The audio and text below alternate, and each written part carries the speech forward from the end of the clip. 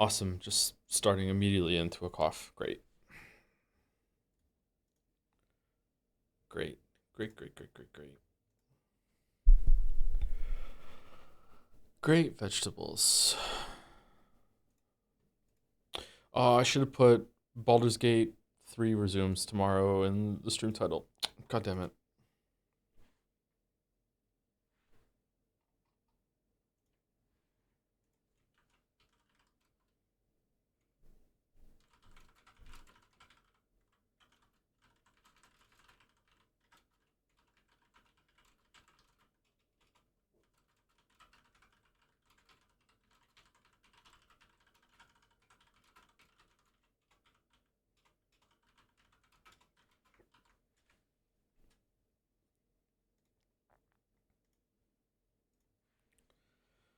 Okay, that's out.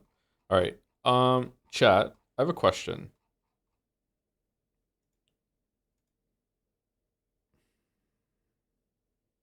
You don't want to be balls deep in your mattress? What the hell is Dragon's Den talking about?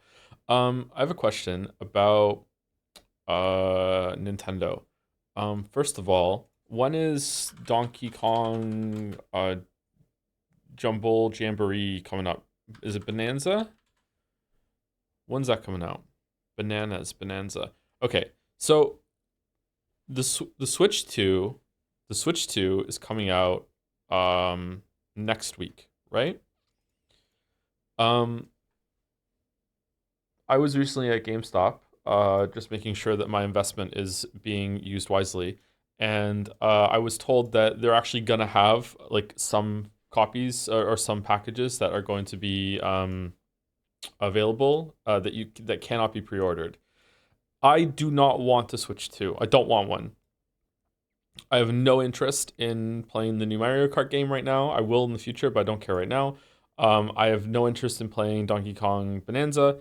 I don't care. However, is Nintendo gonna release like just sleeper drop like Mario Odyssey 2 before Christmas this year? There's no way that after their new console is launched that they're not gonna have a really good like game. Well, actually, hold on, it's Nintendo.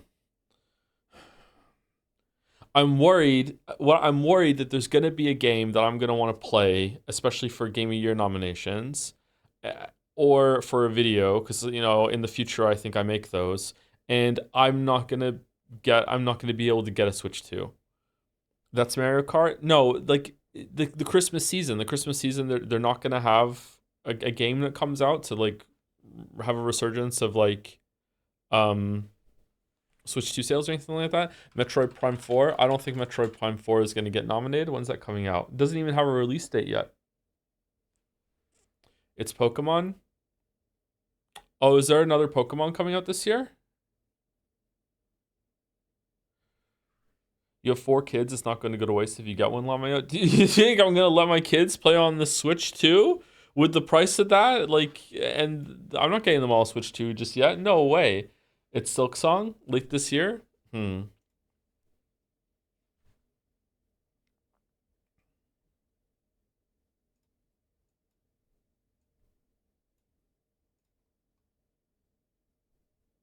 They're going to announce Breath of the Wild 3. Yep. Still using the same map. Maybe they can make the underground and the sky part worth a shit this time. Thoughts on the red green show? I don't know what that is. Thoughts on Silk Song confirmed to be releasing this year? Has it been? Where was that confirmed?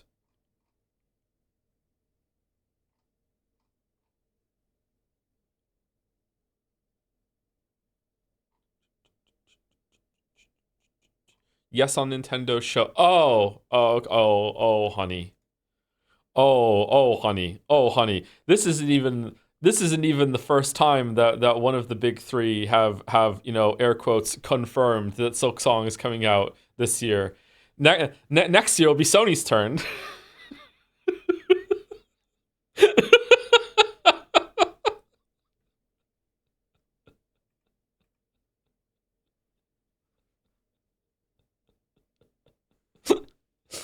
Anyway, I have a coffee brewing. I think I'm gonna go get it right now, actually. I did launch in administrator mode, didn't I? I hope I did, because otherwise I'm gonna be annoyed. Let's do game deal real quick, and then I'll go get it. Hold on. Okay.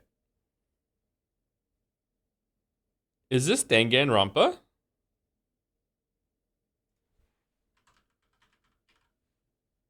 The first one. It is Danganronpa. Holy. Holy. But it's Gamedel. What? Why do they have this here? That's weird. This is Taken with Liam Neeson. This looks like Tekken 2. It's not. It's Tekken 1. It's just Tekken. Nope, it's Tekken 4. It's Tekken 4. Nope, it's Tekken 3. Wrong saga. What? Tekken Tag Tournament. Tekken.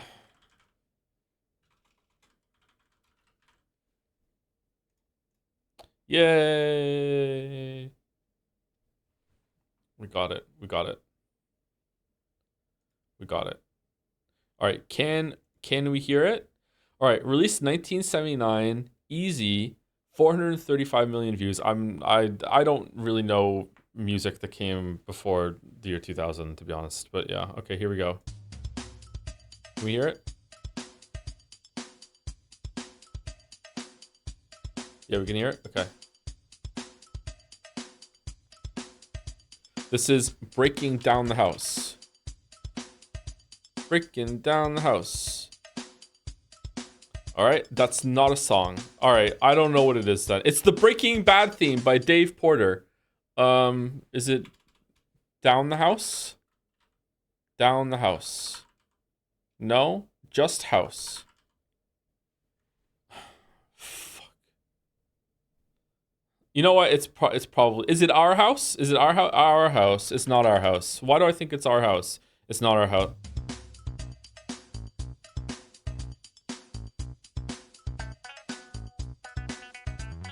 It's funky. Okay. That doesn't bode well for me.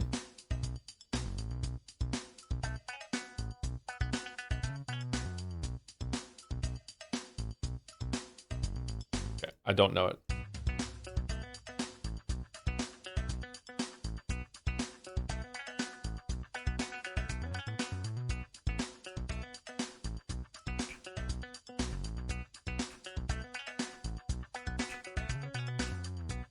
I'm not getting it. It sounds somewhat familiar, I guess. I don't know. I'm not getting it. I'm not getting it.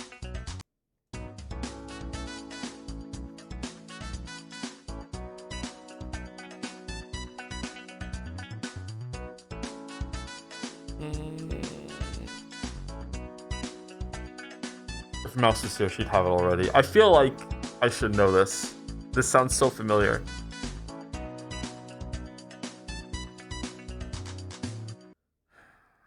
Fuck.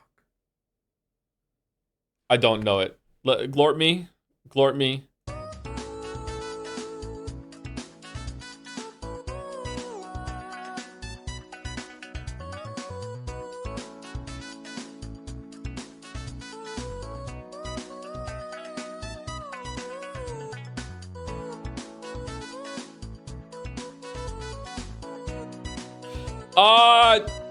No, fuck.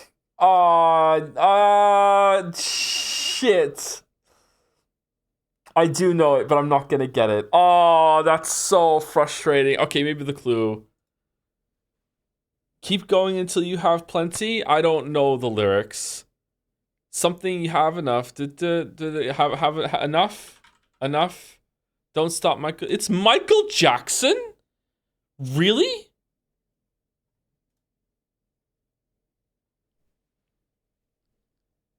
Okay, first of all, only 435 million views from Michael Jackson? This is sad, Matt. It is pretty sad, actually. It is pretty sad. Yeah. I should have known this one. I should have known this one. God damn it. God damn it. YouTube didn't exist back then, bro. Okay, listen to me, Zoomer.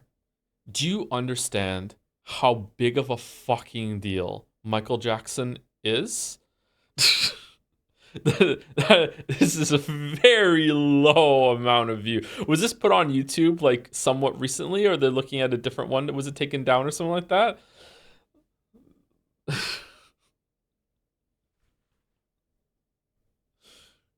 Most famous mouse. All right, Jodel. What do you mean he has demands? This is about Quote Chan. This was during one of the more recent streams. It was Persona 3. It's Persona. It's not Persona 3. What? Signalis?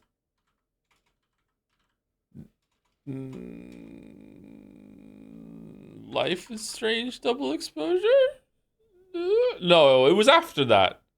It was after that. It was definitely after that. Right? Hold on. Let's yeah. It was after that. It was not after that. It's Nine Souls? Really? Why is the guess the quote guy still going? Well, this is older Joe. Is the dance meme worth looking at? Is it worth the moon? Worth the moon. You mean Quote Chan? Alright, I don't want to go this way just yet. I want to go down there and see. Nine Souls is really good. He's not a coward. Hubris. He has demands. What do you mean he has demands? Read the 300th post. What do you mean? The lean forward.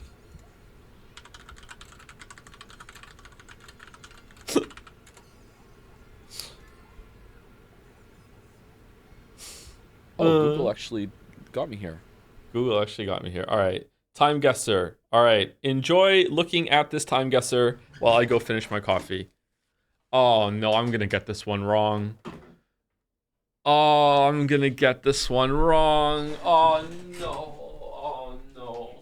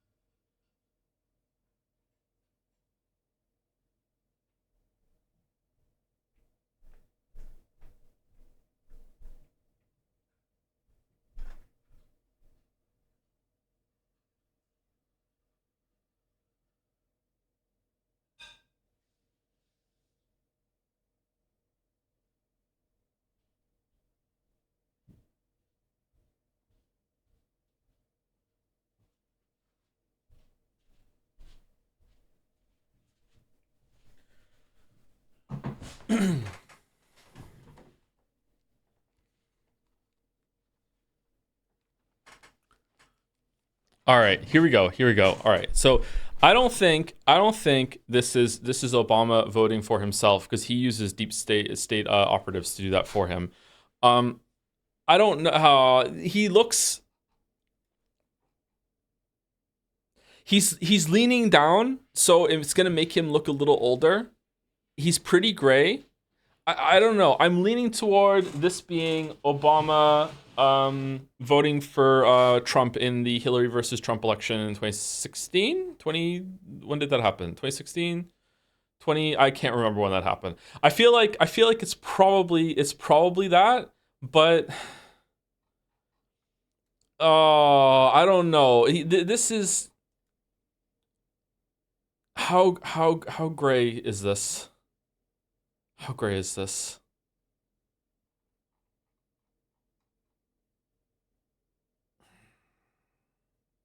I'm going I'm going I'm going I'm going 2016. I'm going 2016. I'm going 2016. I'm going 2016. Would he vote in DC or where is Obama from? What state is Obama from? I don't know what state Obama is from. I'm going DC. I'm going Washington. I'm going Washington. I'm going Washington. Here we go. Let's see what happens. Let's see what happens. God damn it. What? Where's this?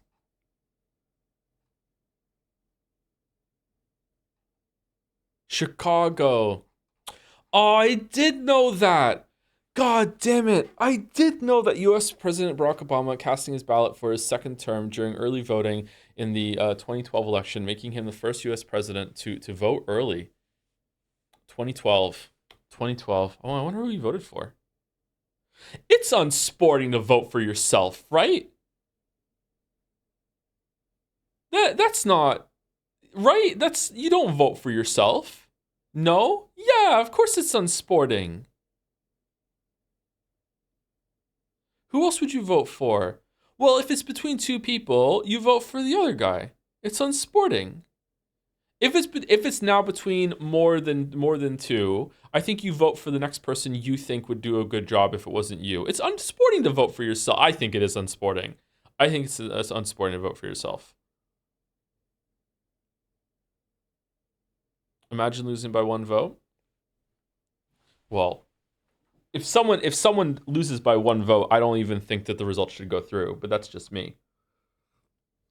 All right, I have no idea where this is. I feel like I have built this in Civilization at some point. That's not going to help me. Okay, this is a crazy old photograph.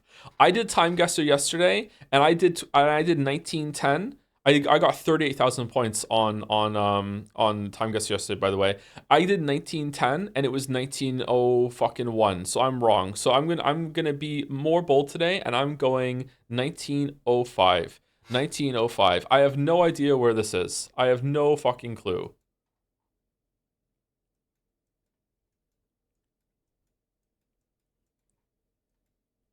Is this the Tetris background? Is it in Russia? I have no idea where this is. I have no idea where this is.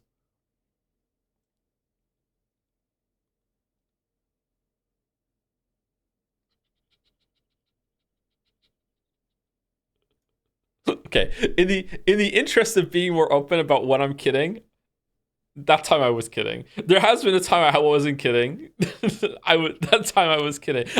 I'm not kidding about not knowing where it is. I don't know where it is, but the Tetris thing was a joke. Okay, that was a joke.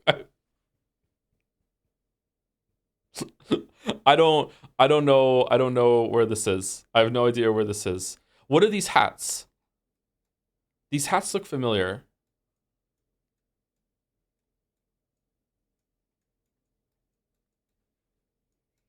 Is it somewhere in the Middle East?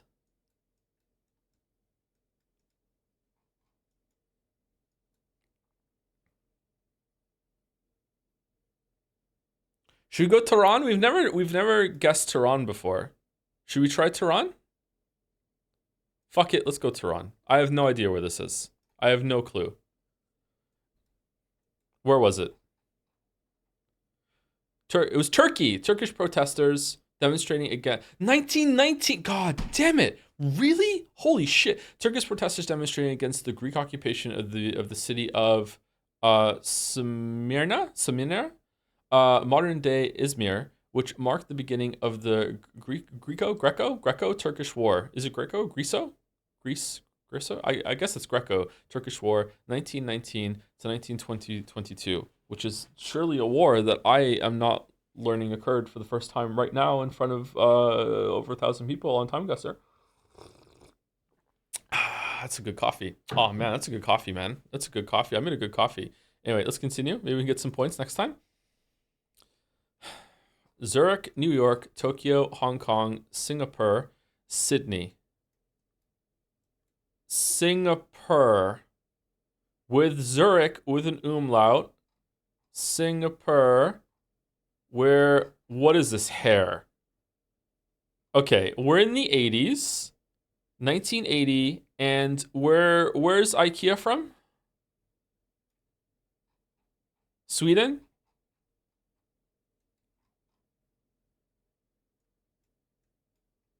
We're in Sweden. We're in Stockholm. Wait, hold on. Wouldn't they have their own time on here? Whoa, 1 second. Where's Zurich? Is Zurich in Germany? I don't know where Zurich is. I don't know where Zurich is. Where's Zurich? It is in Germany. Okay, all right, that's good. Where I don't see it.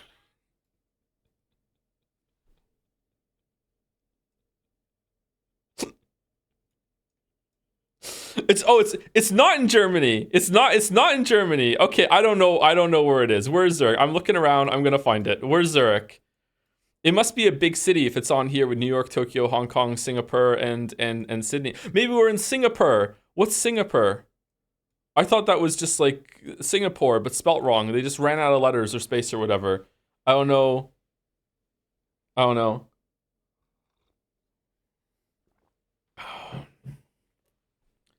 It's literally there? What do you mean? I really am blind. I'm looking for Zurich. Where is it? It's by the Alps? Oh, it's right there. Oh, I'm sorry. Yeah, you are right. Sorry. Zurich. Okay. Again, I'm like lot going on. I am bad at reading maps. Don't get me wrong. I am bad at reading maps. Okay, it's gotta be here, right? 1988. It's gotta be here. God damn it. What? What is this horse piss? Basel, a view inside a company office in Basel, Switzerland during the early 90s. This is 1992?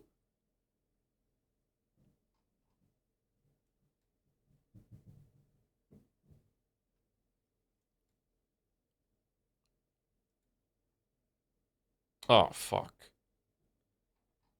Frank's Quality Fruit. Better Something. Jeanette Lingerie Hosiery. Haberdashery. The Duke is Coming. Hold on. Is that cents? 56 something for something. 246? 26?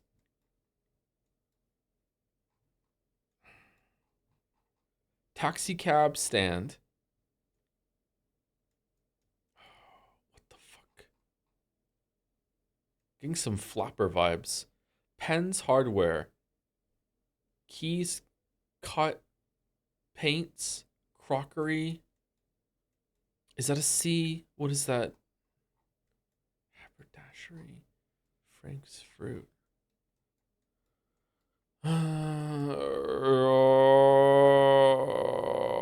See, I don't know why the vibes are giving me America, but fucking haberdashery is making me think the UK. And the Duke is coming. What's that? Storm of the Ben something? What's that? What kind of Wizard of Oz fucking poster is this shit?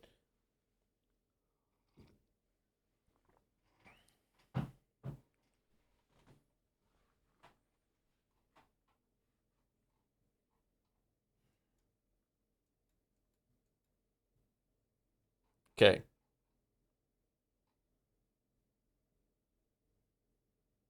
Cambridge? Is that Cambridge? Cambridge? Cambridge? Cambridge Delig something?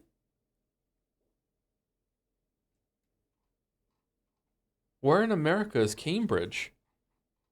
Okay, I'm going Cambridge. Where's Cambridge? Where's Cambridge? I have no idea where Cambridge is. It's in England, isn't it? It's in Massachusetts. Is there Cambridge in the UK? There is, isn't there? It's on the screen. Is it really? Oh, there it is. It's Cambridge. Okay. Is there another Cambridge? There's got to be more than one Cambridge. Okay, I'm thinking this is like there are cars. I'm thinking 1949. You've never heard of Cambridge University? I have, obviously, but I don't know like if that what Cambridge that refers to. Like I thought it was here. Is it here? Is this where Cambridge University is? Because that's my assumption, and now I'm second guessing myself. And now I think there's like a Cambridge University in America that I'm getting it confused with.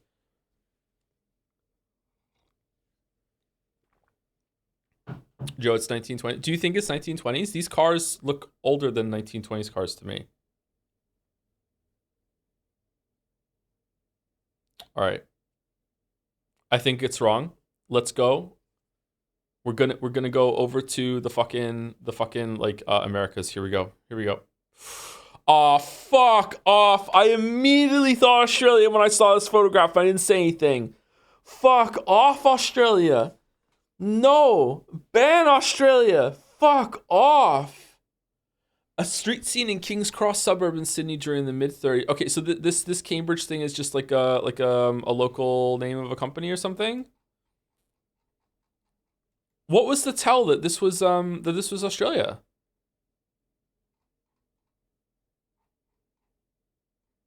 License plates?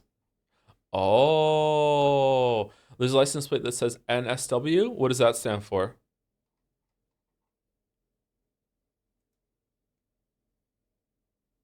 Departure from Tokyo. Arrival at London. Well, I think we're probably in Paris. I didn't realize they built an airport around this thing. What the fuck?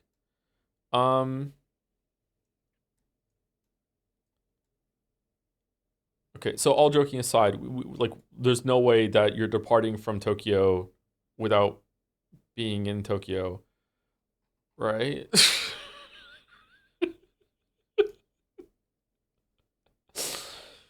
Right? All right. This dude has a watch on. I see no phones in sight.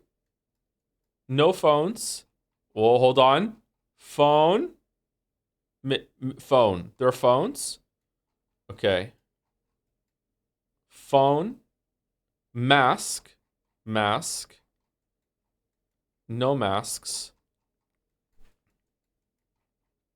I know that in China that a lot of people just wear masks a lot just because. I think at least that carried over to people that came from China that lived in Toronto that I knew. Is that also true in Japan? Because this might not be a COVID sign if that's the case. Yeah, I'm not seeing a lot of masks. I can't tell how recent these phones are. It looks like a decent photograph. I think I'm gonna go 2017. Wait, we already had it. No, 2016 was my wrong guess with Obama. All right, I'm gonna say 2017. What? Okay, what the fuck does this mean?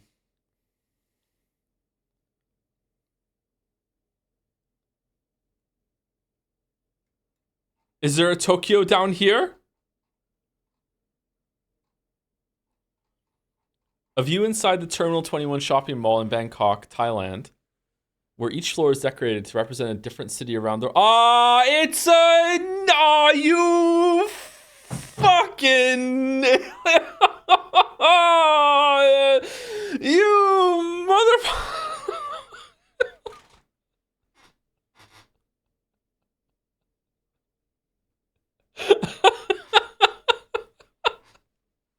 That's so funny. That's so funny. That's so fun. Looking at it now, I realized how stupid it was to think that that was real, given the layout of this place. But like, I don't know, like airports in Japan or whatever. Like maybe they're fucking like they're more free with how you can move around and shit. I have no fucking clue how this is like segmented off. God damn it. Oh god damn it.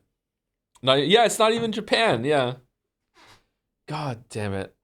God damn it.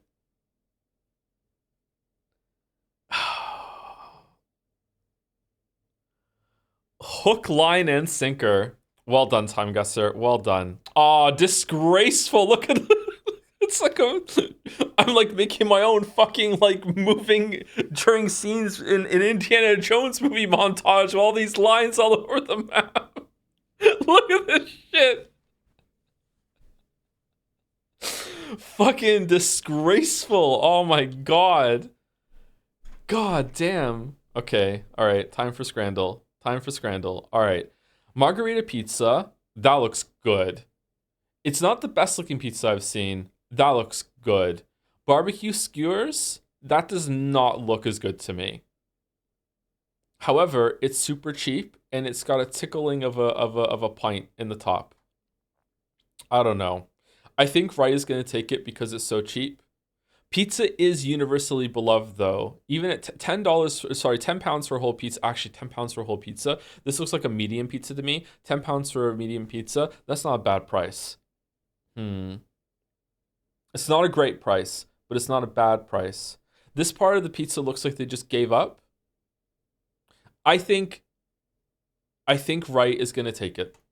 Yeah. Okay. All right. Good. Good. Okay. Popcorn, chicken, and chips. Lamb, Rogan, Josh. Half rice, half chips. Okay, those chips look fucking vile. The chips on the, sorry, these chips over here on the right look vile. The chips on the left don't look fantastic, but they definitely look better than the ones on the right. These look bad. The rice is kind of like, I don't know what's gone on to make the rice this color. Is it the filter? But the lamb Rogan Josh here looks pretty good. This looks pretty good. This doesn't look great to me. Oh,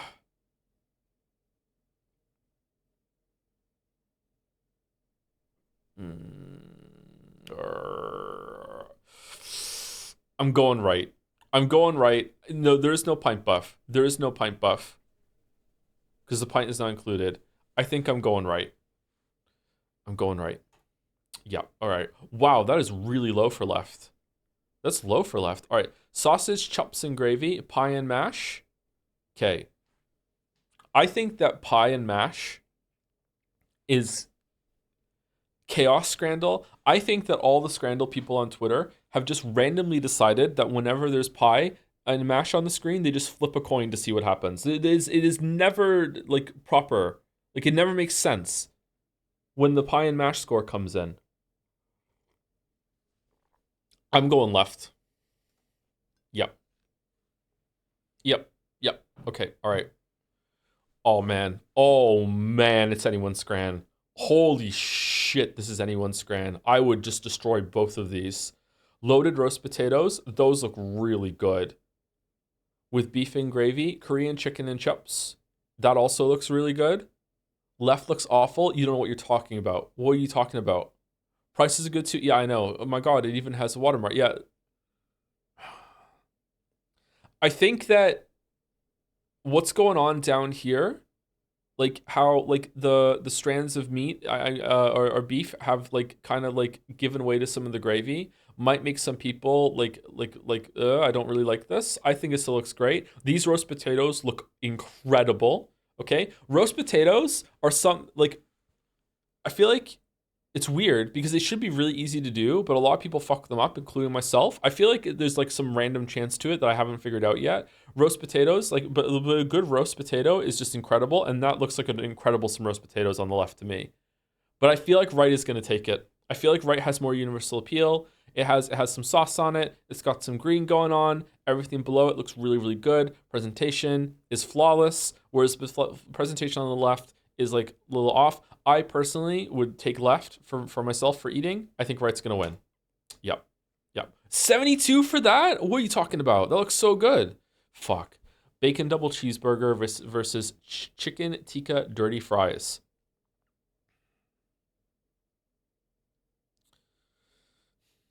Okay.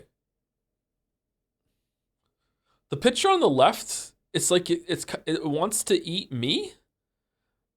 It kind of looks like a Muppet from Sesame Street. Anyone picking up what I'm putting down right now? It kind of I don't know what's going on with the one on the left. Like I would eat it, don't get me wrong, but I just don't like the photograph. It feels like I don't, it's kind of putting me off.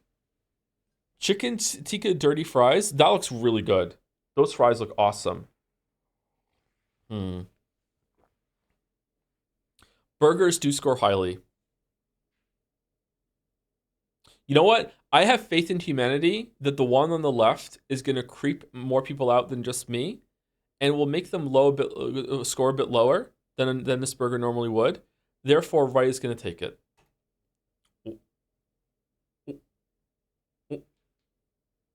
Okay. Hot dog, kebab.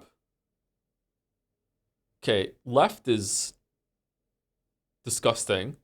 Right, I don't eat kebabs, so I don't know. Does this look good? Is this what a kebab usually looks like? I don't know. I don't eat kebabs.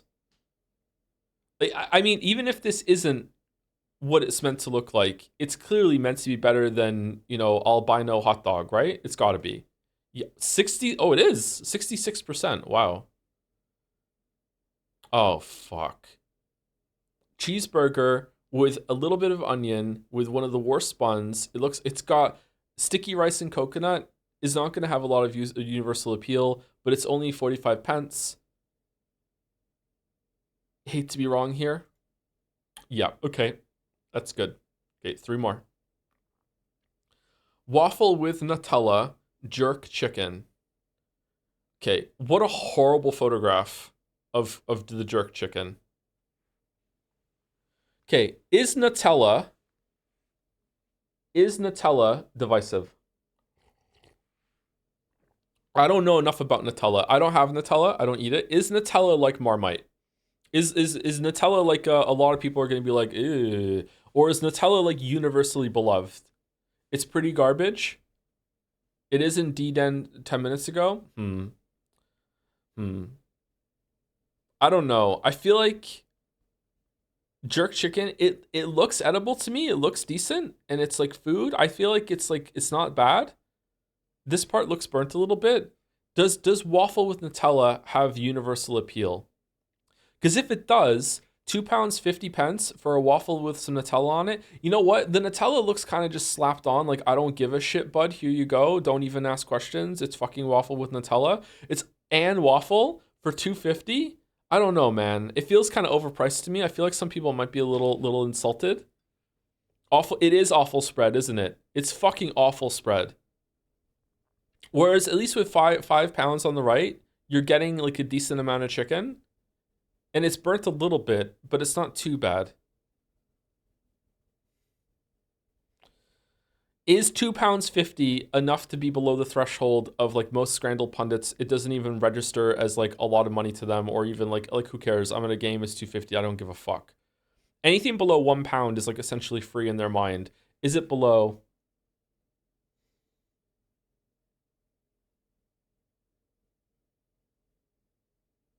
Is that including tax? It's the UK, so oh wait, it's not. Hold on. It's France. In the UK, tax is included in the price.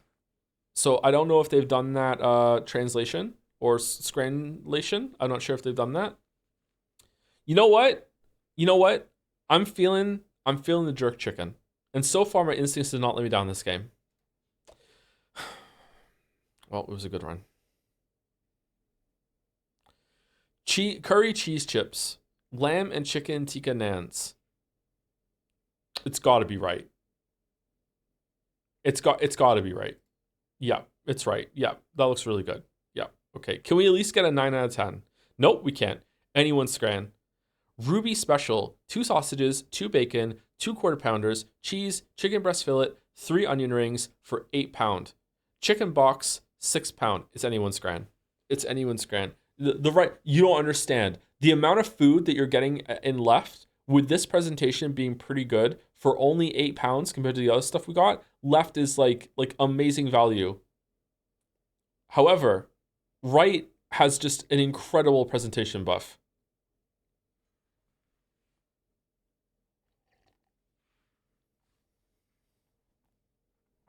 Maybe trying too hard, but maybe left is also trying too hard.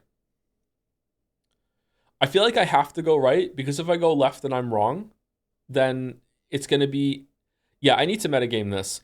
What is the more embarrassing one to get wrong when choosing here? If we go right and I'm wrong, then everyone can judge Scrandle and be like, what the fuck is wrong with people on Twitter?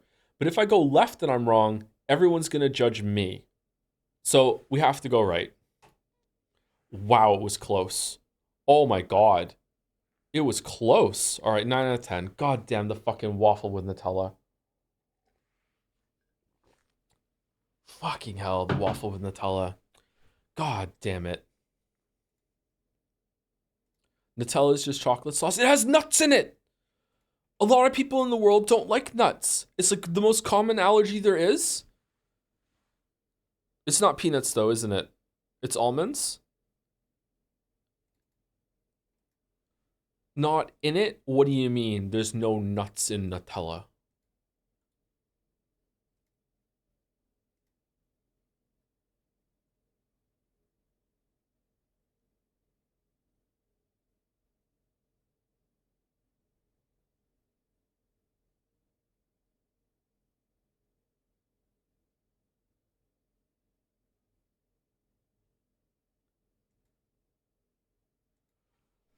I'm looking at chat like Samuel Jackson looked in that GIF where he's just like standing on his porch looking really fucking like, what the fuck are you talking about? That's how I'm looking at chat right now. Like, what do you mean there's no nuts in Nutella? What do you mean? Not that kind of nut? What? I have further questions.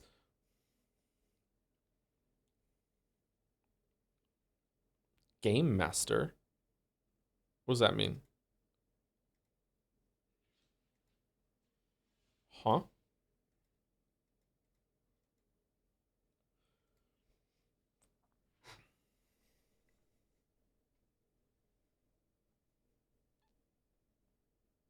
Someone who doesn't like nuts could still easily like Nutella. Oh, could they really? I should try it then. I don't like nuts. Although recently I've been enjoying some peanut flavors in one of the protein bars that I have. I think I was talking about talking about this with Mouse last night for some reason. Why were we talking about that? I can't remember why that came up.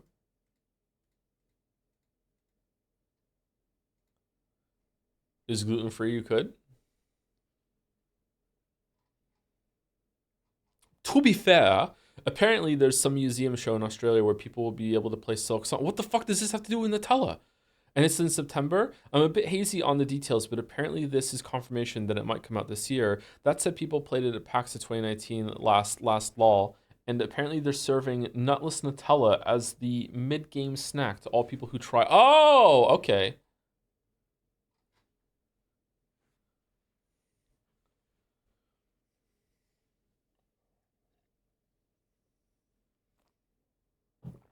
Oh, you said on stream you don't like Nutella, and I just asked you out of the blue why. There was no context. I love Nutella. I must have tried it to not like it. I'm not one of those people that says I don't like something without trying it, except in some rare circumstances like with sushi or whatever. Although at this point in my life, I would actually try sushi at this point just to see.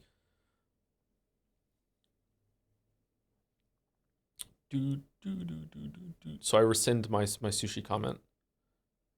What the fuck not being fish? I don't really like fish stuff. I don't really like it. Eats pizza instead. Yeah, and would you try hot pot? What's hot pot? Probably try Roquefort. It's heaven. Is that a cheese? Play fish. I'm not playing fish though.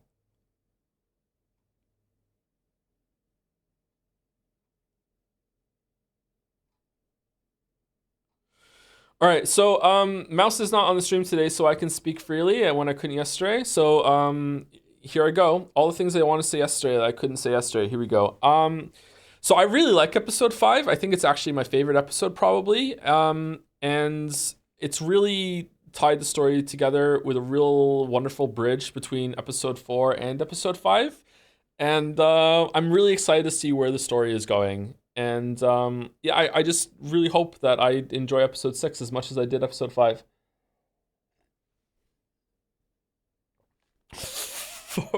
Farting in the kitchen at 2 a.m. What the fuck does that mean?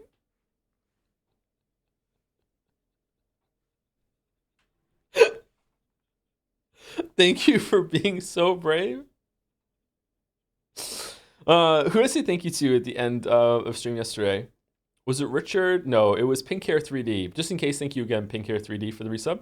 Thank you, Richard M15 for the resub. Thank you, Chefin for the resub too. Could have been Umineko. There's no way Umineko. We're already with the Nekos. Here they are. What do you mean Umineko when the fucking cat girls cry? Like, come on, they're eating their fucking seagulls. I have a vor fetish with the fucking feathers in the fucking cat girl mouth. Like, no Umineko. Would be even worse. Fucking could have been Umineko. Yeah, fuck off. What are you talking about?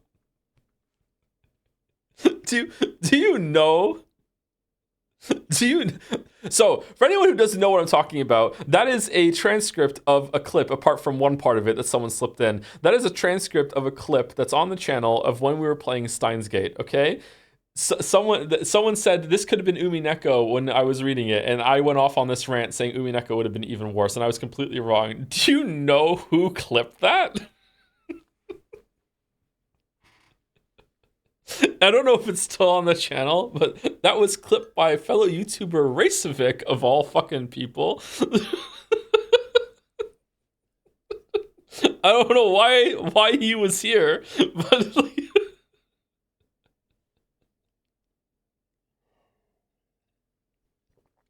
I don't know if we can still link that clip in chat. By the way, I'm not sure if it's still there or if it was lost in the great clip purge of 2019 or whatever.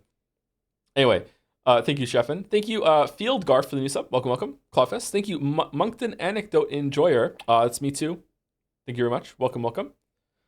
Moncton is unseasonably warm today. It's kind of pissing me off. Thank you, Sage Moon 341 for the resub. Episode 6, woo. Yeah, I'm looking forward to getting into it as well today. Thank you, Joe Camo 31 for the resub. Noir voice. Noir? Tell Delano I check the ceiling. Tell her gullible is written up there. That one? Or is there a different Nor voice? There we go. What the fuck are we talking about? Thank you, Joe Camo. Thank you, Ahmed J for the resub. Hey, Toe, really excited for the Metal Queer Solid franchise playthrough. Death Stranding 2 and Summer Gaze Fest streams coming up this June. Truly Hideo Kojima's Pride Month. Have you considered spending a stream? Playing some game demos during stream next fest coming up on June 9th would be a welcome break from the wokes and the weebs of Umineko and Baldur's Gate. Your streams have been a very welcome reprieve during a very stressful exam season. Okay, I was halfway through that before I realized it wasn't just going to be like one of those scrambled sentences that had no meaning. Holy shit. Anyway, thank you, Ahmed J. I don't know if we're going to do demos like that. If enough people want me to, I wouldn't mind checking that out. It sounds like it might be an interesting time, but it'd be a little hard to set up. Wait, you stream Baldur's Gate? Tomorrow. At what temperatures does it get too warm for you? Well, today it's not that warm. It's not very windy at all, but it's approaching 20 degrees Celsius. And I went out with my like winter hoodie on, so that's why it was too warm for me. But the sun was like no wind, and the sun was just really, really warm if you were standing in the sun today. So not good. The boys were too warm too. Thank you, Bar loves you too for the resub. Josen 457 for the resub as well. Time to see some absolute peak after the episode 5 cliff. Can't see peak without cliff. It's true. Thank you, Crazy Fist and Wekus on Fire for the resubs. Episode 6 out of 10. Oh, thank you, Zuger Wow for the resub. Hello, Joe. Just came back from defending my mathematics dissertation, and the professor said it was very good, so I'm extremely happy yet tired. Oh, congratulations. I'm going to go take a nice long nap, so have a fun Umineko stream with Sakugas. Thank you very much, Zuger Wow. Congratulations again. Well done. Thank you, Lazy Potato, for the bits. Hi, Mr. Toe. Please skip this if you don't want to go through this topic again. I finished watching yesterday's VOD of Umineko and just want to say, please never be afraid of voicing your thoughts out about what's happening. Regardless if it is positive or negative. Personally, I enjoy knowing your thoughts. I know most people do, but it can be a little frustrating sometimes. Thank you, Lazy Potato. Thank you, Cal Hill 555 for the resub. There's a Michael Jackson poll. Oh, that was during Bandle. Okay. Thank you, Henry White, for the bits. Speaking of games worth to buy a console for, will you stream Death Stranding 2 on day one, or should I shill Sony for the game? I'm actually thinking this over. What do you mean shill Sony? What's going on? What kind of pull do you have? What kind of power do you have, Henry Wyatt? I am probably going to stream Death Stranding 2 on day one or like the day after or whatever. Yeah, probably. Assuming that my PlayStation is still going to work after the kids have played Astrobot to death on it over and over and over again. Probably. Are you considering finishing Cyberpunk 2077 Phantom Liberty for Witcher 3 video? Nope. Nope. That's not happening. If I do a Cyberpunk video still, I will play Phantom Liberty for it, but I will not finish Phantom Liberty. I haven't even played Phantom Liberty. I'm not doing that for the Witcher 3 video. No. Are you going to restream Naughty 3? Yeah, probably. We'll probably do the Summer Game Fest. Yeah, enough people have expressed interest in that. Yep. Thank you, Alduin Feet Picks for the resub. It's a nice number. 69 months? Nice. How's your life going? This month should be a pretty big personal payoff for me, hopefully, so wish me luck. Ooh. Little mysterious. All right. What's going on? Hope it goes well for you, Alduin Feet Picks. Well done. My life is going. Let's put it that way. It's going. Yep. Thank you, Tiny Rat, for the resub. 20 months with Tosif Ushiromiya. Nice. May your scrandals be 10 out of 10 today, too. It was a 9 out of 10, and I should have trusted the waffles. I should have went with the waffles. Waffles was upon should have made me go with waffles not upon, and I fucking didn't. I'm upset with myself. It would have been a perfect scran again. Thank you, Pals, for the bits. Back at it again to shill everyone's favorite mid-2000s visual novel, including servants, magical battles, and a stupid but lovable red-headed protagonist who is shipped with an otherworldly blonde woman. Which am I talking about? If not both, depends entirely on the subjective, loving interpretation of chat. Enjoy your CCAT stream. Ooh. What's the other one? There is another. Thank you, Poust. Thank you, VaultBoy127 for the resub. Hey, Kevin. What? Hope your day's been swell. Love from the Netherlands. I've been paid to force you to make inflammatory statements about many things. Love from India. Can you please detail your gripes with Umineko episode 5 and Persona 3 4 more times? Love from Peru.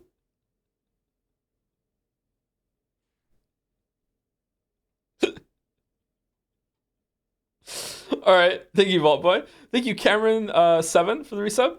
Definitely me, by the way, for the resub as well. Hey, Joe, just wanted to say that I really like your content, smiley face. The smile really makes it. Thank you very much. Definitely me, by the way. Thank you, Nath Balzana and Revrek for the resubs. You only hated episode 5 because Nanjo was barely in it. That's true. That's true. Also, like, hardly any George, Jessica, Maria as well. Yeah. I do like that the episodes have such varied feels and casts because of that. It's very, very flexible. Yeah. I wonder if Ryukishi was expecting people in the fandom to make their own versions of an episode. What if some of them have? What if anyone's done that? Thank you, Shoe Plastic, for the resub.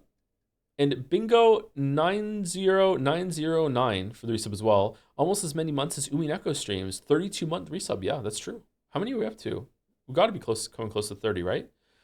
Charitable Coffee Maker used to say, just in my 4th year medical exam, got a practical next week, and 1 more year left before I can be called a medical doctor. But thank you for streaming Umineko and distracting me from my revision when I should have been studying. Can't wait for the second Witcher. Oh, thank you very much, and fucking congratulations. That's fucking respectable as hell. God damn, nice one. Next time you're here, can you chime in about fractures versus breaks of bones for no reason at all? Specifically in the most tiniest hairline fracture that there is. You know, need to get an MD to weigh in on this. Anyway, thank you, Paus, for the bits. It's a little VN called Fate Stay Night. It's a bit obscure and indie. Smiley face with a nose sticking out cheekily. Nice, nice. Thank you, Henry Wyatt, for some more bits. Stop with your Fate propaganda. Arches is the best VN, period. Arches? Archies? They're the same thing unless they're displaced. Ah, okay. Fake MD. I believed your story. There's no way a real MD would disagree with me. The armchair amateur who knows nothing about medical knowledge saying that tiny hairline fractures should not be considered the same as breaking of a bone. There's no way. There's no way. I wish you all the best with your last year, charitable coffee maker. Thank you, oh my god. Lelia, you just said Lelia, right? You just said to just go with Lelia last time, I believe. 3 months, let's go. Have you considered following in anime footsteps by having filler episode streams where you just do 4 hours of dull games? I mean, we do that sometimes when I just talk to chat on a black screen, and those streams surprisingly do quite well. I don't know.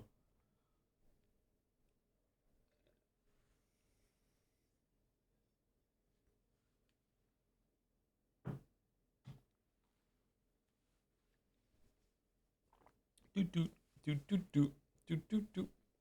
Black screen streams are always cream. Always cream. Always cream. Okay. There's a really good full-length Umineko forgery called Redaction of the Golden Witch. Oh, they do exist. That's cool. All right, I think I've caught up. I've said thank you to everyone. Thank you to June Daydreamer as well for the bits. You asked if Remember 11 by Uchikoshi is good last stream, and I think that if you read it, you would have a Twin Peaks Deadly Premonition moment about every single Uchikoshi game you've ever played. It would be awesome. Well, I mean, that's his own work though, right? So like he's allowed to explore those things over and over again, right? It would be interesting to see where he started with that though, huh? Thank you, Ari Lins, for the bits as well. Regarding what you said yesterday about how Umineko is your first time being in an abusive relationship with the game. Oh, you mean literature? You may have missed this, but that's why there are 8 episodes in Umineko, since it takes a survivor of domestic abuse, on average, 7 attempts before they successfully leave an abusive relationship. All a part of Ryukishi's plan. Don't worry about it. Did you know that Ryukishi was a social worker? Maybe that's why he was able to have this in his episode list. Yeah, he's pulling that experience. I bet a lot of you didn't know that. It's kind of crazy, huh?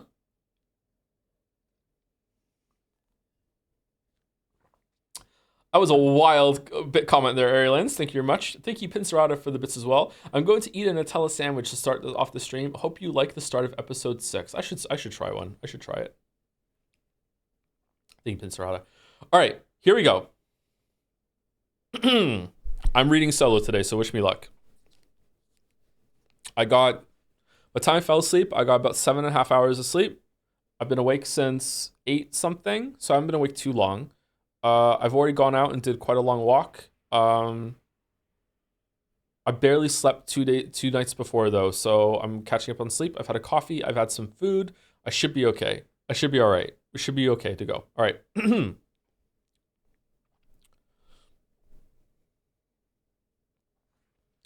Survivor here and also first time chatter, but sorry if that was too intense. It wasn't too intense. It was good. Don't worry about it.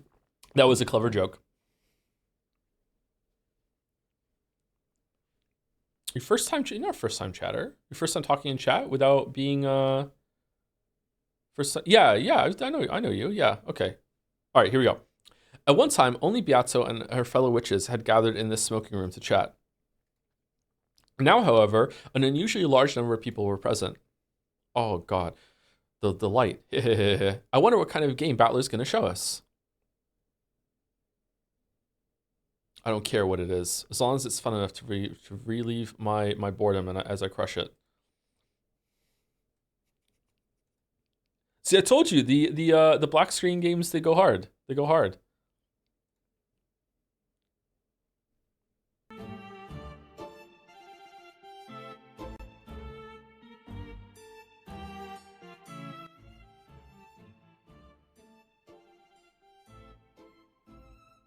Okay, so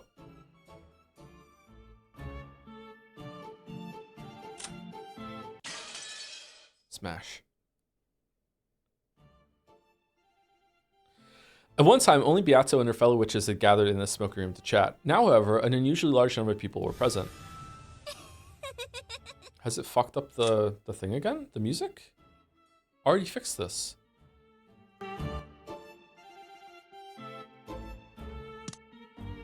It does it every single time you load, I guess. All right. I wonder what kind of game Battler's gonna show us. Okay, so we're doing In Medias Res again with the wedding scene. Okay, I don't care what it is, as long as it's fun enough to relieve my boredom as I crush it. Leave everything to me, my master. I will perform to my fullest and give you the results you desire. Yeah, you better. I kept making strange faces all last game thanks to you. I hope I don't start getting wrinkles from all that. There's no need to worry. The beauty of my master's face is without peer, no matter how wrinkly it may get.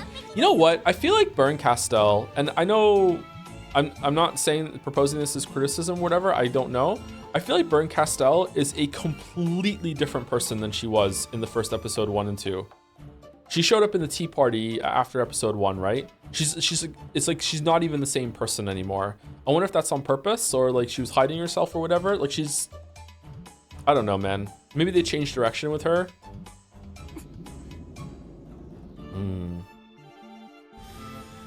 Oh god, the brightness. Ugh. It's rare to see Bern in such high spirits. Beato's game board really is something else.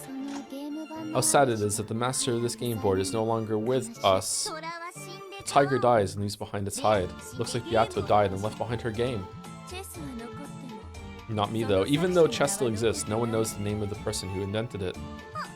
It was John Chess. What are you talking about? Oh, you're right.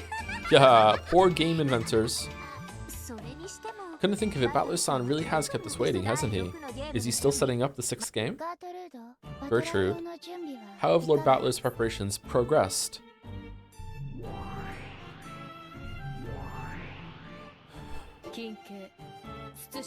Why are we still doing games?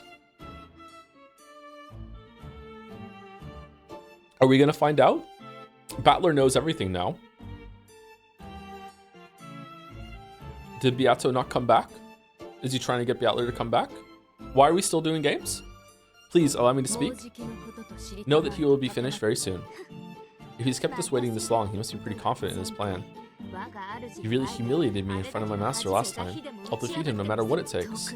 And you in particular, make sure you don't screw up again. I will meet the challenge with all of my strength.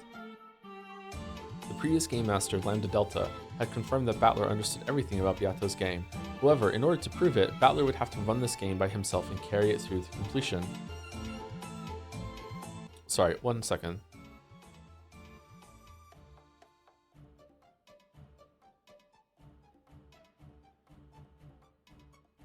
Okay. Why? In other words, Sumari, if Erika could crush this game of Battler's, she would, in effect, wipe away the dishonor of that last game. Though Erika was chomping at the bit to get started, it was taking Battler quite some time to show himself. At that time, a swarm of gold butterflies popped into existence and took human form. From the shape of that familiar dress, everyone immediately realized who it was.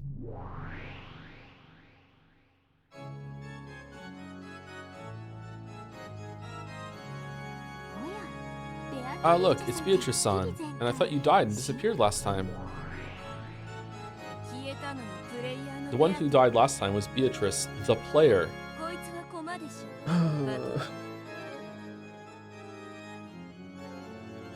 This is probably just a piece, Battler's piece. Even if she is a piece, it does not change the fact that it is her. Beatrice gave an elegant curtsy as she appeared. This humble entrance was so vastly different from her usual high-pitched laugh that it made the long-awaited start of the 6th game feel even more ominous than it otherwise would have. Father will be here very soon. I ask that you wait for just a short while longer. What? Father? The heck? Is that the new spin this time? Not only had Beato started talking in an unusually polite manner, she had also used the word father. Yeah, I know, I was here, presumably referring to Battler. For an instant, everyone was stunned into silence, but they quickly realized that this was setting up some kind of theme, and they grinned. Beato wasn't the type who could keep up with this kind of act for long. It would probably fall apart in a few seconds, leaving her cackling rudely at everyone. Erika, who was itching for a fight, went for Beato almost at once. I can't believe that incompetent Battler-san reached the truth of your game. I'm sure Father understands it quite deeply. He really is good at that sort of thing. Is this the same voice? Still, you're pretty lucky. If Battler hadn't become the game master, you wouldn't have revived again. You've really got the luck of the devil, don't you? The luck of the devil?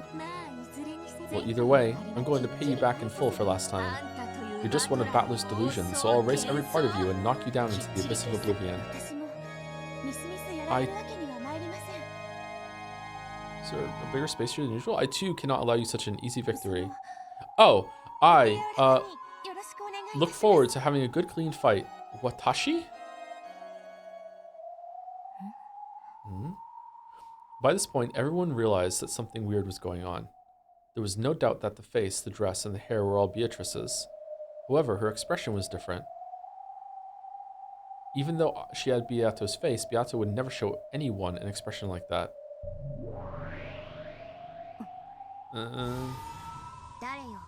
Who are you? There was a heavy silence. Lambda Delta spoke for everyone there. At first, Beato had worn a smiling yet blank expression. However, when she realized that the mood had gone suddenly stiff, her expression finally darkened and she hung her head. Is it Angie? Who are you? You appear to be Lady Beatrice, but are you not? Even Delanor was forced to ask, despite the rudeness of the question. That was how much this woman, who appeared to be Beato, was not. Am I somehow different from the Beatrice everyone was expecting? What are you talking about? Wait a second. Don't tell me you have amnesia or something. I was only born recently, so I haven't memories. You're fucking acting like Shannon. However, I will study hard in order to become the Beatrice you all expect. Beato, I thought I told you to stay in your room. Battler's voice came out of nowhere. His tone was very slightly cold. Beato's expression looked like that of a young girl being scolded.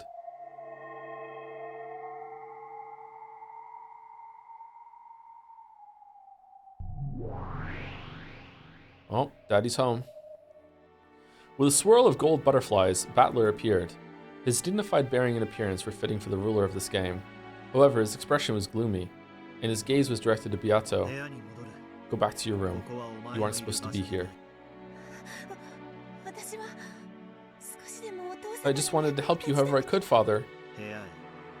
Go to your room. Okay. Okay.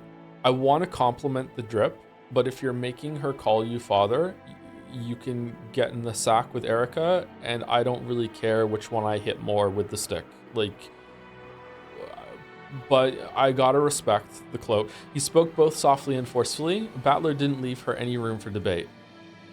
Beato hung her head and curtsied as she prepared to leave the room. Also, yes, what is it, Father? Stop calling me Father, please, for the love of God, please, please. My name is Battler. Never call me by a different name again. Thank God. All right, good. Yes.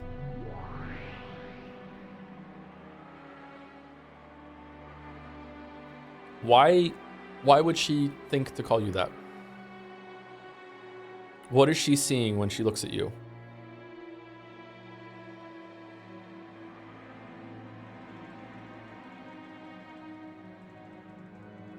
Beato melted into a cloud of gold butterflies and disappeared.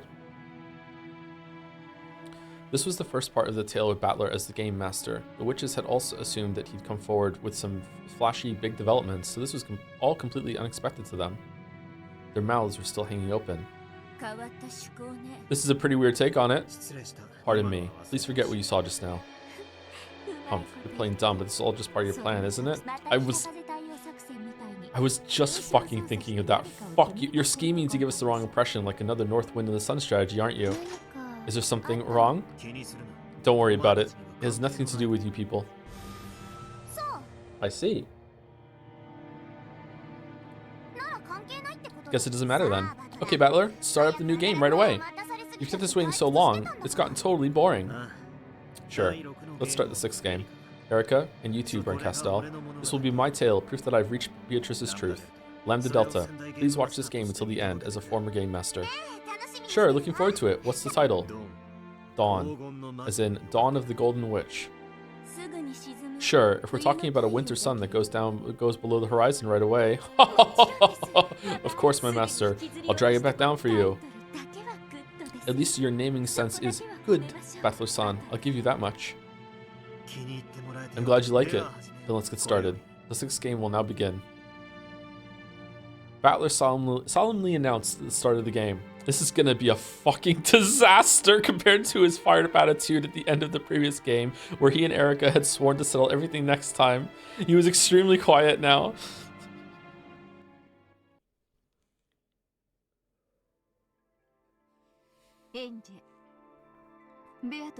Angie, Beato seems to have changed a lot since we last saw her. I'm surprised too. I don't have a clue what's going on. I don't even get why Beato's alive in the first place. I just finished reading it a second ago, but at the end of the previous tale, didn't she die just before Battler reached the truth?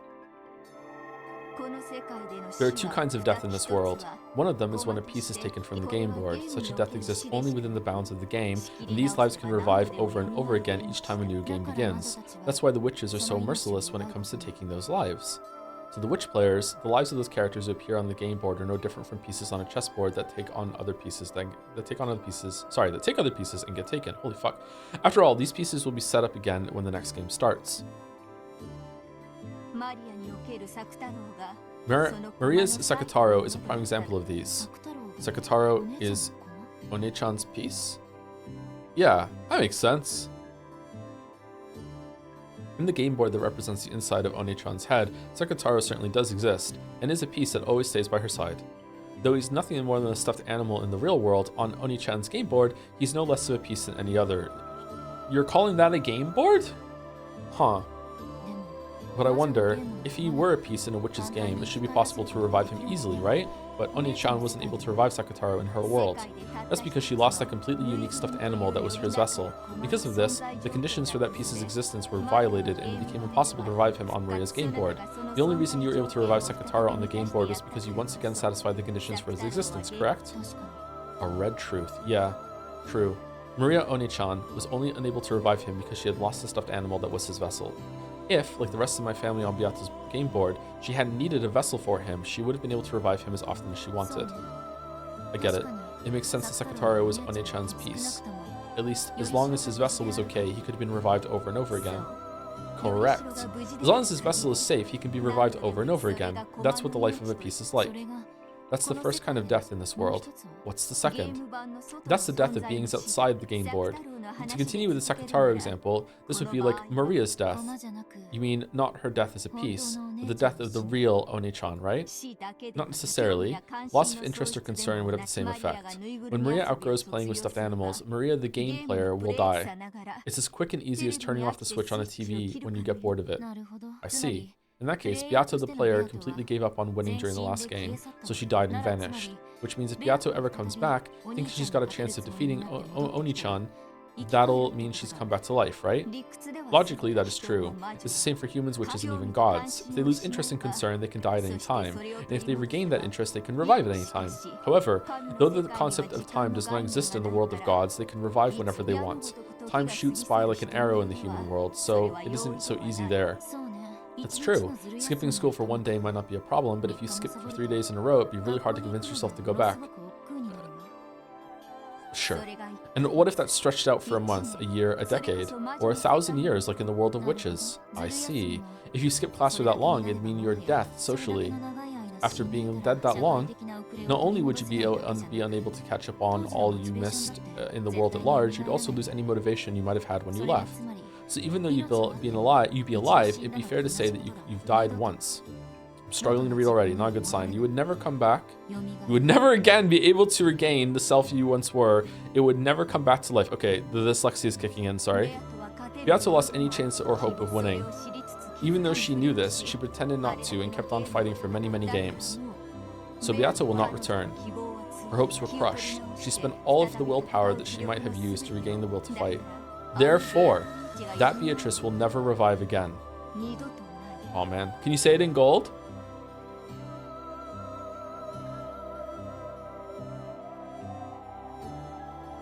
That Beato who just sat around the whole time with empty eyes in the 5th game must have been her corpse. She managed to remain on the game board despite it all, but then even that corpse was wiped away. The corpse that moved. If Beato had been the game master at that time instead of Lambda Delta, the game board itself would have vanished at that moment and everything would have ended. I wonder when Battler is going to use the power of emotions and love to just overcome a red truth. Come to think of it, Beato started to lose the will to fight back near the end of the 4th game. When Beato loses her will to fight, the world of this game disappears. However, the witches wanted to keep playing in this game board world, so Lambda Delta bound Beato in place with that cursed shackle. She used that shackle to fix the game board in place and prevent it from disappearing, even if Beato did lose the will to fight. In chess, this would be the equivalent of removing the set time limit for each turn, making it endless. However, simply having the game endlessly pause on Beato's turn would cause the witches to die from their illness of boredom. That's why Lambda Delta took the position of Game Master. Starting then, Beato's existence was no longer one of the conditions necessary for the game's existence. That's probably why the shackles binding her to the game board were released. They're just riffing over here, huh? And that explains why she disappeared in the 5th game. So, when Oni-chan managed to reach the truth, it was one game too late for him to tell Beato about it. The 5th game was a form of charity on Lambda Delta's part. She merely showed Battler some mercy as the Witch of Certainty, acknowledging his strong desire to reach the truth no matter what. How can you call that charity? It's just those fickle witches killing time. Let's get back to the point. So, that means this weird Beato isn't the player Beato, she's just a piece Beato. True.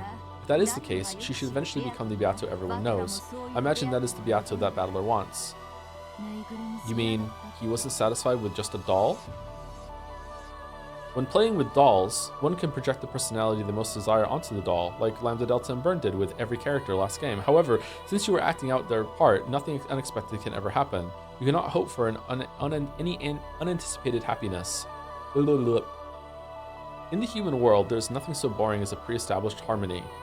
That's why, though a doll can become a person's best friend in the world, people eventually get bored and outgrow them. Oni-chan only wants the real Beato. He couldn't bear having a doll that only acted like Beato.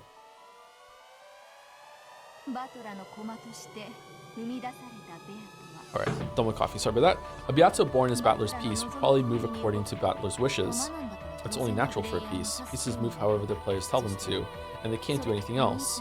I see what it is Oni-chan wants. So what's up with this weird Beato?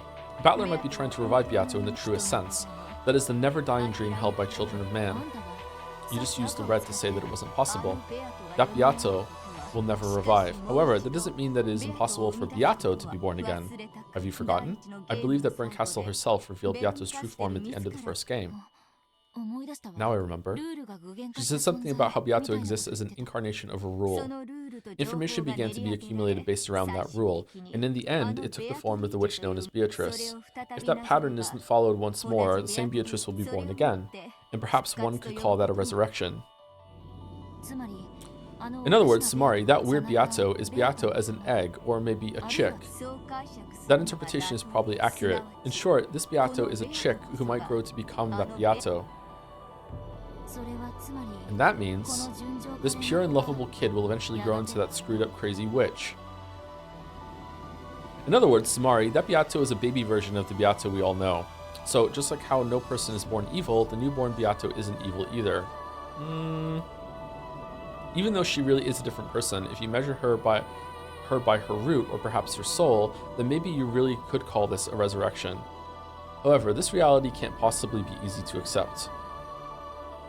Though she may technically be Beato herself, she is also, without a doubt, a different person, and that way she acts would make anyone feel as though something's out of place.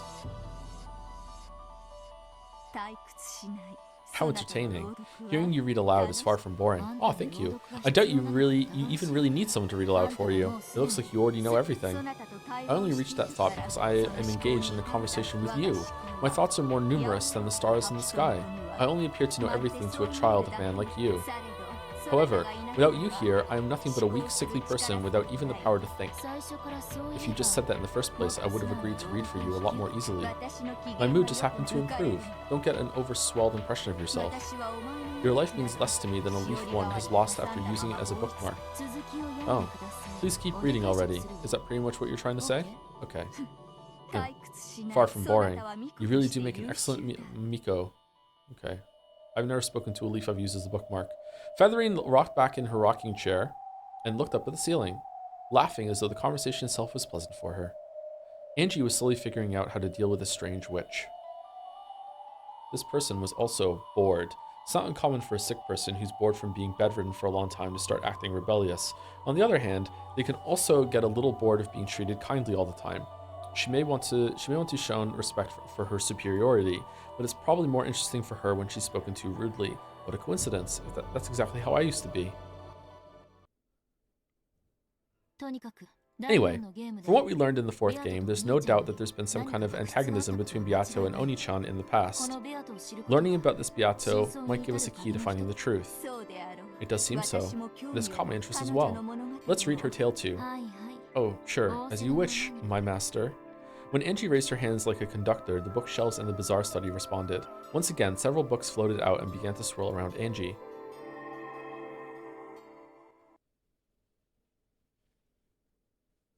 Thank you, Anatom22 for the resub. Is this a new background? I don't know which one this came in on, but I think there has been a new background or two in episode 6 so far. Definitely one. Thank you, Anatom. Thank you, Krutler, for the bits as well. 1,000 bits. Hello, Toe. These bits are on behalf of the Limbus conglomerate of Jads. Is there a Limbus conglomerate of Jads now? I don't know why I have trouble remembering what Limbus even is. Is Limbus the gotcha one? I think it is. Is Limbus Company? Or is Limbus the one that's like the board game? Yeah? Do people like it a lot? I feel like this game is incredibly controversial for some reason. Limbus Balls, Lameo. Aw, nice one. Nice one. Thank you, Tofers, for the resub. I'm behind on Umi streams, but I still love you. Aw, thank you. I still love you too, Tofers. Thank you very much. It's really bad. It's great. It's really bad. Kinzo's study is the room belonging to the master in the human world. So this study in the world of non-humans belonged to the master of the game board and was a place where he could look down upon the humans. Therefore, one could hardly be blamed for mistaking the imposing berobed man in the center of the study for Kinzo. Okay.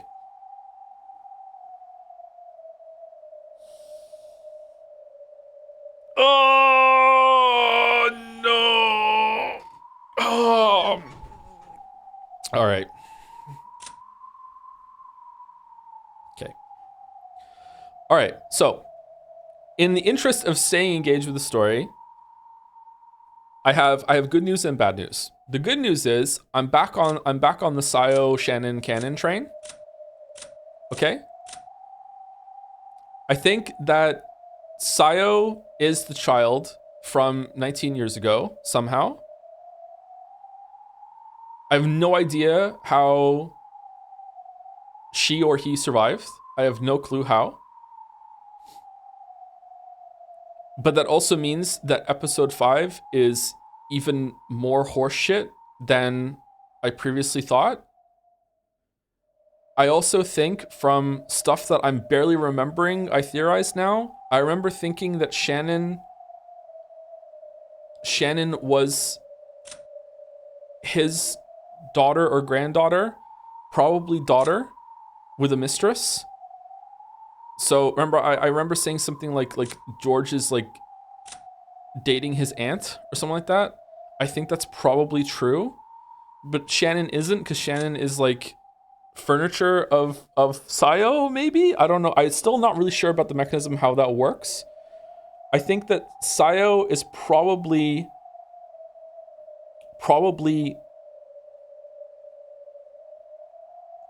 a child that Kinzo had with, oh, does he have more than one? Probably the Beatrice that Rosa found in Kuadorian and let off the cliff.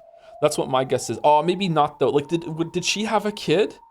I think Kinzo, I haven't thought about this in a while, so sorry, it's kind of hazy. I think Kinzo has done some truly heinous, fucking vile shit when it comes to trying to resurrect through the power of like indoctrinating girls to be like another Beatrice, okay?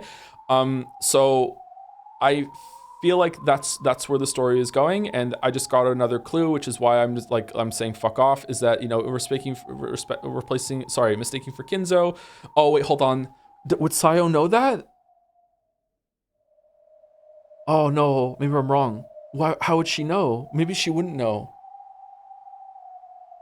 Would she have been told?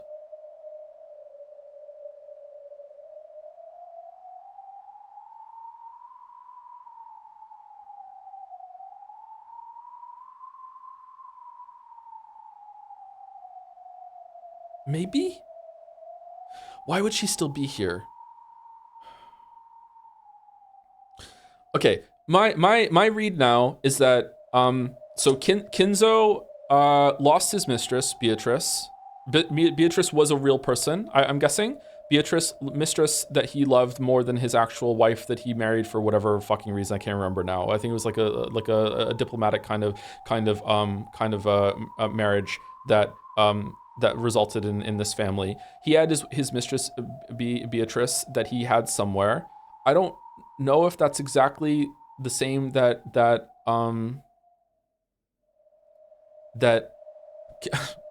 you really think that Kinzo that told Natsui to bear the one-winged eagle in her heart would do something so evil? I don't know if his mistress was even alive at that point or actually did live in Koridorian, or if Koridorian was built in order to house like his air quotes magic at trying to recreate his mistress through fucking like brainwashing people that he got from that orphanage somehow. But like I feel like the baby he got from the orphanage probably was actually his child, and he's trying to find a way to get like the lineage that he had with his actual mistress into the bloodline. So he gives that child to Natsui. Natsui pushes the baby and servant off the cliff, but maybe that isn't, maybe she was lying there, maybe she straight up just killed that baby. Then probably someone finds the baby lives somehow, which means that it has to be her, because she's the oldest servant, and she quit sometimes, right? Did she quit and take the baby somewhere else and look after the baby, get the baby set up, and then came back? Maybe he has something to do with it too, because he seemed awfully protective of the Beatrice that showed up in the other uniform in episode 2, 3. Sorry, it's kind of hazy. I feel like something like that, but then they come back to the orphanage, maybe? No, there's pieces I'm missing here.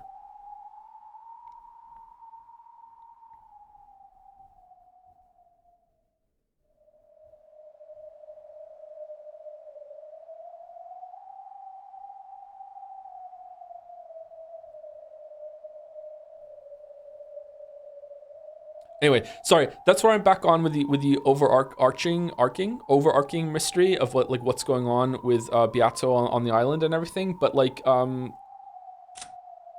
don't want to get into it. But if I am right, and I really do think I'm right because it fits so well again now. Erica not seeing this is complete horseshit. That's really bad. And we didn't even talk about that yesterday. That's really bad. That's bullshit. Yeah, I don't know. On one hand, I hope I'm right because I like my theory. It fits really well. But on the other hand, I hope I'm wrong because that means that I don't have to put like another stake into the story of like what I don't like. What's bullshit? Like Erica's perspective is meant to be infallible or objective, sorry.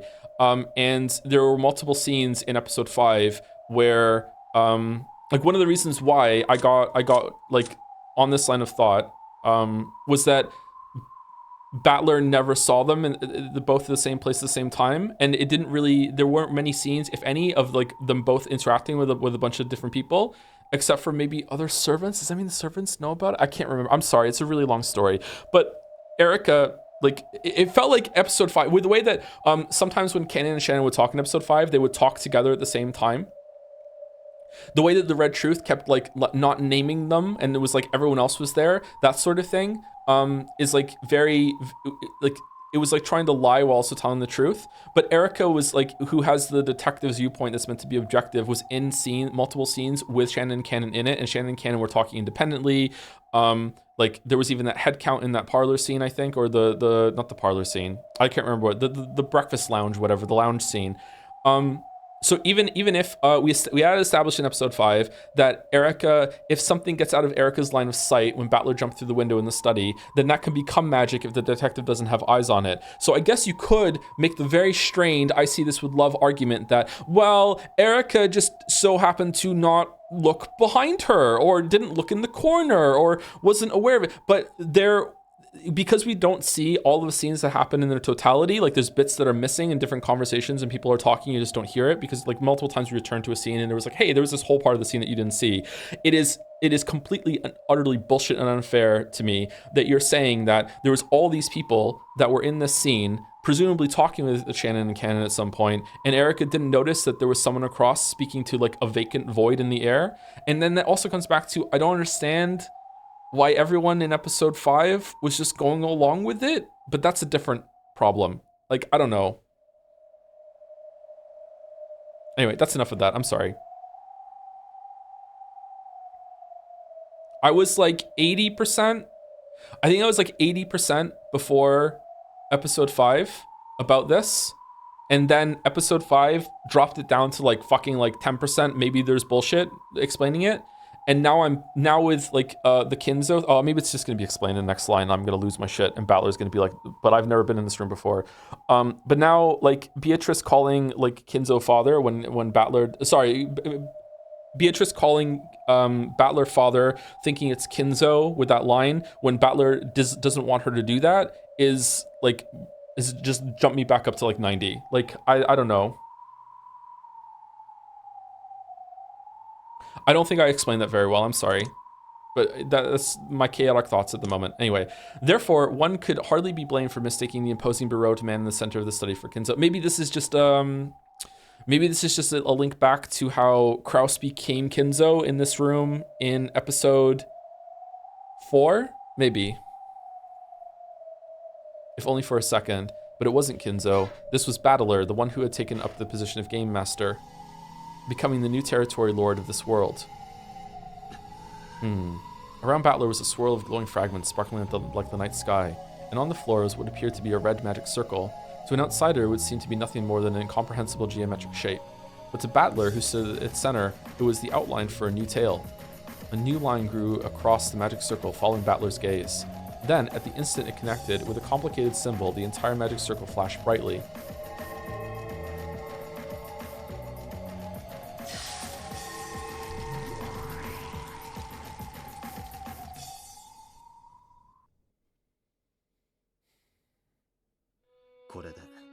So, how does it look?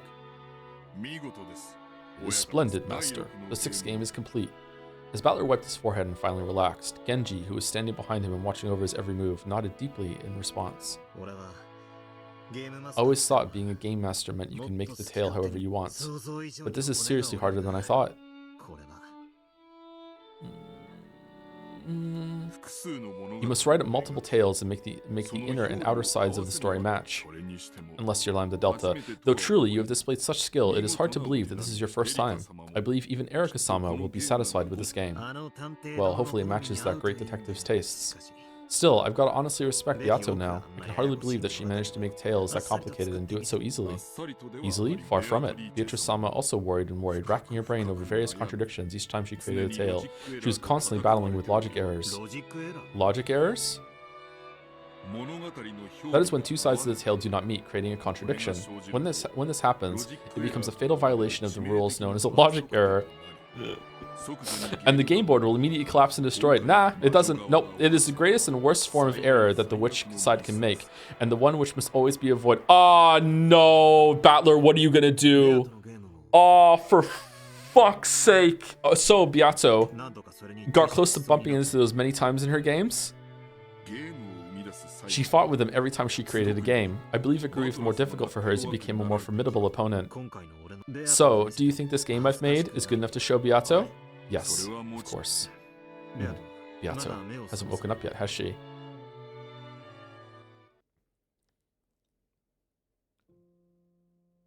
It's been a while since her body was formed as a personification of the rules. Is she still not awake? After remaining silent for a while longer, Genji answered. Okay, so this process that they're describing right now seems to very much imply that it's not true that when they make a game board, they don't just flip through the fragments to find like a story that could have happened here and then just go with it. Maybe they do that as a basis. It's like that's the foundation, or like the base of the alchemical potion, and they add more things onto that. Maybe it's both, but it's definitely not like wholesale. We just flip through all the fragments until we find one where the story that I want to tell happened, and then I put it in. Right? At least that's what this implies. Maybe this isn't true, but that's what it implies, or that's what it supports. She woke up 3 days ago. You were concentrating on the construction of the 6th game, so I decided to wait before telling you. My sincere apologies. Oh, really? Yeah, I'll bet she's still all drowsy after sleeping so long. I really want to show her my game. No, it's more than that. I have to show her. I need to tell her that I've understood everything. Battler's face broke into a smile. There was no trace in his expression of the hatred he had once felt towards Beato for murdering his family. Because she is family. Oh. Oh no. Oh no. Oh no. Oh no. I want to rescind my theory. No? No, no, no. Oh no.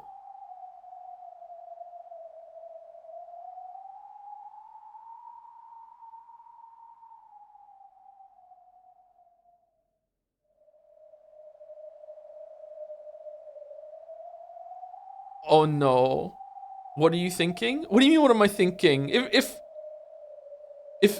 my theory's correct, Beato is Battler's aunt.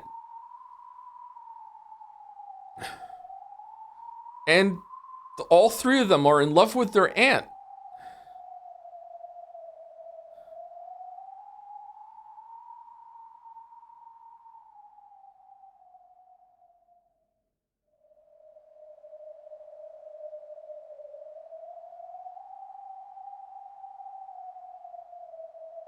Wait.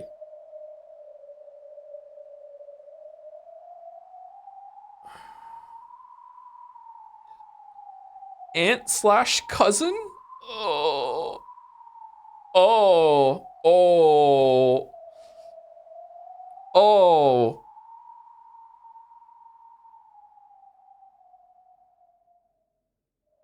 Okay. In a way, that was the final riddle of the 5th game. Yes, when Battler reached the truth, there was a great change in his impression of Beato. Oh, you guys are going to be the narrative for you for this. Oh, that's cool. I like that. So, should we assume that there really was something between Oni-chan and Beato, and that he forgot all about it?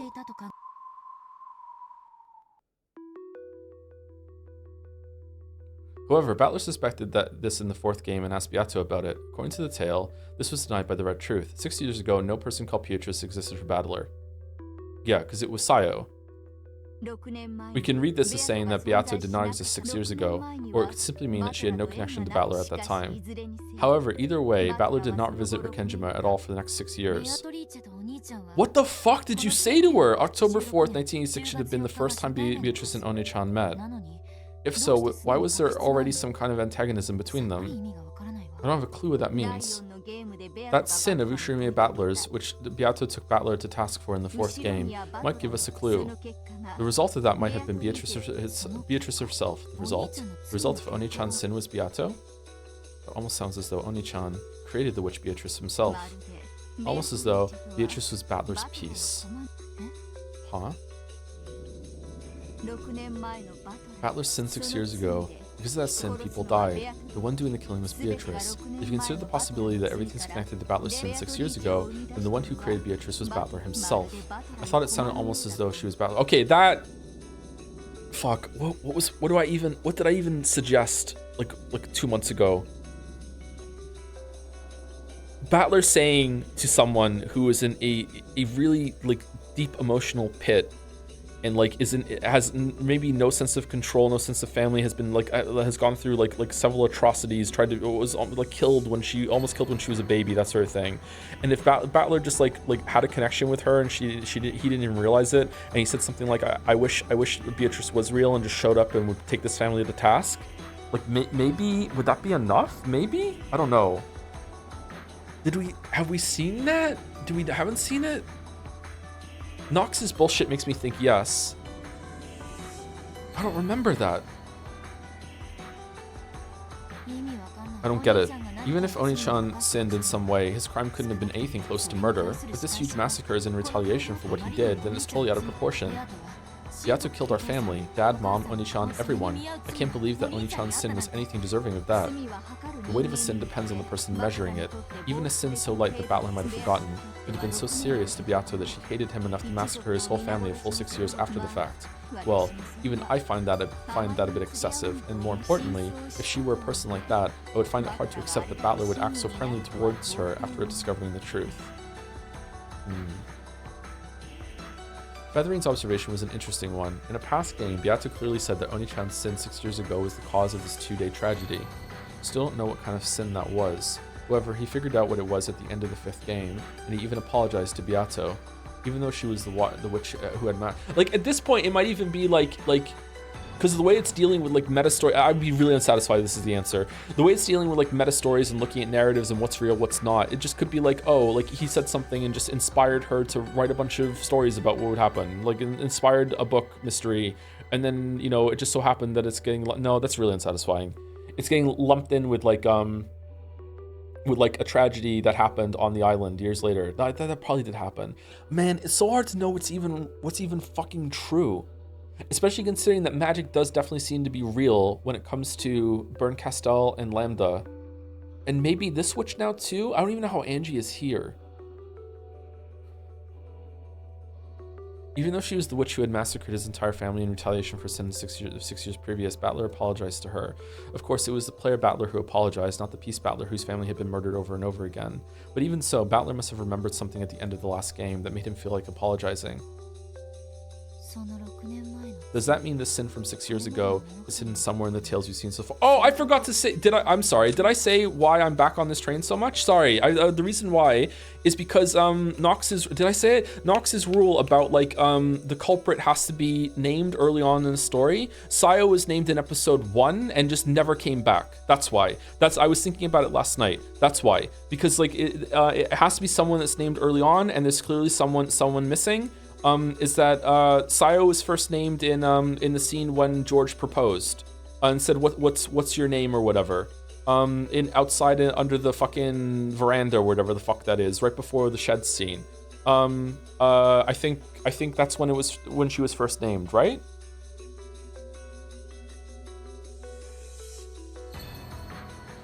Beatrice is literally the culprit. Beatrice isn't real, my wee. Oh, maybe Beatrice is real. Okay.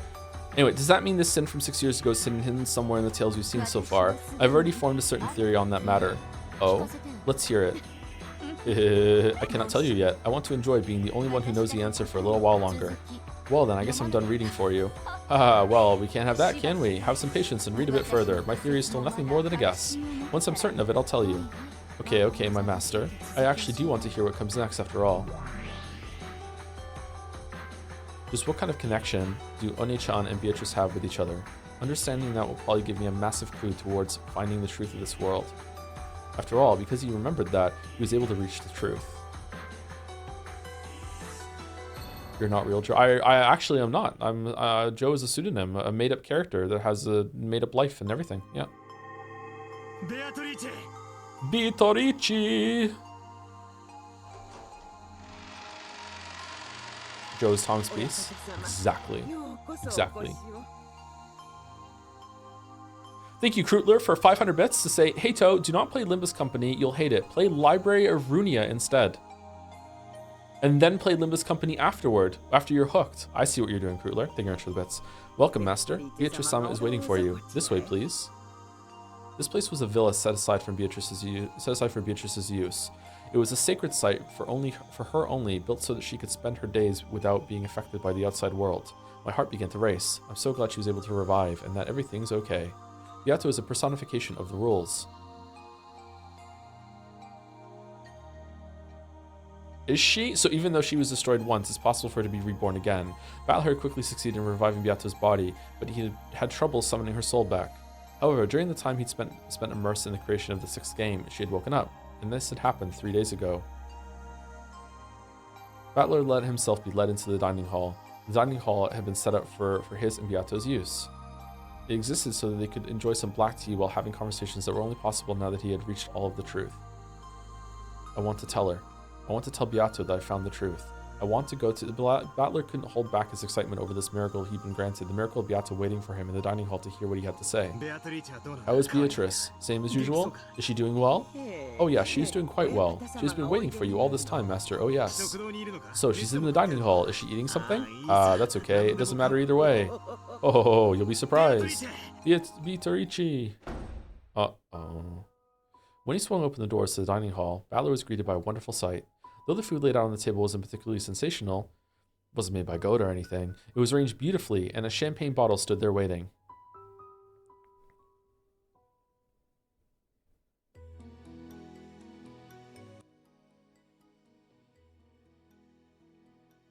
Were we just talking to Renove and Virgilia there?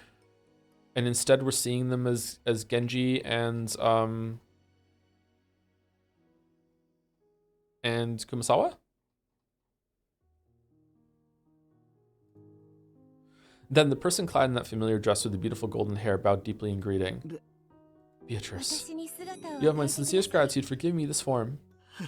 Come on, don't worry about that. I'm so glad. Beato. Battler rushed up to Beato and hugged her tightly, just to make sure her body wasn't just mist or an illusion.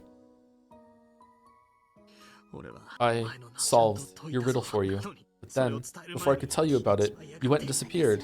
I'm right here. I will not disappear.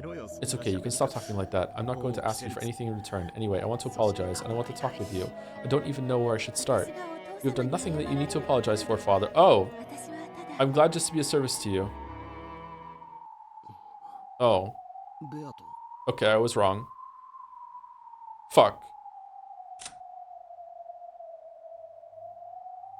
Oh. God damn it. Beato. Beatrice was born for your sake, Father. Please, let me support you. And Father, congratulations on completing the 6th game. I told you, stop talking like that. You're creeping me out. Do you find this style of speech displeasing? Please forgive my rudeness. Well, I don't find it displeasing, but it's not like you. I guess I like the way you usually talk best. Beato smiled vaguely. To Battler, it probably looked as though they were both smiling at the unusual way she was talking. However, Beato's smile literally was vague and uncertain. After all, she didn't know how she was supposed to talk. Anyway, Beato, be mean to me. Just what kind of joke is this? Don't tell me that the great Beatrice-sama decided to cook for me. When I heard that you had completed the 6th game, I wanted to see if I could prepare a modest reward to congratulate you. Ho ho ho ho. What were you wrong about? I thought that the first interaction that they were gonna have was gonna be in Kinzo's study. So when you look at Battler standing in Kinzo's study with the cloak on and everything like that, you see Kinzo. But their first meeting is when he's in here and he doesn't have the Kinzo study buff with a pint, and also like with the fucking mushy peas debuff. Like it's not there. Oh, Beatrice-sama really worked hard to make this. I didn't even need to lend a hand at all. No, I didn't. The food set on the table really was modest and inexpertly made. You could tell by looking at it that Beato, who wasn't particularly skilled with cooking, had given it her all. However, signs of discomfort and irritation were beginning to appear on Battler's face. What's going on here? Well, as she said, Beatrice-sama wishes to congratulate you. Sweat was starting to show up on Kumasawa's forehead. She was also feeling uneasy. When he noticed, Battler realized that it wasn't just his imagination. Beato turned her back to Battler and stuck a corkscrew into the champagne bottle. Then she showed it to Battler. Father, congratulations on the completion of the 6th game. In the hopes that you will prove victorious over your longtime rival, Furuto Erika, longtime rival. Pop. When presented with a champagne bottle and a sound like that, anyone would think that the cork had been pulled out. However, it wasn't the cork. It was the bottom of the bottle. The high-quality champagne that Beato had procured splashed out all over the floor and her dress. Okay, calm down with the visual effects. Then, the same sound repeated several more times. Each time, one of the plates of food on the table was knocked into the air. Father, did you find the food displeasing? Who are you? I am Beatrice. I was born for your sake, Father. Why'd you spill it then? That's not right. Huh? Who is this? This isn't Beato. And anyway, don't call me Father. What's going on here? What is this? Didn't I revive Beato? Genji, what's this all about? My apologies, but that is indeed Beatrice-sama. Are you... Oh, fuck, my controller is plugged in. 1 second. Are you kidding me? How is this supposed to be Beato? She's totally wrong, a fake.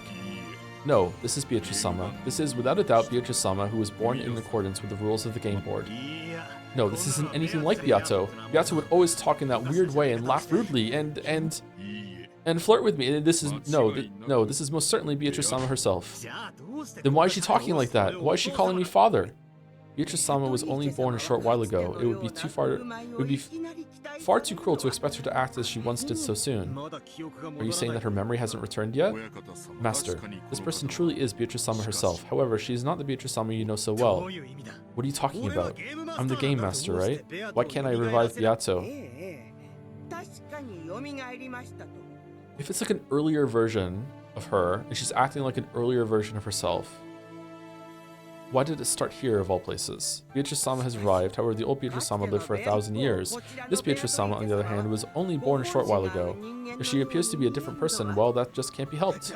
Then how can I revive that Beato? Her body is right here. How can I revive her soul? If she lives the same 1,000-year life again, she should become the same Beatrice-sama she was before. Are you telling me to wait 1,000 years? A person's personality isn't decided solely by their birth. It can change drastically based on how they live and what they experience.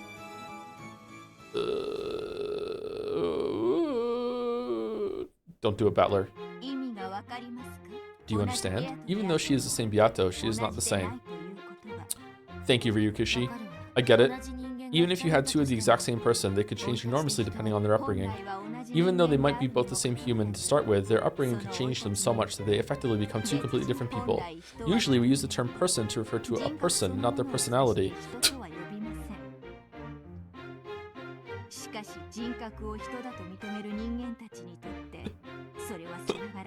However, since humans recognize a person by their personality, those two might as well be different people from a human perspective. That's so true. Bro, if that tragedy 12 years ago hadn't happened, this little lady of ours might be a cute girl who could smile without looking weird. That's rude, and plenty cute as it is. I understand.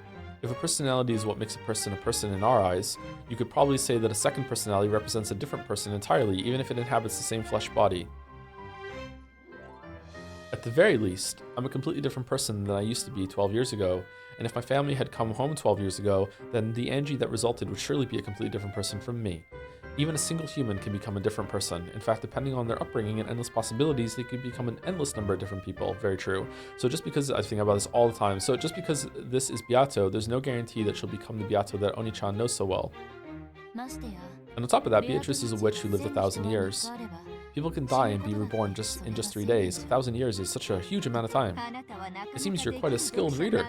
For most of my readers, it would be necessary to spend several hundred pages to explain how a single person can become different people depending on their upbringing and time.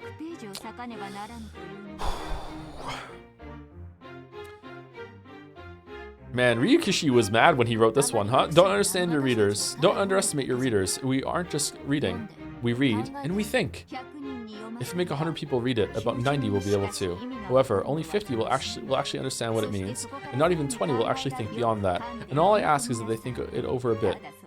Nothing more than that, giggle. However, it seems that you are one of those precious 20 readers. That's why I invited you here, child of man.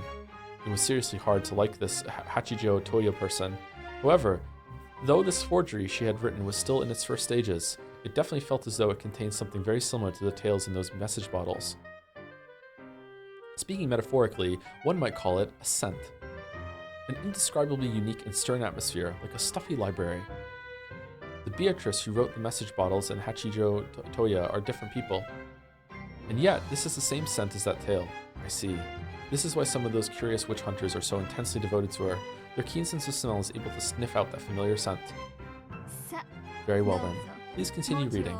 There could be nothing more entertaining than watching your face as you glance over the words. That, and speaking with you. I guess it's true that writers are always starving for opinions on their works. However, sorry to disappoint you, I don't have time to read all the way through this thick manuscript. More importantly. And yet, you have plenty of time. Both the second hand and the pendulum on the ornate clock behind Hachijo had been moving the whole time. However, absolutely no time had passed for a while now. Only about 3 minutes had gone by since the time she had entered the room.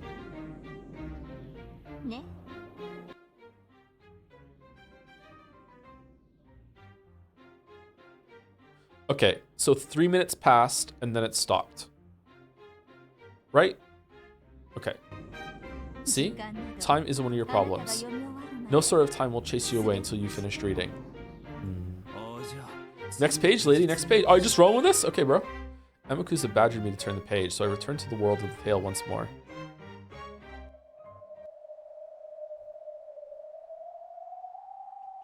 Why does her tale have the same scent as Beatrice's, I wonder?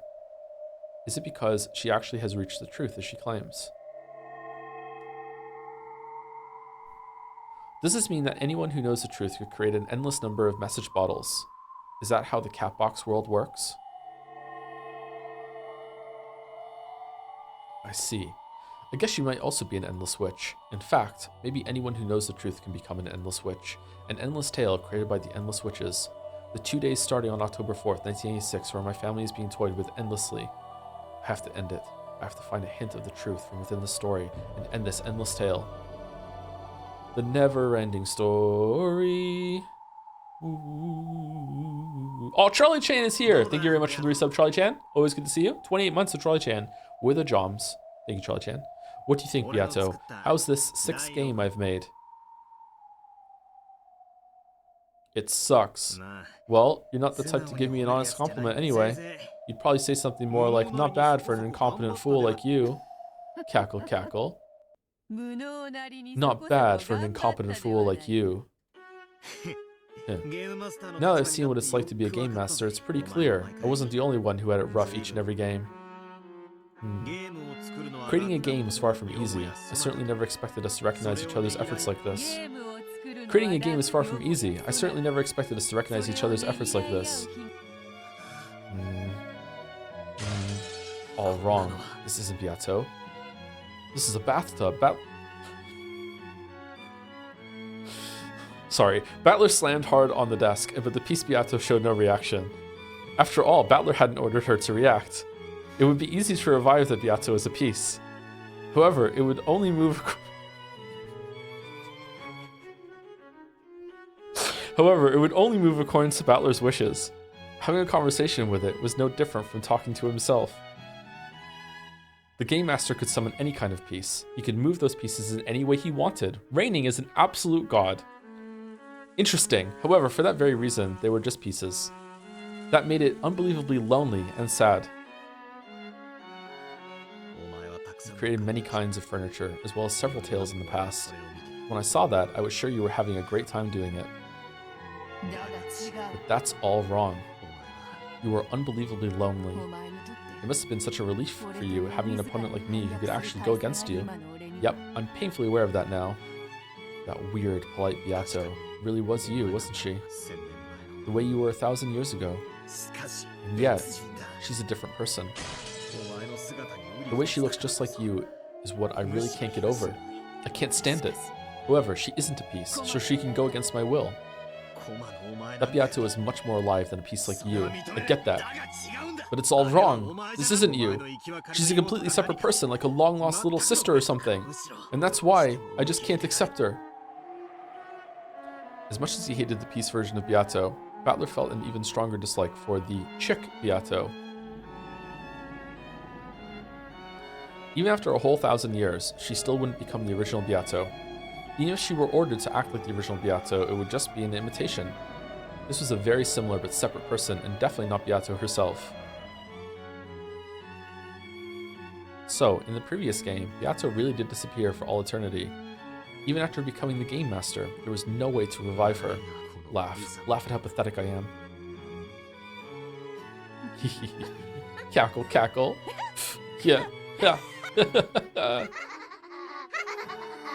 Just give it a rest already. You're just an illusion who won't laugh unless I order it, and who can't even continue to laugh unless I keep on ordering it. Just disappear. Smash. Okay, what are the reading assignments for the next chapter? True feelings.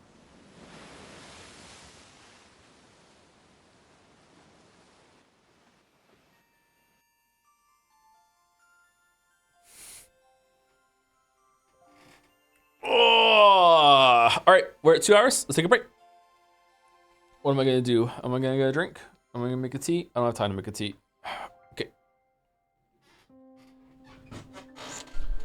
That went quick. Yeah, it went pretty quick. We also had like an hour of intro with dolls and everything like that. Anyway, I will be right back in about 5 minutes or so. I'm not gonna make a tea. I'm probably just gonna have a cold drink. My throat hurts today for some reason. Anyway, right back.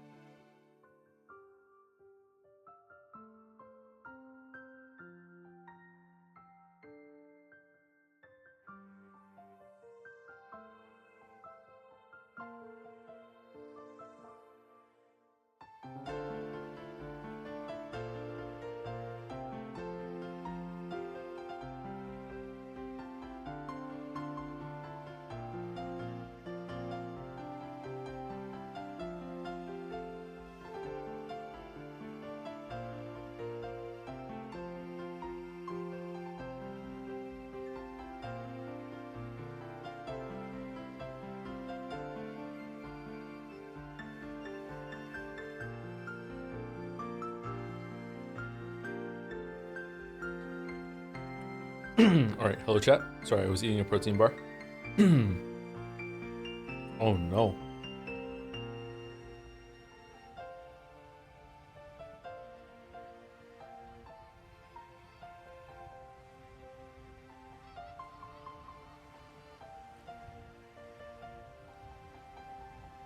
Hey Joe, I think you should really play Claire Obscure Expedition 33 because this is the year of threes, and not only does it have 33 in the title, it was made by 33 devs and sold 3.3 million copies in 33 days. Wow, that means a lot coming from you, the Witcher 4 video. That's crazy. Whose side are you on?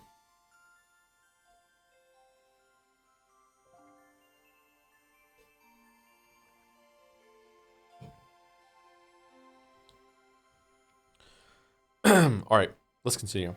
On Rekenjima, this day, or rather this round, was the same as any other. The typhoon would be coming very soon.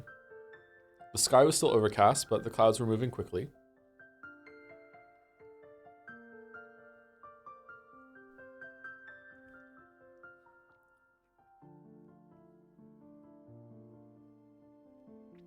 Hey Joe, just letting you know it's Clear Obscure Expedition 33, but we shorten it to ClobsX 33 or Clobsex 33. Thumbs up emoji. Oh, are we gonna play Clobsex? Nice. The only thing on Natsui's mind was the plan to cover up Kinzo's absence again this year. The only thing. Kraus appeared to have suffered a stomach ache from the stress and was sleeping in his room. Aww.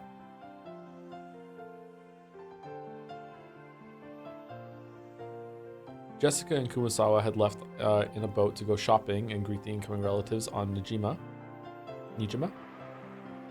The servants have been busy since the early morning preparing for the family conference, the greatest event of the year. Shannon and Cannon were rushing to get the guest house ready. Okay, so none of this is reliable right now. If the relatives are going to stay the night, shouldn't the guest rooms in the mansion be more than enough? Good point. It's a pain to clean up this place too, after all. Even so, I like cleaning the guest house. Yeah, it's nice and quiet without Madam and all the annoying servants. Shannon smiled wryly as she performed a detailed examination of the guest room. Did we forget to clean anything? Do we need to restock anything? She diligently gave the room one final check over. You checked everything thoroughly last night too, didn't you? You really are dedicated. It's days like this that you tend to get pranked if you're careless. You can never find important things when you need them. And things that were supposed to be closed turn out to be open. That's because you're too careless. You don't pay attention while you work. I guess that's why you're helping me check. Thanks. There's nothing to thank me for. If you were a bit more alert, I wouldn't have to help at all. Giggle. But you actually just want to be with me, right? You're such a kid. It's not it at all. It's all because you've been so ecstatic about George-sama lately. You're messing up so much, I can't let you out of my sight. Giggle. Cannon-kun, let's chat a bit. You can't do that now, we're working. You keep making fun of me and George-sama, but how's it going between you and Jessica-sama? Nothing's going on in particular. If you have time to talk about that, let's just finish this. Wah! Kennen had very obviously been trying to change the subject. Shannon then snuck up behind him and pushed him down onto the bed.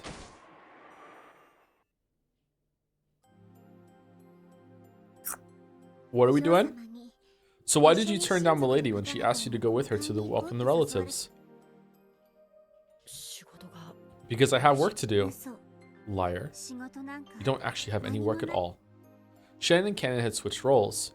Normally, Cannon was the one in control, but when it came to romance, it was the opposite.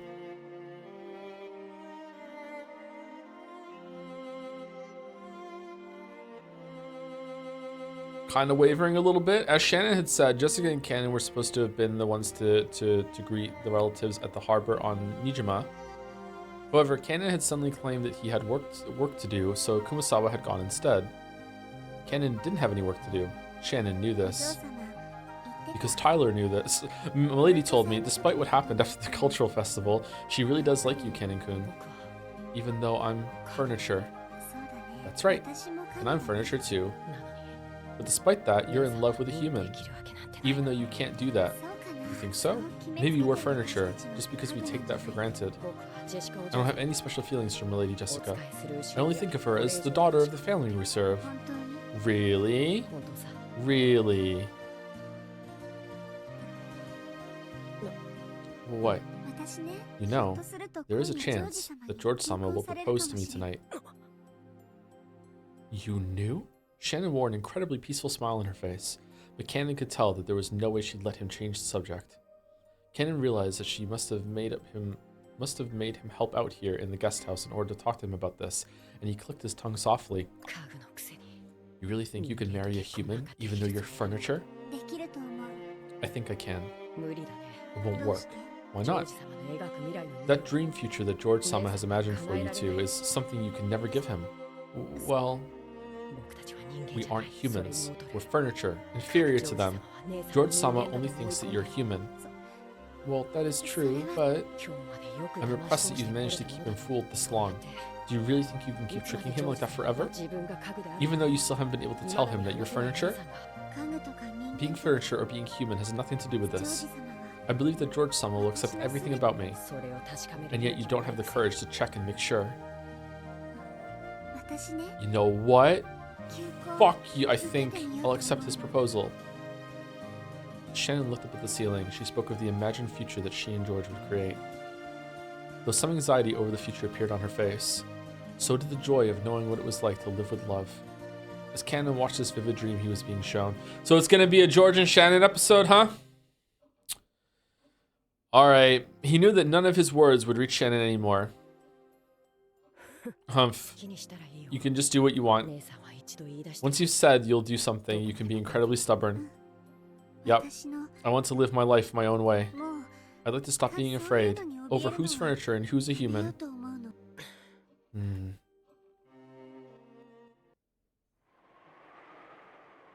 Kenan walked over to the window silently. He saw the rose garden filled with boring, gray flowers in bloom. He realized that Shannon was acting above her place, and he knew that her tale had no chance of a happy ending. However, he also knew that no words of his could change her mind now that she had made her decision.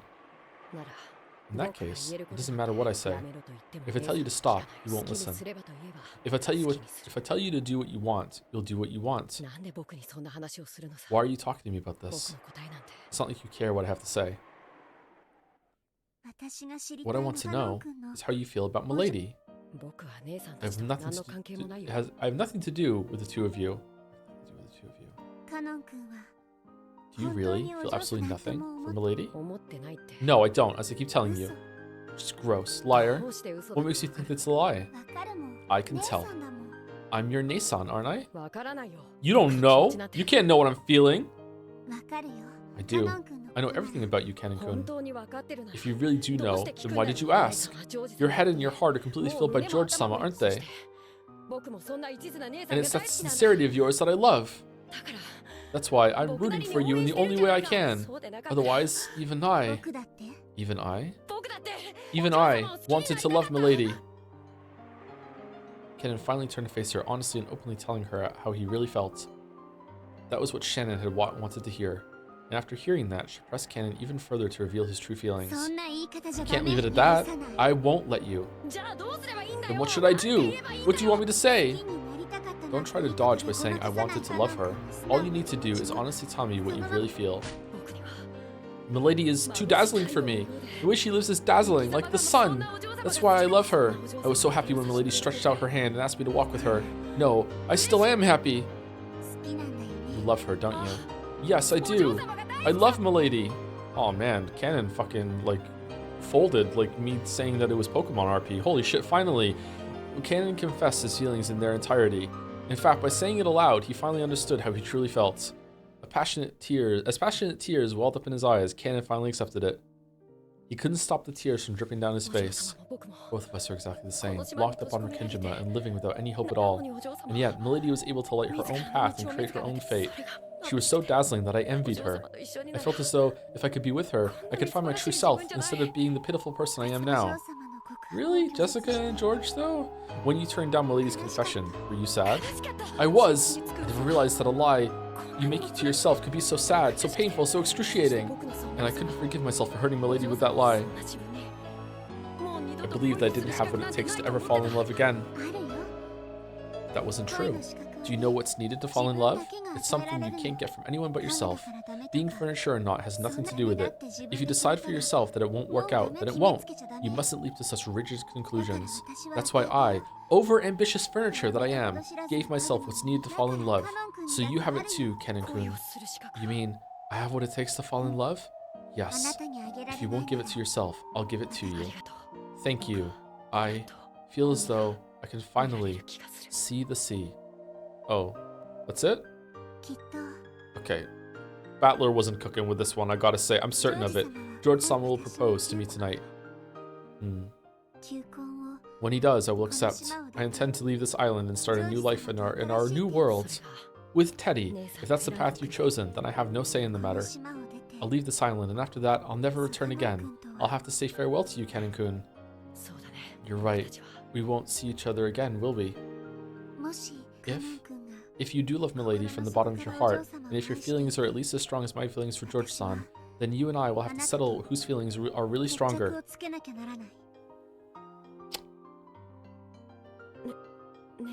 Nason. This way is best for both of us. Don't give up on your feelings for my sake. Even though my selfishness may keep me from your happiness. I realize that same thing about myself. I know that my happiness will bring you pain.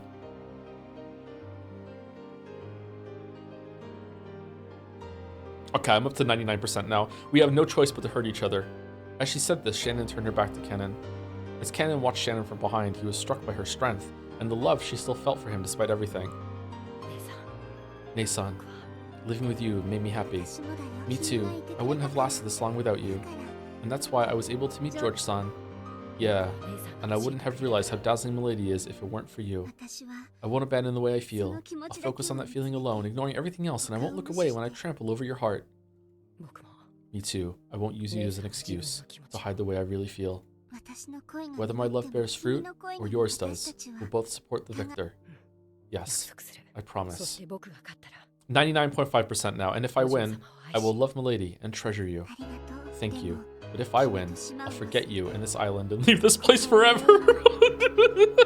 Yes, whichever of us wins, that person will pursue their love with all they've got. Even if they know that love will be unrequited. Yes, after all, by now, we are not furniture.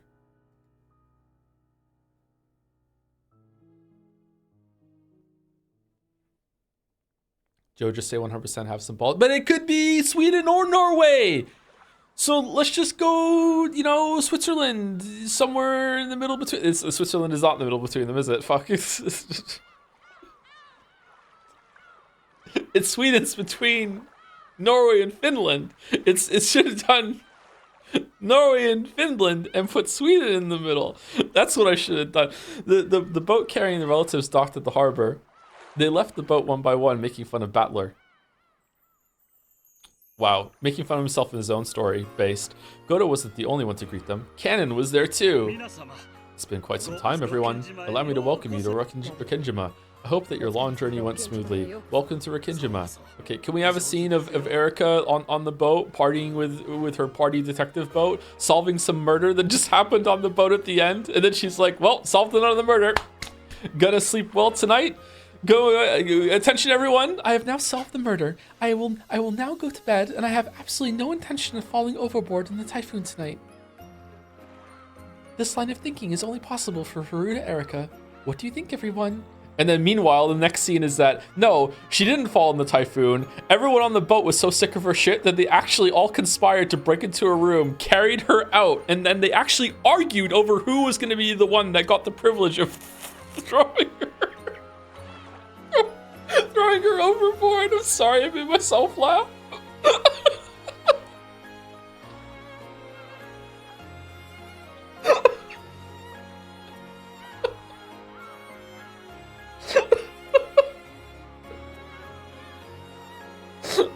Good.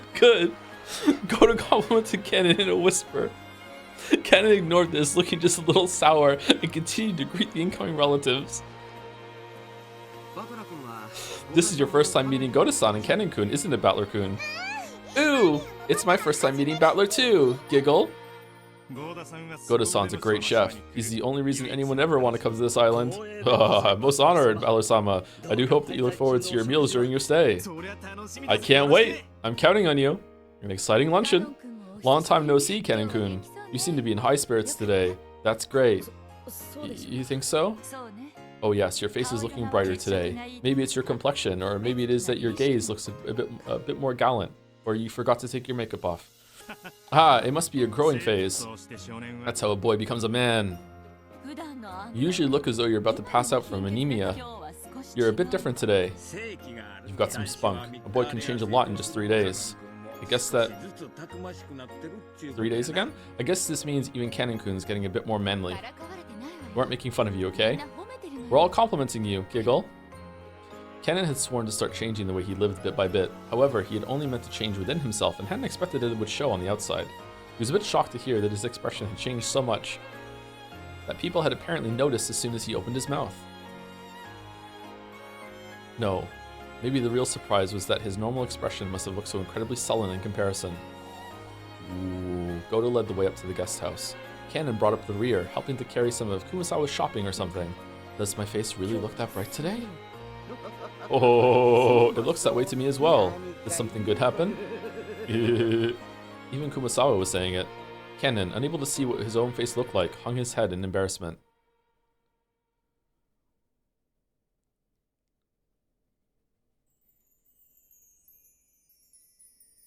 When they reached the rose garden, they could see the others streaming into the guest house. Streaming? Then he saw Jessica running towards him from there. Is even Milady Jessica going to say that I'm in a good mood today? Cannon hung his head even deeper. And so, almost as though he couldn't control himself, Cannon spoke first. Do I really look that different? Huh? Well, you know, you aren't usually the type to come out and say hello of your own accord. That's probably why everyone was surprised.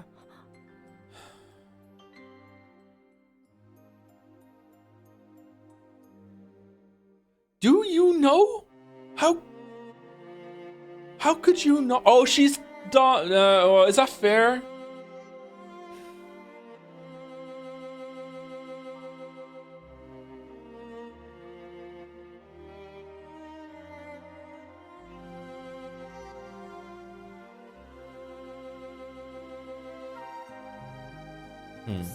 I apologize for not going with you earlier, milady. Huh? Oh, don't worry about that. I'm the one who's sorry for asking you to come all the way out to Nijima to meet everyone. I know how busy you must be today. I didn't have anything in particular to do. You were just so dazzling that I couldn't bear to be with you. I was just weak. Jessica faltered, uncertain of what Cannon was talking about. However, when she realized that this was something too important to be laughed off, I read that wrong? However, she realized, okay, yeah. Did something happen, Cannon-kun? Shannon says she's going to get married. I see. So George Nissan is going to propose this time after all. Jessica thought Cannon was sad because Shannon would be leaving, that this new mental state had caused a change in his behavior. And Cannon realized that Jessica was probably thinking this. So he spoke to her clearly and honestly because he wanted her to know. I decided that I would stop working here if Nissan ever quit. I know. So, are you going to quit too, Cannon-kun? I'm not sure anymore. I feel that if I quit, I might lose sight again of something you revealed to me, shining like the sun. Jessica could only stare blankly, unable to understand what he was saying. However, she did realize that he was trying to tell her something important, and so she was able to accept that his next words were neither a lie nor a joke. Oh, stop fading to fucking white! Stop! Enough of the dipping. Dip to gray. I feel like we should put line in the sand. Dip to gray. Only gray. Dark gray.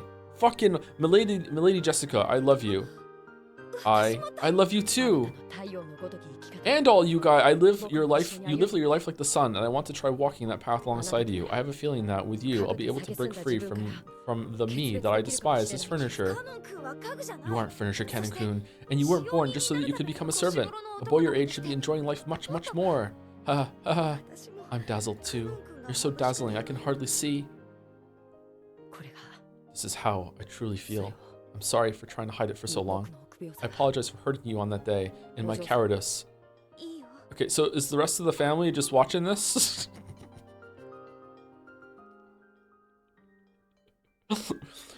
That's okay. Just hearing you say that makes me happy. So, since I want to always be with you, I plan to stop being furniture. I ask that you give me some time to do that. Please forgive this last bit of weakness. There's nothing weak about you. You've shown me that you have the incredible courage to change yourself from the way you used to be. So I'll support you until the end, and I won't rush you until you're ready. If I'm the sunlight lighting your path, that's because I want you to shine more brightly than anyone else, so that you look at only me. Without you, there's no way I'd become anything like a sun, so I'll wait, no matter how long it takes. Thank you, milady. Milady's a bit stiff, don't you think? May I call you by your name? Sure. Oh, but only when we're alone, okay? Otherwise, it might make things tough for you. Good point. Nissan and George-sama are doing the same, it seems. All right, get his name. Kaio. Yes. If Shannon hadn't been about to get engaged, you wouldn't have said what you just said just now, right? Kennen hung his head, at a loss for words for some time. But it was true. If Shen hadn't told him about the engagement, he probably wouldn't have been having this conversation at this moment. Yes. Because of that, I was able to think long and hard. Come on. You're not that smart. You heard about Shannon and you wanted to see what love felt like yourself, right? Yes. That's a pretty straight answer. Well, when I watched those two, I was pretty jealous myself. In truth, It wasn't quite like that for either of them. They've been shown the courage they need to speak up and tell the one you love how you feel. That's what pushed both Kenan and Jessica forward. So what should I call you? Jessica works fine. Just saying it like that would be a bit embarrassing. Okay, so these two confessing to this and going here is actually a pretty clever way of launching off the like epiphany, realization, whatever the hell you want to call it, that Battler had at the end of episode 5. Is this going to be like a running trend through episode 6 of just like people just being more forward and honest with each other about like connections and stuff? Is it? I think it is, yeah. Like there was a whole thing about love at the end of episode 5, and like you have to admit it, and like there are people that don't admit that they love each other, or like it doesn't have to be romantic love either. In this case, it is, but it doesn't have to be romantic love. So yeah, that's the connection I'm making. Yeah. Just saying it like that would be a bit embarrassing.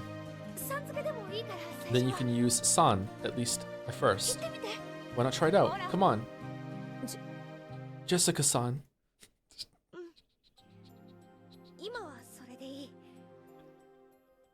Mitsuru-senpai.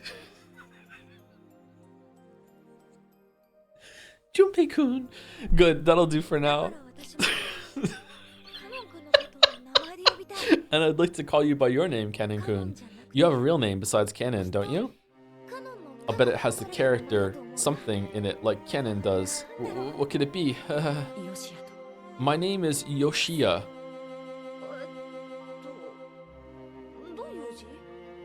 Fuck. Alright. Oh, how is it written?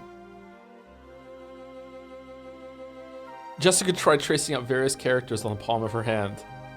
Then, Kenan used his own finger to write out his name on her hand. You write it as... So, you're Yoshiya-kun. Yeah, that's a great name. Totally better than my weird name. That's not true. Only Jessica's a wonderful Hey, say it again. Huh? Milady Jessica has... One more time. Milady Jessica has a wonderful... Is something wrong? Giggle. No big deal. Thanks. Yoshiya-kun. The red flowers of the rose garden seem to celebrate the two lovers whose feelings had finally connected. Why are we doubling the red, Ryu? What are we doing? The scene was watched by one not human who gazed out quietly from beneath the rose garden arbor. Shannon, with her eyes glowering, staring daggers.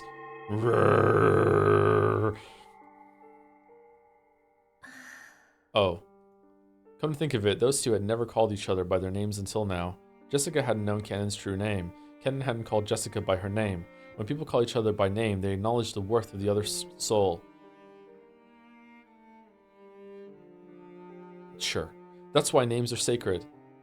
When you've been given permission to say someone's name, it means they've acknowledged your soul. Is that why Father wants me to call him by his name? No, that's probably wrong. When Father sees me, it reminds him of that other me, the past me, and I'm sure that me called Father by name. However, that probably doesn't mean Father would be happy to hear me call him by his name. After all, I am me, and not the Beatrice Father knows well. What can I do to help Father? How can I be useful to him? After all, that's the only reason I was born. Hanging her head, Beatrice sat all alone in the Golden Lands arbor next to the rose garden. And she was watched by the Witch of Theater Going and her Miko as they sat across from each other.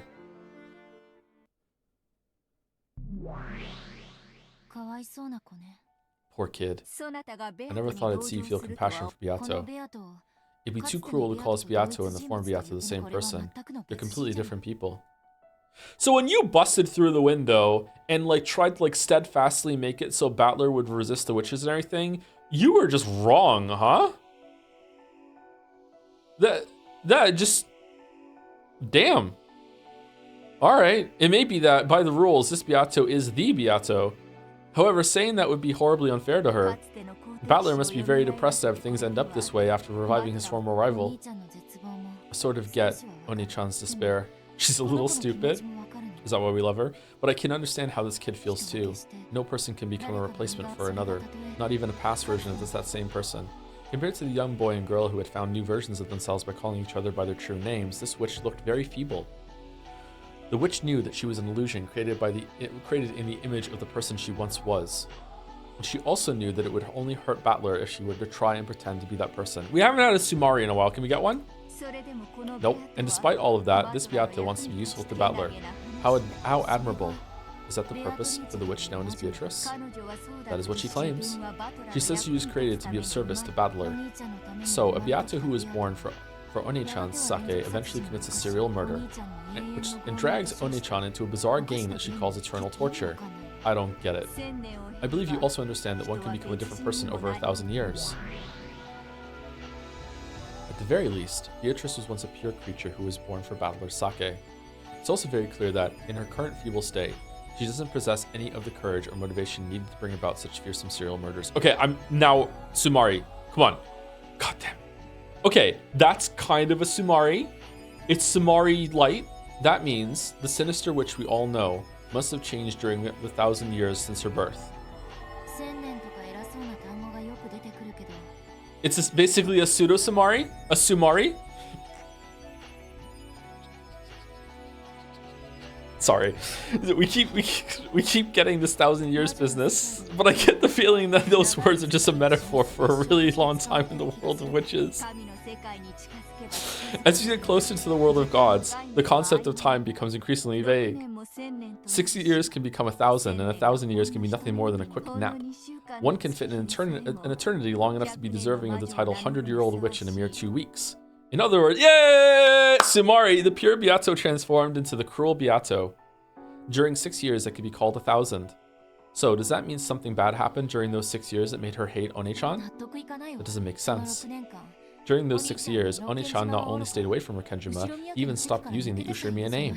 He had nothing to do with that change. Her hatred has got to be totally misguided.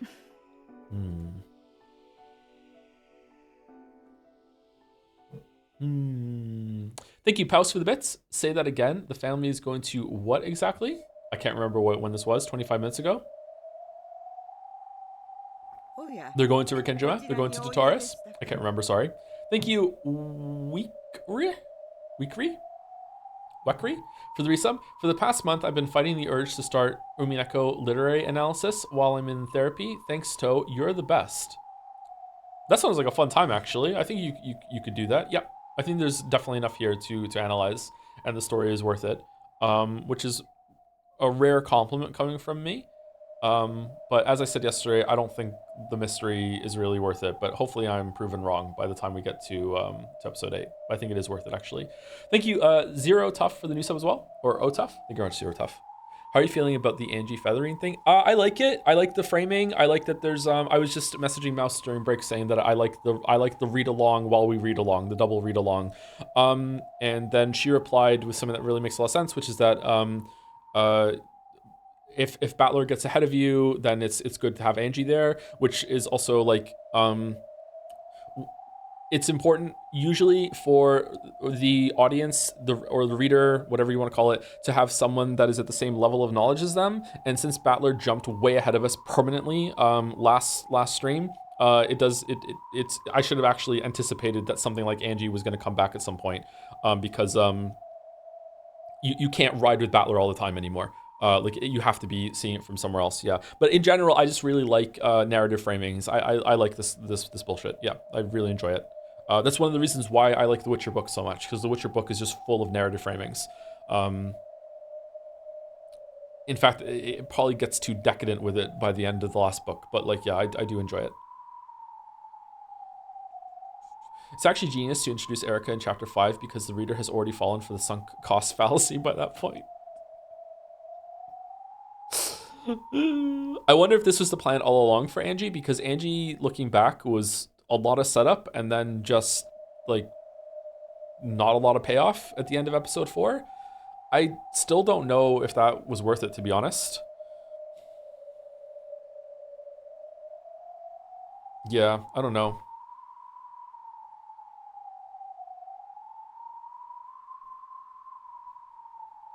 I was thinking Angie was kind of a waste of time. I think she still might be, actually. Or like, okay, not a total waste of time. I like her character, but if we're looking at things that we can cut out of the story, episode 4 has a lot. Episode 5 has a lot too. I don't know. Anyway, I'm sorry. We're getting distracted. Let's keep reading. Oh, this is where you were. Shall I make you some black tea? Kumasawa-san, there's something I'd like to know. Oh, very well. What is it? My name is Beatrice, isn't it? Yes, that is correct. You are Beatrice-sama, milady. However, the Beatrice that father talks about isn't me. Well, I think father wanted me to be that person. I think that might be why. He was disappointed because no matter how much I look like her, I am a different person. Oh, for fuck's sake. Oh, wow. The fucking parallel. Oh, man.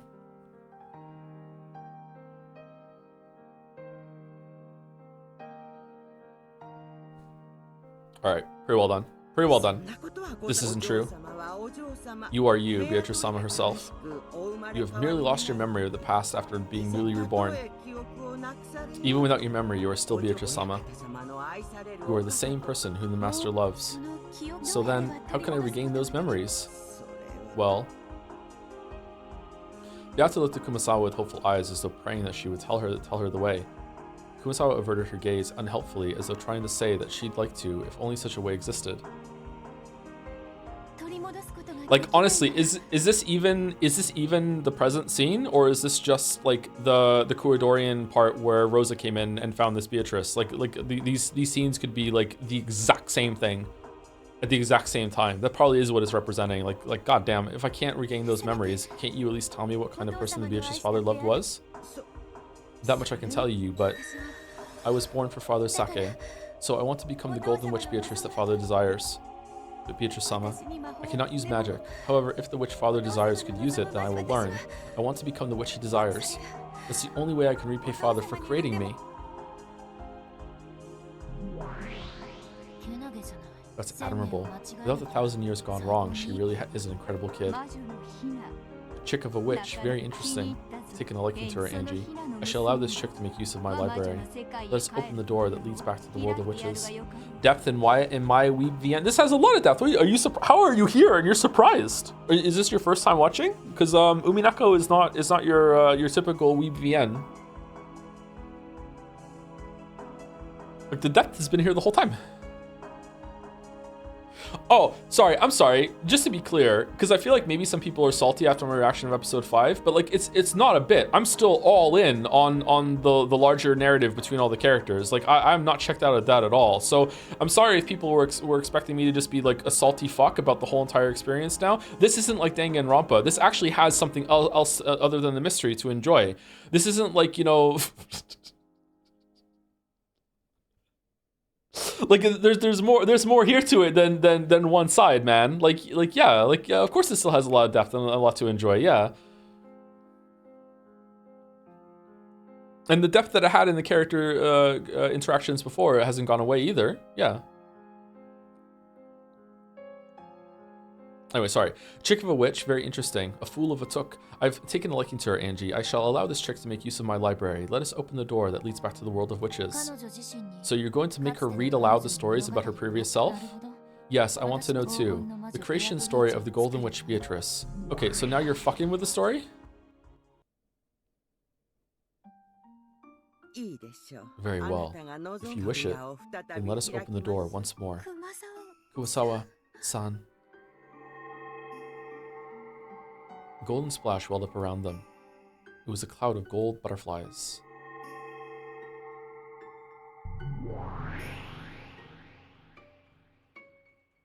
With a flash of gold, the form of the old lady transformed into that of a witch in a dress. You must choose the path that you are to walk down. Let us call it a path of roses. The beautifully blooming roses may encourage you, and their thorns may torment you. But even so, it is a path that you've walked down before. You may pass through the same 1,000 years. You may pass through a different 1,000 years. If you wish, you may even return back the way you came. I'll move on forward. I don't want to spend 1,000 years in this garden drinking tea. I, Beatrice, was born for Father Sake. So I want to live for Father Sake. Please tell me about the Golden Witch. Okay, so is this representative at some point that Kumasawa was complicit with what Kinzo was doing with the first round of trying to recreate Beatrice with a brainwashed girl? If that's even what if that's even right. I don't know for sure if that's right. So this is representative of magic, but in reality, this is Kumasawa explaining to a young girl what original Beatrice was like and why Kinzo loved her, and this is what she would do, and this is what you could be like too. Did she like grow to regret that, or is it more? Was there magic with the first Beatrice? I don't think so. The Great Witch spread her arms, communicating the others' unbending determination to the brilliant heavens. At that moment, a brilliant light covered the two of them, and before they knew it, they were in a strange study.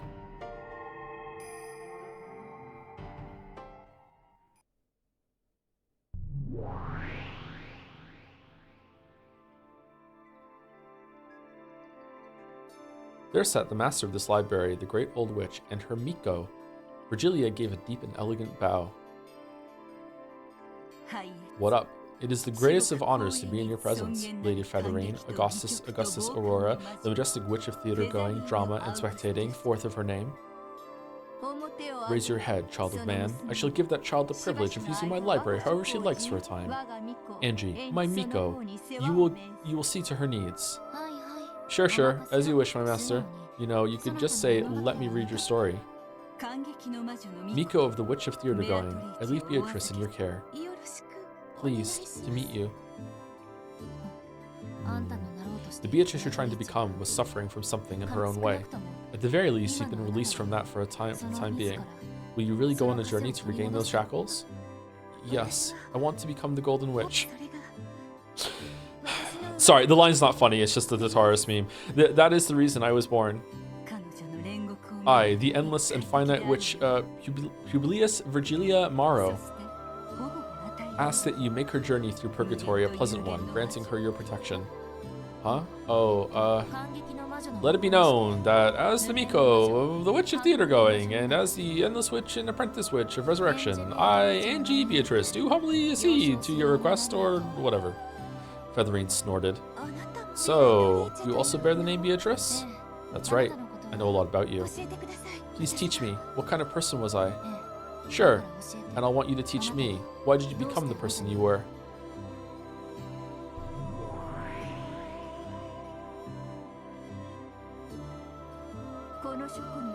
In this library, the fragments showing the tales of all your games up until now are stored as books. By reading them, you should be able to learn everything that has happened before now. Strap in. They're not paced very well. By reading them, can I become a Golden Witch? To become a Golden Witch, one must solve the epitaph of the gold. And this trial cannot be skipped, not even by Beatrice herself. I'll do my best. So please, let me read the books in this library. As admirable as ever. Why are you so set on ending up like that again? I do not know what I was like then. However, if that me can be of use to Father, I want to become it. Angie sighed, resignedly. No words would stop this girl's feelings of respect. Angie was the Miko of the Witch of Theater-going. She could do nothing but watch over the stage. That's right. They weren't actually interfering with the play. This was just a bit of directing to shine the spotlight onto the tale of Beato's past. Even this was nothing more than the Witch of Theater-going watching a play. If you read, you will learn what kind of person the old Beatrice was. However, you must decide what you will take from that experience. You are free to stay in this library, or leave it, or even return to it again later. In exchange, I will watch your play. You'll watch my play? Basically, it means you can do whatever you want. Thank you very much, she likes it when you call her Featherine. Thank you very much, Featherine-sama. After being welcomed in by Featherine, Beato left on a journey to discover herself. That tale connected the old tale with the new one. It wove them together. The 1,000-year-old tale about her return to its starting point, becoming a snake eating its own tail. Oh man.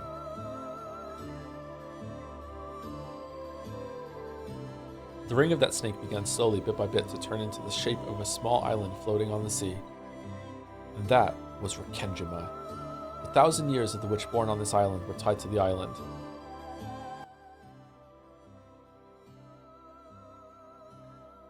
Okay, was it 1,000 years or just 6? Or did this tale start even further back into the past? Beatrice went out on a journey to find herself. It's not a visual novel without Catbox and Orbo. I was gonna say it. Have a story that goes longer than fucking like 100 pages in the modern day without bringing up an Orbo somehow. Fucking, what is it about that imagery? Our generation just looked at that and went, that shit slaps. The wind has been strengthening since a while back. The breaking waves had grown fierce. The ferry boats probably wouldn't be coming for a while now. Crashing thunder told that the island had been sealed off from the outside world. Thick rain poured down, mocking the fools outdoors who had to rush pathetically to find shelter. No longer would anyone be able to leave this island. We should play Max Payne. And no longer would anyone be able to reach this island. No one, unless blessed with a miracle. There was another flash of lightning. The retinas of all who saw it were filled with white. My retinas! As that white faded away, an eerie shadow pulled itself up amidst the raging waters of the beach. As though suddenly remembering to do so, it coughed violently several times. Doki Doki Lit Club was like 8 years ago, chat. As though suddenly remembering to do so, it coughed violently several times, filthily spitting out the seawater that it had filled its stomach. She then tore apart the touch fastener of her life jacket, and then threw down the reason she had been able to float here without so much as a thank you. Oh, is this Beatrice coming back from the ocean? Ha ha ha ha! Ha ha ha ha! Good. Cough, cough, cough. Ha ha ha! Cackle, cackle. Yep, she's definitely reborn. Welcomed in by the same storm as always. Very. Ah, fucking hell. Yes, come and entertain me, Battler-san.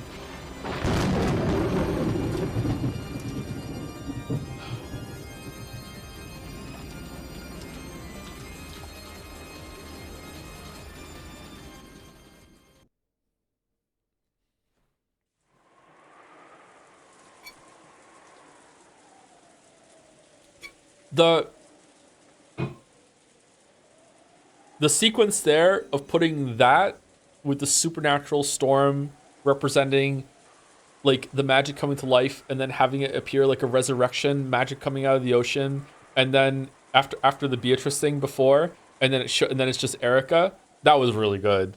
That was really good. This is what I like. Ryukishi. This is what I'm talking about when it comes to like wit.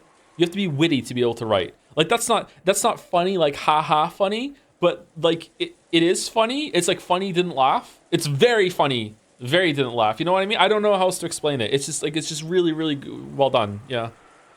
News of the drifter for Oda Erica quickly spread across for Kinjima.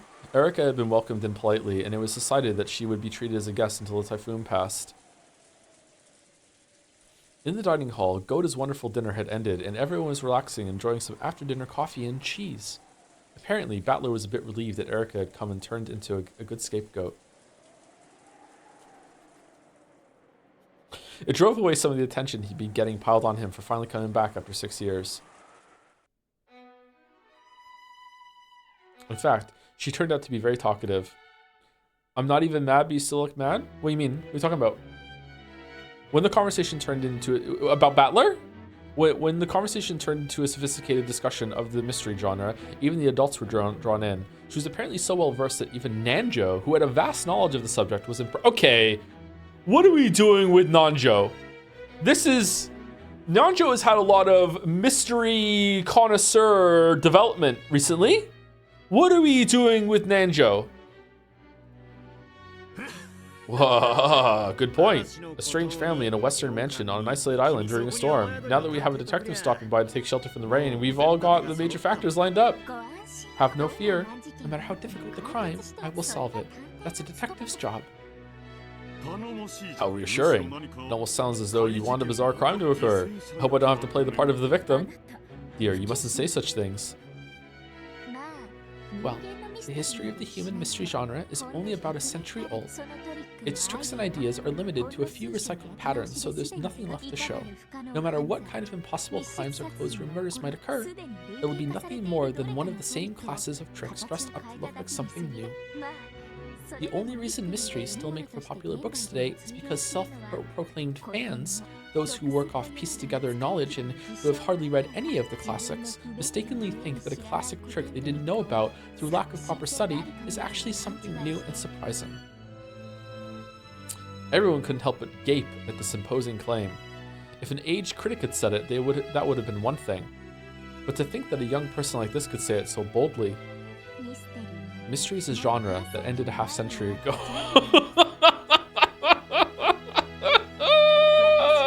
At least as far as I'm concerned. However, thanks to countless ignorant fools, I get to play my part as a detective. You know what? It's you know what? Me and Erica, I agree, except it's with anime. Giggle, giggle, giggle, giggle.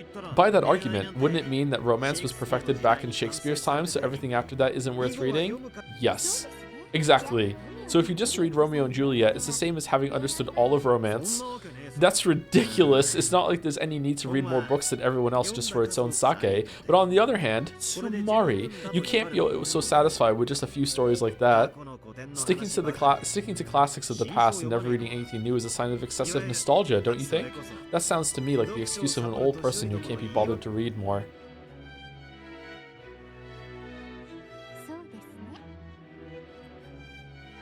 I kind of hate when people say that there's no such thing as a new idea, or there's no new ideas ever, it's just recycled old ideas, because it's really hard to argue, but I just instinctively know that people have just been saying that forever.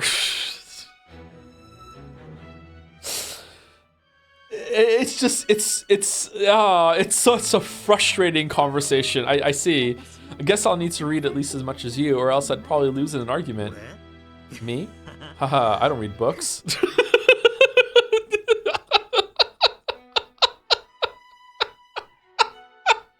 Battler chuckled, but Erica knew from the previous game that Battler was actually quite an avid reader. So his words felt like more of a challenge. Hold on. So you are dumb. Okay, so you are remembering stuff from the last loop. Okay, so like Shannon and Cannon do. Maybe sometimes. This depends. But also, like that was Burncastle controlling Battler. Okay, whatever. So his words felt like more of a challenge. Like it might still be true, but you don't know for sure. If you're so confident in your reasoning abilities, you must be really good at quizzes and puzzles, right? Oh, right, Maria. Didn't you bring a quiz book or something? Ooh, brought it. Realizing that Erica's arrogant statement had made the atmosphere a little more tense, George smoothly changed the subject. By now, it was more than clear that she wasn't the cute guest she had appeared to be. Maria pulled a book out of her bag that had quizzes and puzzles written on it and started reading them to everyone. It looked like it might turn into a peaceful quiz party, but of course, that isn't what happened. This is gonna be good. As a credit to all her big talk, Erica managed an impressive ratio of correct and immediate answers. She took complete control, and her bragging began to escalate more and more. George slightly regretted the choice he'd made when changing the subject.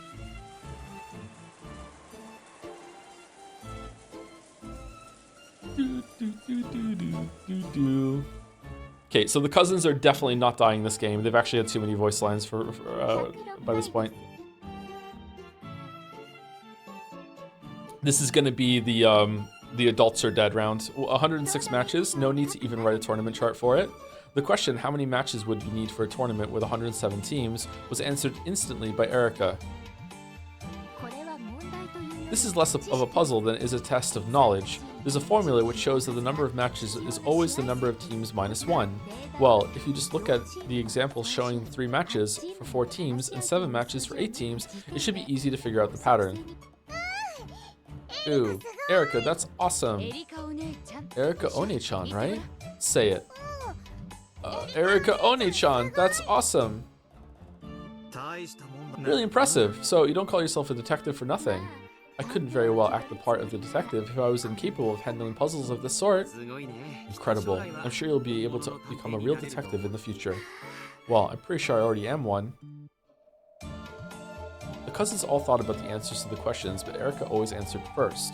Rosa thought it was a bit rude for Erica to say the answers out loud while people were still thinking instead of keeping them to herself. But since Erica was a guest, she decided against mentioning it.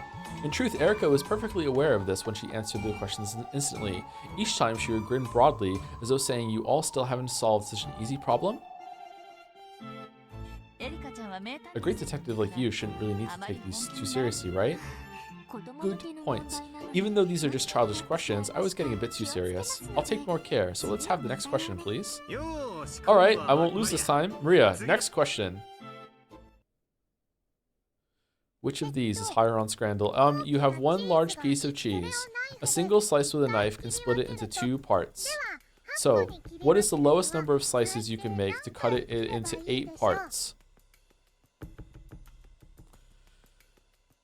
Oh, fuck.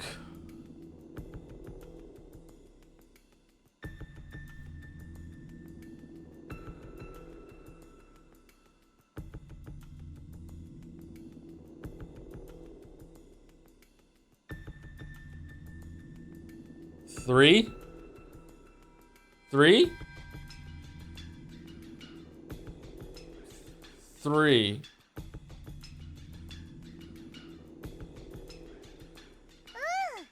Ooh. Oh, I know this one. So I guess I'll stay quiet this time. George, acting like the adult he was, set up a mood that would prevent people from answering right away, even if they knew the answer, in effect sending a warning to Erica. It seemed that Erica understood, and she averted her gaze, snorting derisively. To make 8 pieces, 4 slices would be enough, right? That's dumb. It would hardly be a puzzle if that was the answer. That's right. You know where there's a lot of cheese?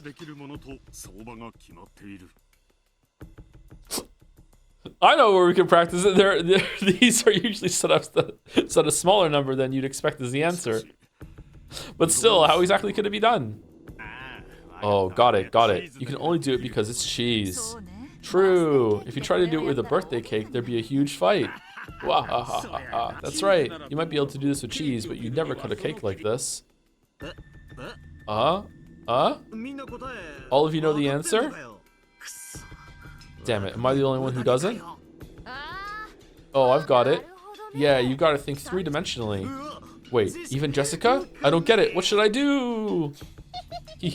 I know the answer. It's written right here. Aw, man, she's so smart. You didn't know the answer until you looked, right? Giggle. Get it, Battler-kun? I see. I understand it as well. This is something you can do because it is cheese. Even Dr. Nanjo gets it? Could it be? Am I the only one who doesn't get it? I'm sure even your brain could be as flexible as cheese if you cooked it a little, Battler-san. Giggle, giggle. This isn't something like use 0 slices with a knife and break it apart with your hands, right? Of course not. It's impossible to cut this cheese with anything other than a knife. Say it in red! Think of the cheese in 3 dimensions. If that's hard, it might help to draw a picture on a paper napkin. So we have one large piece of cheese, right? Then we use a knife to make 8 pieces. Can the knife only cut it in a straight line? Yes, that's right. The knife only cuts in straight lines. Well, why? You can put a knife in and wiggle it around. Oh, but here's a hint. You can only cut in a straight line, but you're free to cut it wherever you want. Try thinking of a bunch of ways to stick it in. You should probably try to think out of the box a bit. Show us what you've got, Battler-kun. You have a large piece of cheese. How many times must you cut it with a knife to make 8 pieces? You could obviously do it in 4 cuts. Could it be done in even fewer cuts than that? Our hints so far point to it being possible specifically because it's cheese. If it was a birthday cake, you really wouldn't be allowed to do this.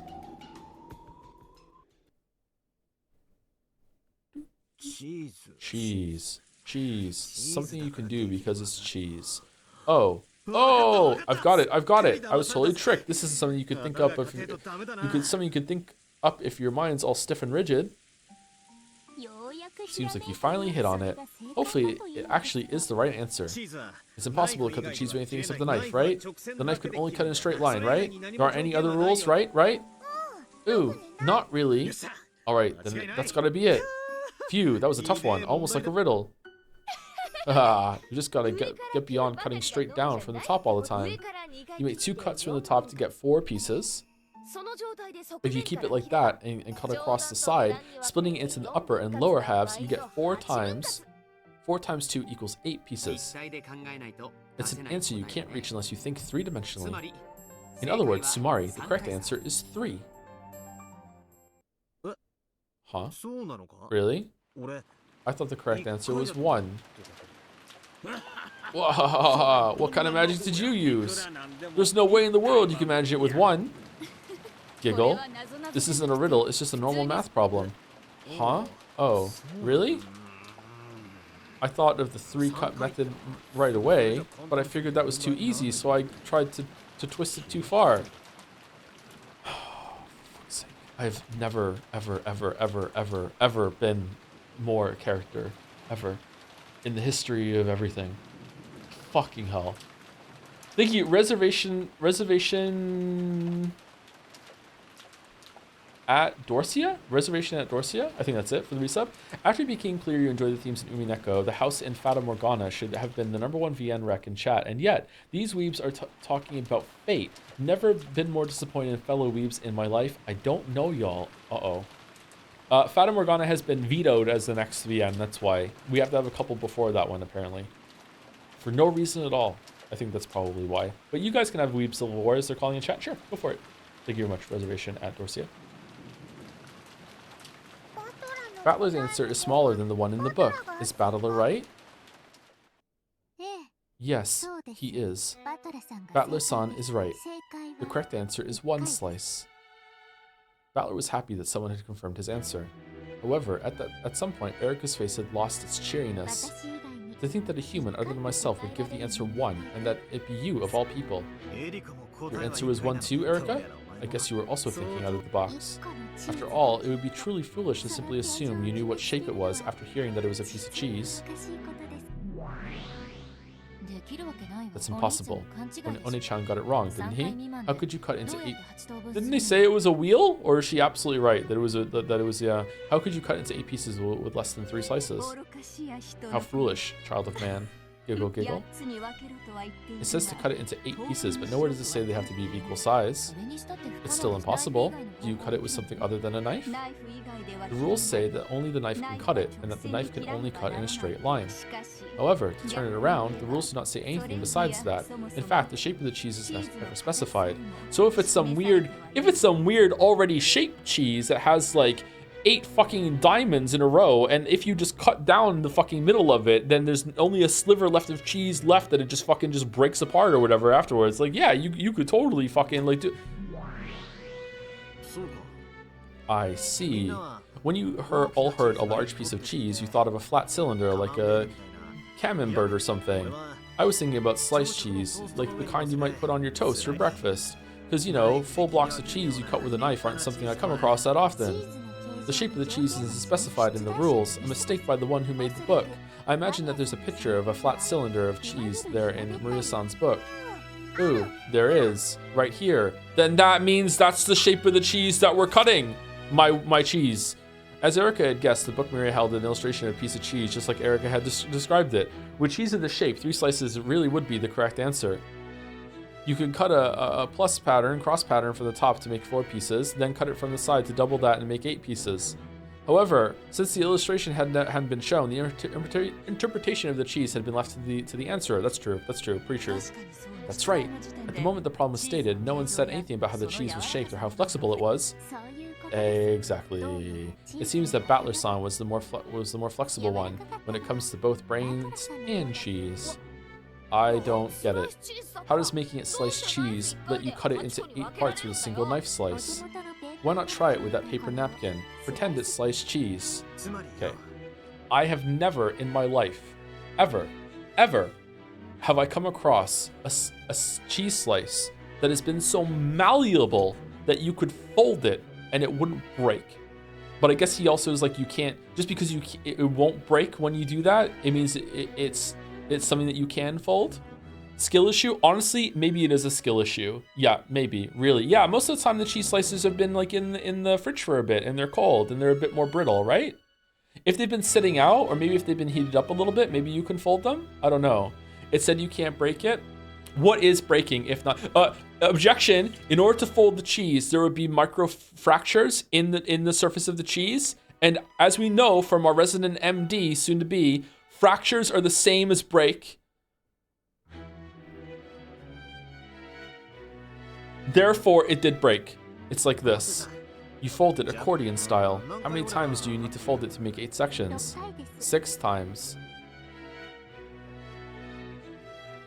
To fold it accordion style, you alternate between upward and downward folds. Once you've done this 6 times, it looks like the side of an accordion. With normal cheese, it'd break if you tried to fold it like this. But the rules say that this cheese can't break unless you use a knife, right? That's fucking bullshit! This is such bullshit! What are you talking about? Fuck off!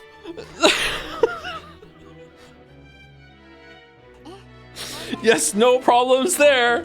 After all, this is magic cheese that can only be cut by a knife. After folding it, if you start at the top and make a cut right down the middle, this is 1, 2, 3, 4, 5, 6. This is 7 cut. You're right. It would make 8 parts. Wait a second. The parts aren't all equal this way, right? Who cares? As the questioner said, all the questioner said was to cut into 8 pieces. They didn't say anything about them being equal. Well, if you change the way you fold it, it is possible to make them all equal sizes, but I wouldn't want to confuse you stiff-headed people with the explanation.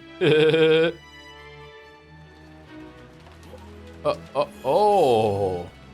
For a while, everyone was stunned. Battler had reached a far better answer than the 3 by thinking of the problem as a riddle. Erica and... Oh yeah, this is... Sorry. This is Battler's game. He wanted to make him look smart. And this is what he thought of. The stupid fucking cheese cutting.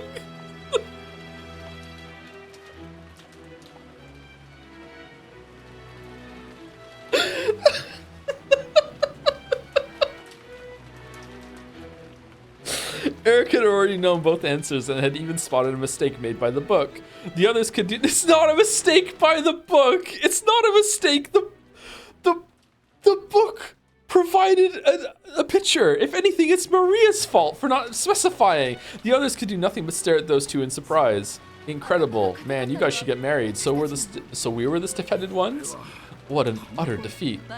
We were thinking in 3 dimensions, but it looks like Battler-kun and Erica-chan were thinking in 1 dimension higher. Nice.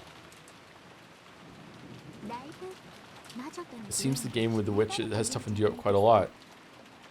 So did anyone also think it was Swiss cheese? It was because Swiss cheese has holes. Yeah, they didn't specify what kind of cheese. It could be a cheese that has holes in it. Yeah. They also didn't specify that it wasn't a cheese that came pre-cut with like dotted lines to follow that would make it just crumble apart into fucking like 8 fucking pieces at the end. It seems that the game with the witch has toughened you up quite a bit. Puzzles without specified rules. In other words, sumari, all things not covered by the red truth, are left to the observer's interpretation. It's the most basic of methods for constructing gaps in the witch's closed rooms. Okay. What the fuck are you talking about?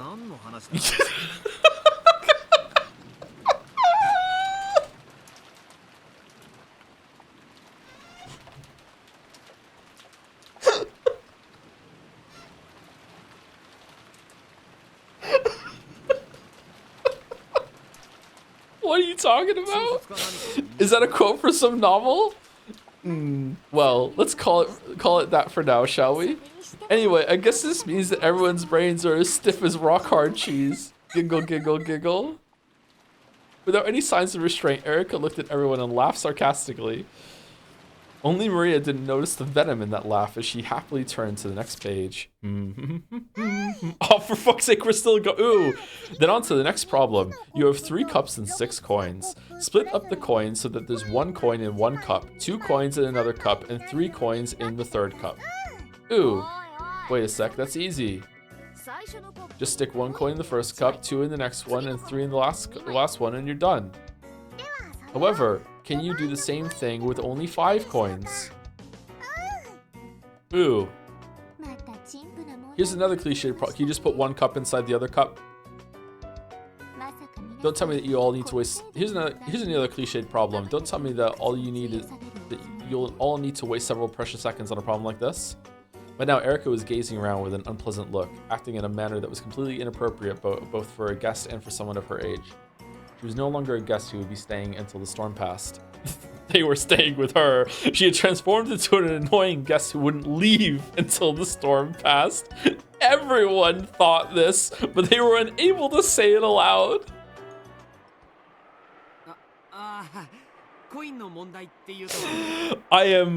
I so desperately want battlers have like anti-spider measures in this game. Oh, please, for the love of God, no. Just like she tries to do something and he's like, no, Red Truth, no. You will act like a fucking normal person, motherfucker. Sit the fuck down. No. Oh, all right. Speaking of problems with coins, I've heard that picking up coins is a good way of judging someone's skill with chopsticks. Shut the fuck up, George. Chopsticks? Yes, chopsticks, that's right. Chopsticks are the most elegant utensil on the planet. Oh, she's also a weeb? Poking things and chopping them up with forks and knives is so barbaric. Chopsticks are the best. For me, using chopsticks is truly an art. Jessica was about to say, aren't chopsticks just sticks? But stopped herself just in time. She realized that it'd be best to let George take control for now. I have a coin here, so would you like to challenge me? I'm pretty good at chopsticks. That's right, we trained George very well with those. Trained like a dog! Indeed, table manners are a window into one's upbringing, and Erika-san uses them quite well herself. I'll lend you some coins too. It'll probably be more fun with more of them. Jessica, watch closely and learn. Damn it. Alright, let's go. Let's see who can move the most coins over to their plate. Bring it on. Chopsticks, chopsticks, ha ha. This time, George had steered the conversation into a good direction. Everyone else understood, and they helped to egg on this chopstick fight and change the subject.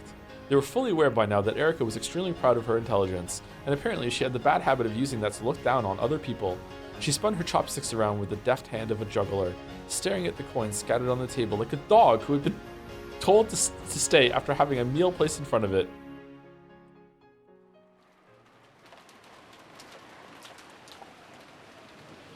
Also, thank you to Parkir and Honda for the resub. Thank you very much, Parkir and Honda.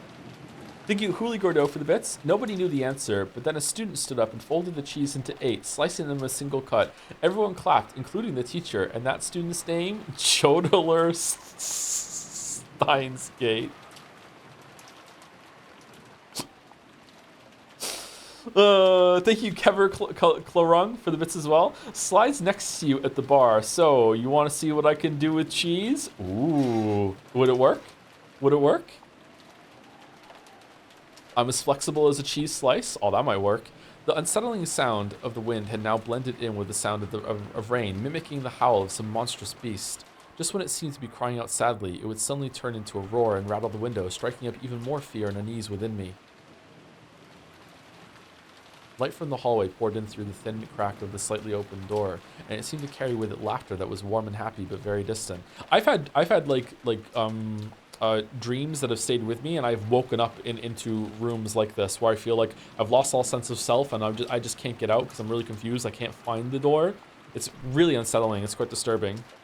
I'm sure everyone's in the dining hall or somewhere having a good time. That's what this makes me think of. I want to go there as soon as I can. I'm sure my family will be there. I hate being all alone in a place like this.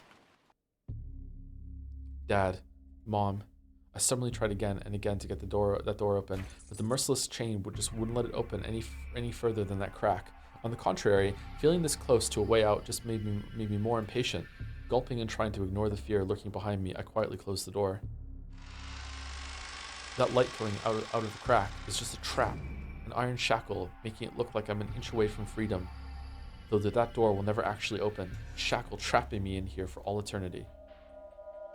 I need to get out of this creepy room as soon as possible. When I closed the door, all that filled the room were the eerie sounds of wind and rain. The way the wind picked up every now and then and shook the window frame felt like a monster in a cage shaking the bars. I was so scared of that monster, but I couldn't help but avert my gaze from the window.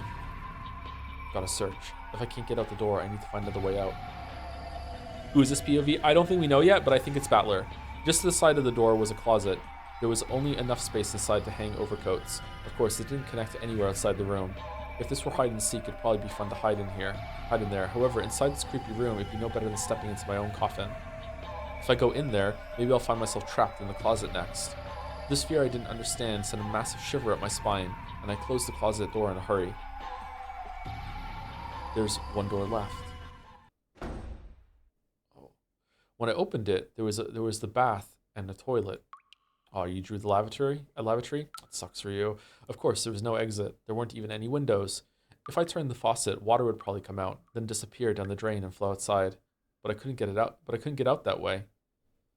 Unless I went into the bathtub with the stopper pulled out of the drain and smashed my flesh and bones to bits, I had the feeling that this was the only way out. So the black stopper in the bathtub drain looked extremely terrifying. You could flush Naomi's locker key down the toilet again. I tried a lot of things, both mentally and physically, but there really was no chance of me getting out through the bathroom. Next is the window. Beyond the window is a pitch black darkness. The fierce winds and rain are slamming against the glass. The darkness on the other side of the window may have been unsettling, but I didn't really care where I went as long as it got me out of this room. However, the window was clamped shut. Right down the middle of the window, which was made to swing open like a set of double doors, were several ugly metal clamps. It was even more unnerving than the chain on the door, like a rough operation scar on some bizarre monster. The wind and rain slammed against the window frame, shaking it and making it creak loudly. However, unlike the door, this wouldn't open even a crack. I've had enough. Give it a rest already. What the hell's going on with this room? I've had enough of this creepy room. Enough. It's impossible to go outside except with the door and windows. And compared to that thick door, the windows look like it might be possible to break. I'll smash it. If I swing a chair at it, the glass will probably break. I might even be able to smash the wooden grid that runs through these lattice windows. All I need to do is make a gap large enough to slip out of. I grabbed the fancy-looking antique chair and headed back to the window. Ah, smash it! Over and over. The glass smashed with a violent sound and the frame groaned and creaked. Smash it, over and over. If I can just break through the window grid. Damn it, what the hell? Even though the glass had been smashed apart, even though the cold rain that blew in tormented me, I just couldn't get that grid to break. They weren't iron bars, it was just a slender wooden mesh. Even though it's fragile, but not that fragile. The truest that's ever been used, enough to make that creaking sound. Why doesn't it break? No, wait, maybe it's almost broken. What if I try attacking it from a different angle instead of just smashing it head on? I stuck my left hand outside through the hole in the broken lattice window, grabbed the frame from the front with my right hand, and tried to break it by shaking it around from both sides. My left hand started to grow ice cold from the frigid winds and rain. Then when I shook it, fragments of glass sticking out from the broken flame poked into me, and my wrist was soon stained with blood. But if I can just get out of here, this much pain is no big deal. But I can't get out. I'm stuck. It won't open. I can't break it. The more violently I shook the frame, the more the glass fragments tore into my left wrist, causing me intense pain. Wait. What's... Huh? Ow. Ow, ow, ow, ow, ow, ow. Before I realized it, the glass fragments on the frame had extended outwards. It was as though an ugly beast was trying to chew my hand off with glass teeth. It didn't just feel as though they were growing outwards. They were actually getting longer before my very eyes. Ah, and they're chewing my hand to bits. Is the window regenerating? I tried desperately to pull my hand out, but it had already dug deep into my wrist and I couldn't move it. Are we making a gale? I put all my strength into it, but it just hurt more and more, and the glass didn't even budge. What the hell? Damn it, let go, let go, let go! I hit the glass with my right fist over and over, but that just hurt my right fist and did nothing to release my other hand. Just then, my left hand, which was still exposed to the rain outside, brushed against something slimy. Oh, well, what? It couldn't have been a leaf blown about by the winds or anything like that. I mean, it felt just like the touch of someone's rain-soaked hand. Then, it closed tightly around my left hand. Waffles was upon? When I felt the 5 fingers, I knew that some person out in the darkness was touching my left hand. And, yes, I know who it is. It's the witch. The terrifying witch who rules over Rakenja's night. The 2 hands soaked in the freezing rain gently caressed my left hand. However, though I could tell what was happening by touch, I couldn't see anything out there in the darkness. Then, I felt about my fingers and twisted my ring finger upwards. Ow, ow, ow, ow, it's gonna break. Yeah!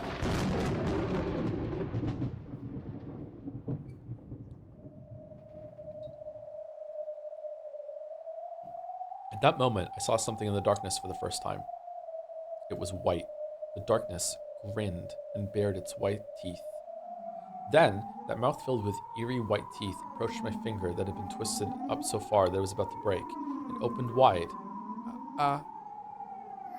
It must have been laughing at me from the darkness. After all, that creepy mouth was twisting upwards in a huge grin. I had a horrible idea of what it might be trying to do to my finger. A shiver ran up my spine. I resisted as much as I could, but the fangs of glass just wouldn't release my left hand. And then, it gently bit my finger. Gently. Flesh and bone were crushed and torn apart in an instant. Crunch, rip, tear, squelch, splat.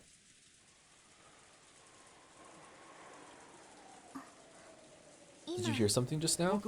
I think I heard it too. It sounded like a clunk.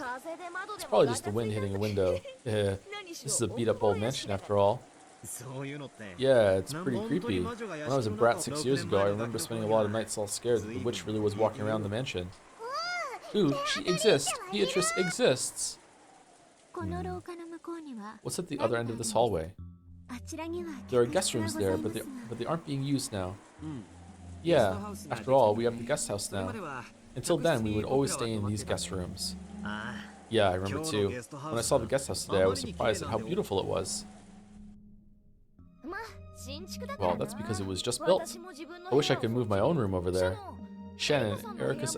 Really? This mansion rocks. What the fuck are you talking about? This mansion's cool as shit. Shannon, Erica-san's room is in the guest house too, right? Yes. We have prepared a room for her in the guest house. And since the guest house is a good distance away from the mansion, no matter what kind of trouble happens, you can't hear what's going on in one from the other. Heh. Are you still in detective mode? Yeah. Sounds like you'll be all bummed when we all wake up tomorrow and manage to say good morning to each other. Giggle. True. At least one of us had better be gone by tomorrow morning, right? Allow me to guide you all to the guest house. Thank you, Janos for the bits. Let's go with Janus or Janus. Didn't expect the Gale cameo. I knew he was the Silver Wizard of Waterdeep, but I didn't know he was the Golden Witch of Rekenjaba. He's, you know, when he was resurrected, he went through some changes, for sure. The adults are apparently about to begin a conversation that they didn't want the kids to hear. The real family conference is about to start. As the kids and Erica followed Shannon on their way to the guest house, they passed through the entrance hall. Looks like it's pouring down at its hardest right now. Should we watch TV in the parlor until it dies down a bit? Mama said to go back to the guest house. We have to go or she'll get mad. Ooh. I think we'll be able to relax a lot more over there. Better than getting to see and hear our parents get all pissed at us. Giggle, giggle. Looks like everything's falling into place. Alright, so this is another episode in a row where there wasn't a letter delivered via Maria early on in the first night. Was there any in the questions that were like that? I can't remember. Oh, was it 4? Was 4 like that? I can't remember now. Erica giggled, an openly indiscreet look on her face. I'll go get some umbrellas for everyone. Please wait here. Oh, wait a second. It's been bugging me for a while. Who's the woman in that portrait? Oh, here we go. Well, to be honest, I already know that it's Beato's portrait. Still, we only just walked past it in the last game, which is no fun. Erica whispered to herself, but of course no one heard her.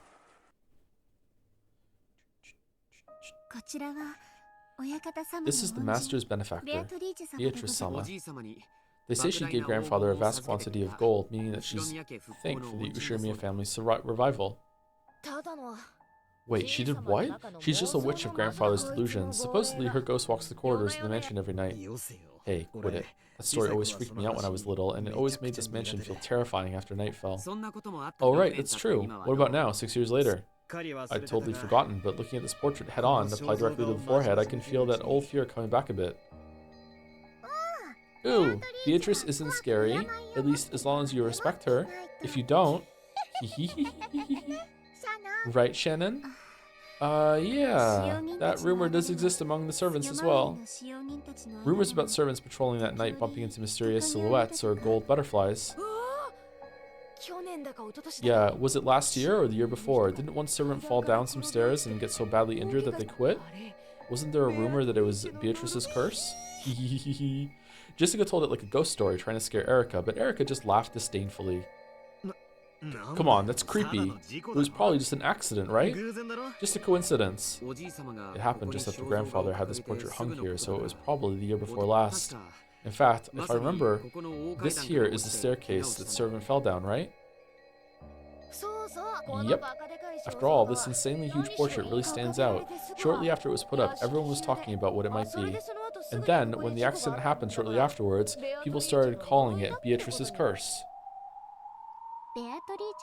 So these ghost stories about Beatrice started after the portrait was put on display? No, rumors about Beatrice-sama's ghost walking about were around even before that. However, I do think those stories grew in number after the portrait was put there. Before then, even though they had heard about the witch, Beatrice, they didn't have an actual distinct picture in their heads of what she'd be like. I imagine that this portrait made that picture distinct for them, strengthening the rumors even more. So, who started talking about this Beatrice witch in the first place? Grandfather. He'd always start freaking out and yelling, "My beloved witch!"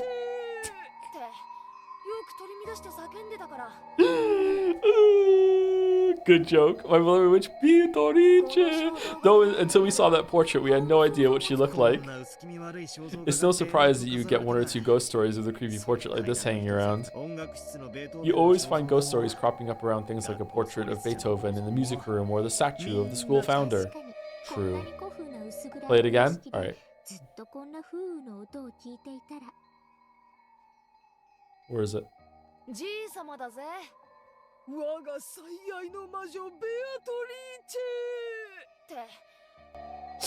True, it wouldn't be strange for a few ghost stories to arise in an old, gloomy mansion with the sound of wind and rain present in the background for so long. Well, it's nothing more than a ghost story or a delusion, a fairy tale, worth less than the useless drivel of a half-sleeping nitwit. Erica looked up at the portrait and smiled at it hostilely, as though she felt that the smile was disrespectful to Beato. Maria's face soured. Ooh, Beatrice exists. If you say things like that, you'll definitely feel the curse of the witch. Oh, how frightening. Please, curse me if you can, Beatrice. Giggle, giggle. So, if you find you mysteriously dead next morning, we'll know it's the curtain raising on a witch's murder case? But you're a detective, right? Wouldn't killing the detective off in the beginning be a bit too radical? Hey, there's no Knox rule against it! That would be troubling. That would get in the way of the crime scene inspection. You don't do those! I see, after all, even the Knox rules don't prohibit the detective being... Fucking hell. Fucking hell. Fuck you. I have just what you need. It's a charm that'll protect you from Beatrice's curse. A charm? You have a charm for something like that? After fishing around in her bag, Maria pulled out a string of beads attached to a medal that had a scorpion drawn on it. It looked like a cheap prize from an arcade or something. What are these? Ooh, they're magic repelling charms. Their effect is very weak, but if you use them, you'll definitely be able to avoid Beatrice's curse all night long. Man, so what I'm learning from this is Battler likes episode 1 the most. I've heard that spider webs are also useful for repelling magic. Yeah, what the fuck was that about? Ooh, that's probably because Beato is the incarnation of a butterfly. Huh? Wasn't it the evil spirits of Akujikishima that were weak against that? Kurosawa-san knows a lot more about that sort of thing. Witches and evil spirits? This is getting a bit interesting. Would you mind telling me about it in a bit more detail when we get to the guest house? Here are our umbrellas for everyone. It's still raining very hard outside, so please take care. Shannon handed out the umbrellas she had brought. Everyone headed toward the exit.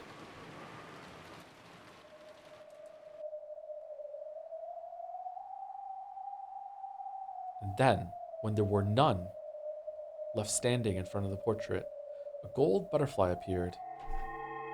It expanded out into a golden splash, becoming a human form. In the hall, empty now that the children had left, Beato stood alone and silent, looking up at her own portrait. I'm that hot? Without a doubt, the figure depicted there was like her as an image in a mirror. Was as like her as an image in a mirror. Okay, sorry, my bad. However, it felt as though its eyes and expression were just a little different from hers. From her perspective, while the person in his portrait was almost infinitely close to herself, it was just as surely a different person entirely. Who are you? Please tell me what kind of person you are. Yato had already finished reading the fragments from Featherine's library, which showed the tales of all the games so far. Wow, that was fast. However, the witch called Beatrice, who had been depicted in them, had been so vastly different from her. At the very end, it had looked as though that witch and Battler had connected just a little bit as rivals, but for the most part, Beatrice had just bullied and bullied Battler in nearly all of the tales. Even though this was about her, she had no idea why Beatrice had tormented Battler. Oh, wow, so she doesn't get it. Oh, shit. Huh. She had no idea why Beatrice had tormented Battler so much when she had supposedly been born for Battler's sake. All she had learned from Featherine's library, well, just reread it, was that the former Beato was a completely different person who defied understanding. What happened to you? I am an egg of you, a chick. Your wings should have existed for father's sake.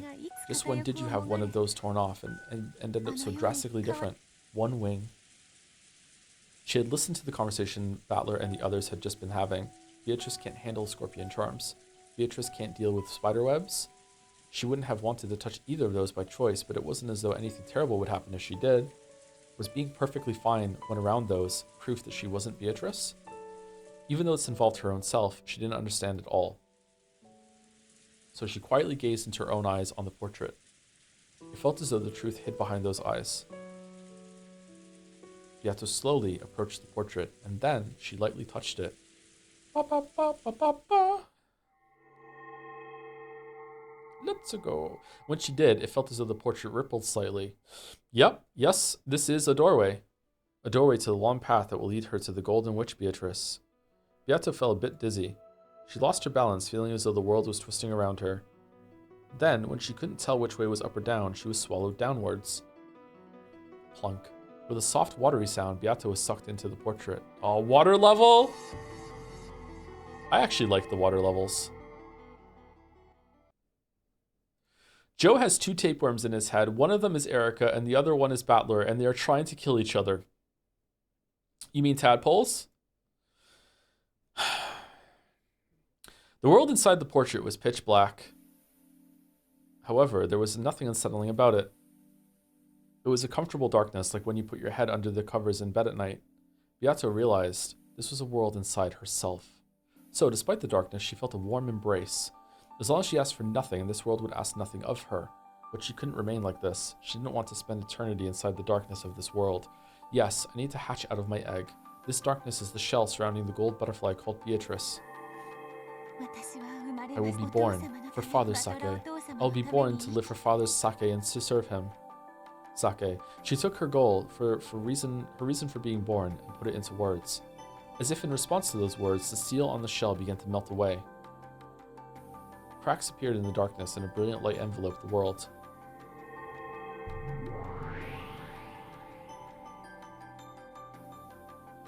And then Battler looked around and said, "Look, in my story, I wrote her that she came back, so it'll work now, right?" Apologies, Master. You're not Alan fucking Wake. It doesn't work that way, but it was an impressive story. Oh, shit.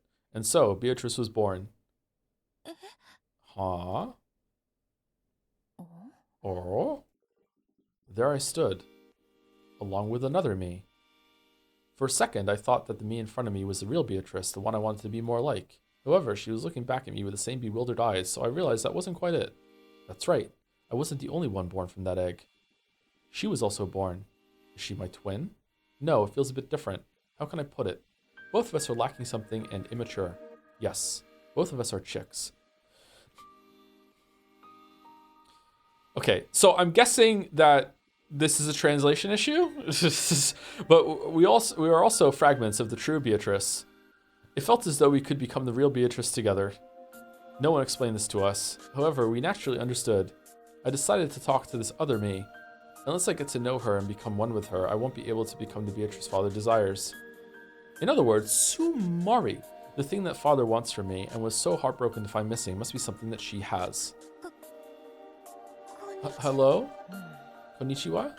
The Beatrice with her hair down looked at me dubiously several times, then finally spoke. Why is your face the same as my own? The true Beatrice also spoke in that manner. It looks like she really does have something that I lack. Well, I don't know why either. I am the Golden Witch, Beatrice. And you are? I am also Beatrice. I was born for the purpose of serving Ushirimiya Battler. I am the Golden Witch and the ruler of Rekenjima's Night. I know of Ushirimiya Battler, but I have trouble imagining why I should have to serve a brat like him. I realized that the thought I'd had a second ago must have been true. Together, we really can become the true Beatrice. Though the person in front of me does have the part that makes her a witch, which I lack, she does not possess the mission to live for Ushirimiya Battler's sake. She has what I do not, and I'm sure I have something she does not. We must be two, and yet one single person. I think we're something like twins.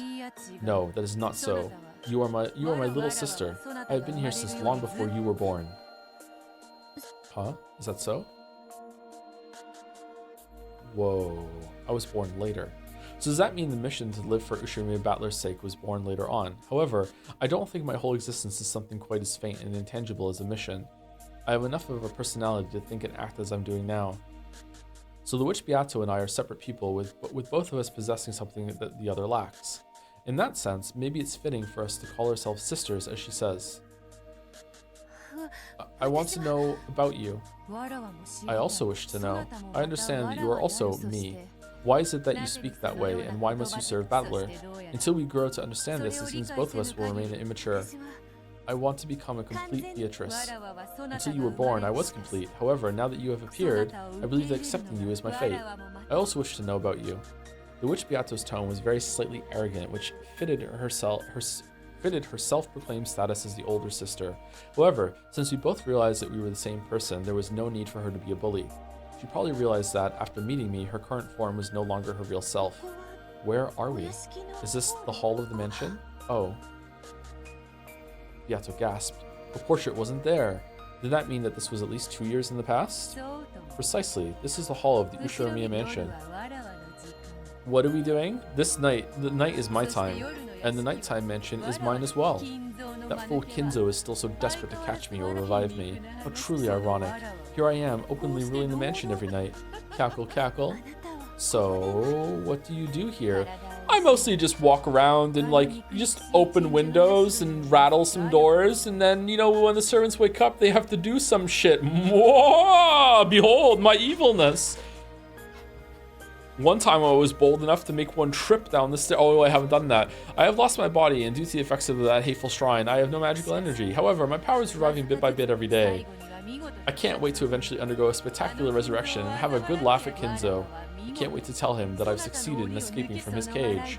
Simply put, I'm a ghost killing time by wandering about at night after night, with nothing to look forward to besides teaching that old man a lesson. May I join you? Of course. After all, you are a part of me. How could the left hand refuse the company of the right? Whoa. Bringing this up in front of Gale? Why should I refuse? I should be pleased to have you, my little sister, the new Beatrice. Thank you very much. One-sama. Somewhat embarrassing name, but it is not bad. Come, let us go. Let us take a walk through the nighttime mansion. Cackle, cackle. Let me introduce you to my boring everyday life. Every night life.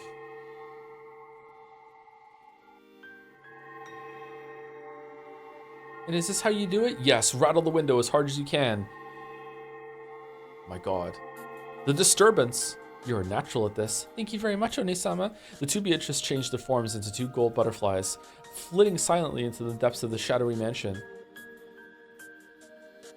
Now for the true test. Turn all the lights off in this hallway. Whoa. I'm sorry. I'm sorry.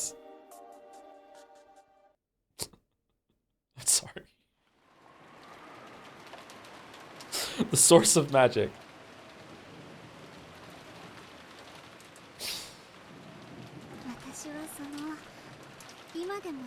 Alright, is Mel still here? How long do we have left reading? And is this a good time to take a quick break and then we come back and finish? Or what?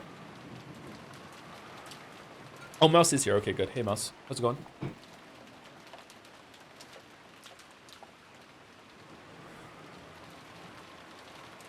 If this scene is like 30 minutes long, we can go a little longer. Good time to take a break. You can keep going 1 to 2 chapters. They're both a little under an hour. Okay, a little under an hour.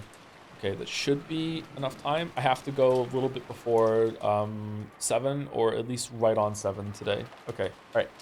Let's take a short break, and then we'll just continue until the end when we come back.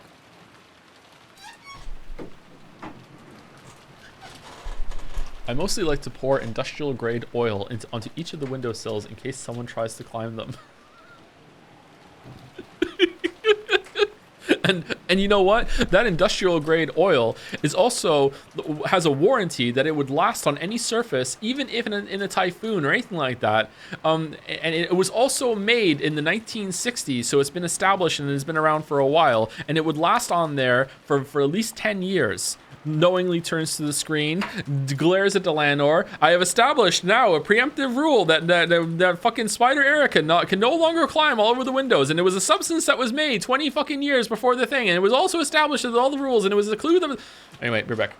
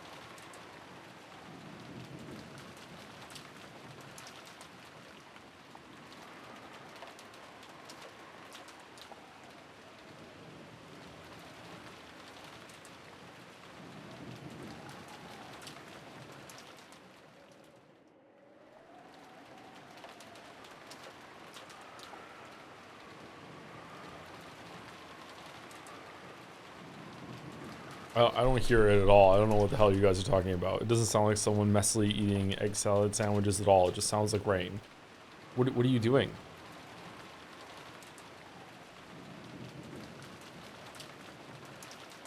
Imagine missing a cheese. So true. So true.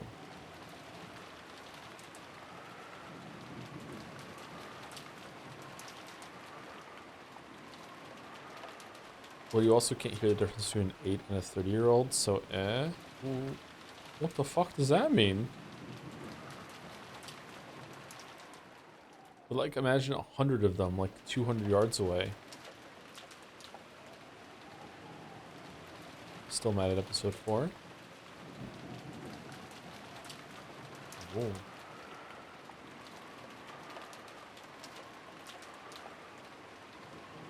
Joe, if you had to be in a long car ride with either Lambda or Burn, who would you choose? Probably Lamb.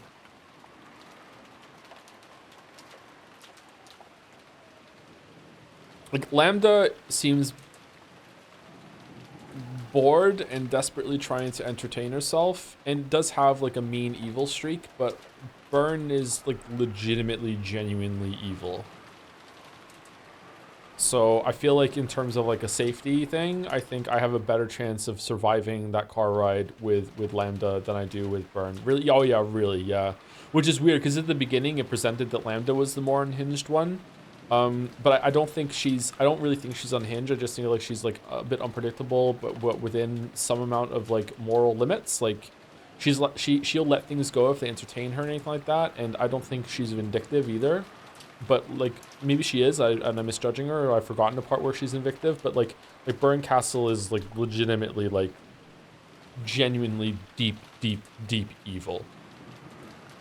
Like it really comes down to it. Erica is nothing compared to Burn Castle. For like honestly, like Erica has a morsel, a crumb of the evilness that is Burn Castle. Burn Castle's bad fucking news.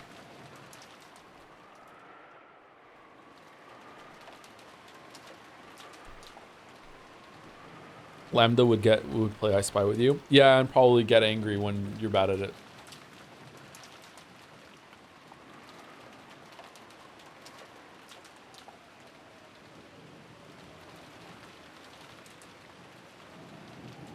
If you spin the chessboard around, witches aren't real, so these are just some kids you can beat up in your own will. So which do you choose? I think that witches are real.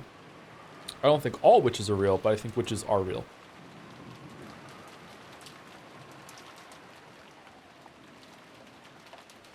Anyway, let's continue. I think we're only going to be doing one more scene. Let's see how it goes. Back then I was, and I guess I still am, a bit of a klutz. I always forgot where I put things, or think I'd locked something up when I'd actually forgotten. I caused a lot of trouble. I remember how Natsuya used to get mad at you all the time. Has the proposal already happened? But eventually, Shannon managed to overcome all that forgetfulness. Oh, and how'd you do that? I made up another person that just cleans up after me. It wasn't anything big, but I got into the habit of writing things down. I'd write down wherever I put something important. For things that happened often, I made a checklist and always made sure to check it. So, did you see Beatrice or didn't you? Oh, I didn't see her directly, but, well, some very strange things did happen.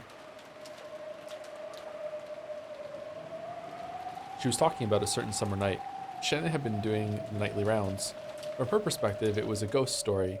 From the witch's perspective, it was just the story of a little summer's night prank. From Erica's perspective, a waste of fucking time.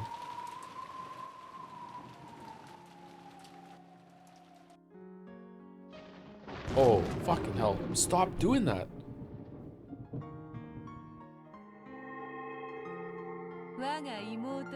Little sister, do you understand the anti-magic toxin that humans possess? Is it bad for your eyes to go through that?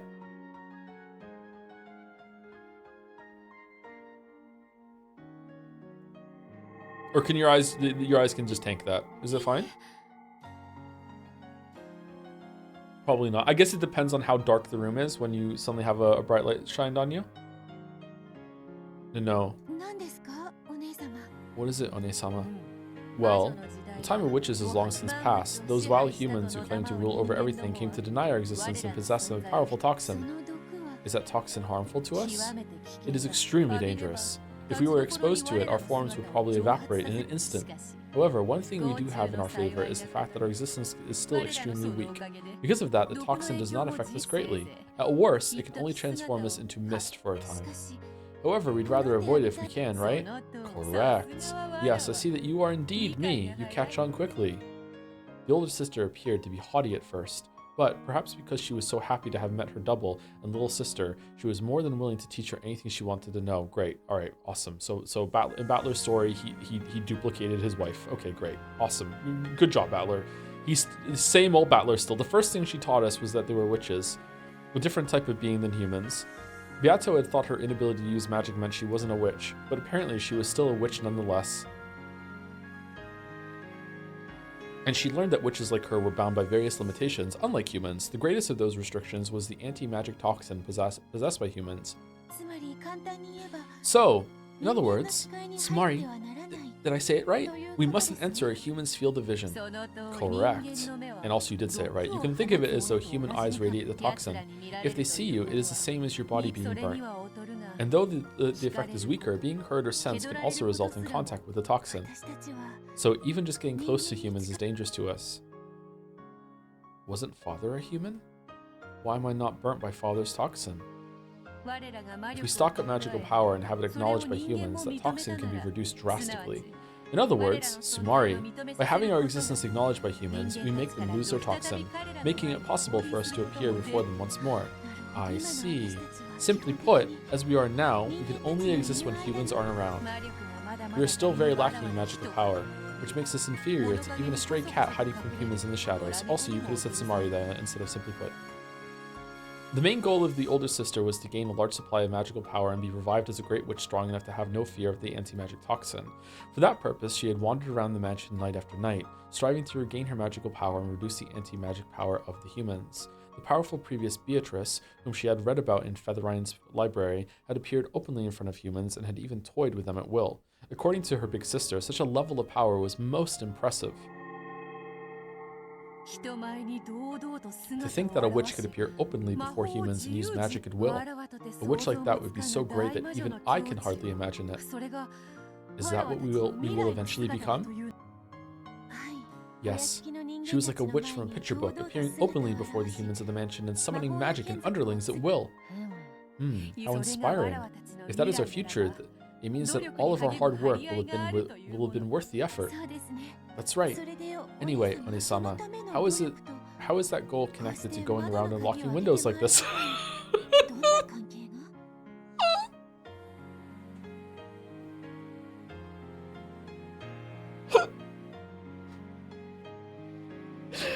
It was the middle of the night. They were falling behind servants who were checking the locks on the doors and windows and undoing those locks after the servants thought they'd been... I'm laughing, but it actually makes sense because it's like she has little power, but like manipulating the world and like that keeps the spirit and idea alive. And the more people that are like, oh my god, the fucking witch was at it again, fucking doing some prank, the more people believe in her, the stronger she gets, the more she can do next time. Like, it's like playing an incremental game.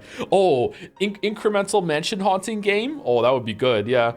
It felt more like a child's prank than the work of a witch. This is the path that leads to becoming a great witch. All journeys begin with a single step.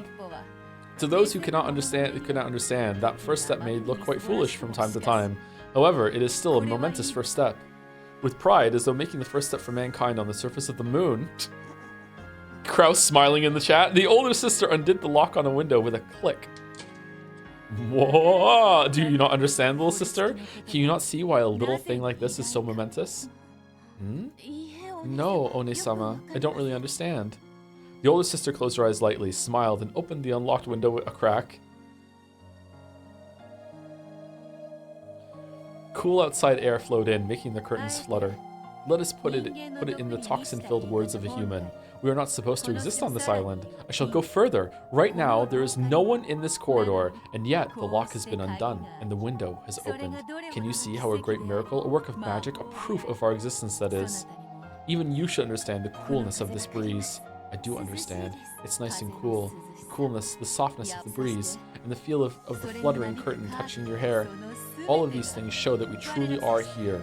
So, by unlocking the window like this, we can leave behind proof that we really did exist. And that is why I unlocked it. Of course, it wasn't just small pranks like opening a window. She could also smash windows or vases or leave behind strange fires and mysterious scribbles. In fact, one time she actually did play a large-scale prank in the kitchen, piling up kitchenware with an eerie manner and leaving behind a bizarre scribble which scared the servants considerably. I love the recontextualization of like stupid ghost bullshit as the ghost's first steps of like gaining ground and like, oh, as you believe in me, the stronger I get. It's really good. I really like it. It's very funny. In like a good way, like humorous, funny, like it makes sense. I really like it. It was a complete success. She'd really managed to scare the servants and had succeeded in making them acknowledge the existence of magic, weakening the anti-magic toxin. However, she usually chose to make her presence known by unlocking windows. The act of unlocking symbolized her release from the limitations imposed by the human's toxin. One day, we will become a single witch and rule over all of Rekenjima. When that time comes, we will gain complete freedom and will be capable of stretching our wings as we please. Wings. Interesting. We won't have to be afraid of anyone's gaze anymore. We'll be able to fly wherever we wish, disappear whenever we want, laugh however we like, prank however we like, talk with anyone we want to. Humans might ask things of us from time to time. They might fight with us or play with us too. What wonderful things for us frail creatures who cannot appear before anyone to look forward to. Right now, they are little more than pranks. However, as they pile up, proof that we exist will begin to gather. The servants already call me the witch, Beatrice, master of the night, and are beginning to believe in me bit by bit. The more they believe, the more those humans will lose their anti-magic toxin. I see. So this means that Father has no anti-magic toxin, and that because he truly believes in the existence of the witch I am, without any doubts, Beatrix 2.0, I finally realized that, though I thought him to be cold, Father does possess a kindness that can't be seen. I'd like to become a great witch and appear in front of everyone soon. Indeed, eventually we will be able to appear openly in front of anyone. By doing that repeatedly, we shall make people believe in us even more, and eventually we shall display even our magic for all to see. At that time, we shall descend upon Rekenjima as the great witch you told me of. Ah!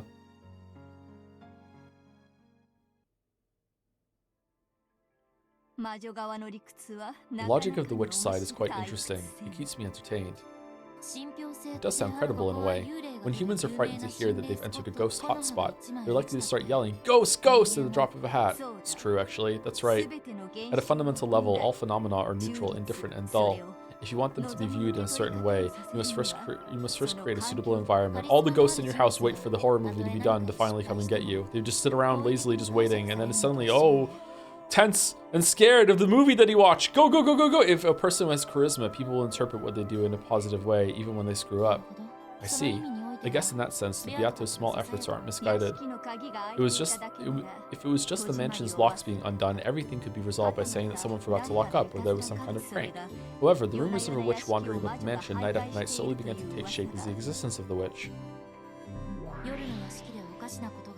An environment was established so that, if anything strange happened in the mansion at night, it would all be viewed as the work of the witch. I get it. If you follow that reasoning to an extreme, then what you get is no different from a witch existing in the mansion at night. After the Beatos finished their mischief of unlocking and opening the window, they enjoyed the coolness of the wind and the brightness of the moon, then became gold butterflies and disappeared into the darkness.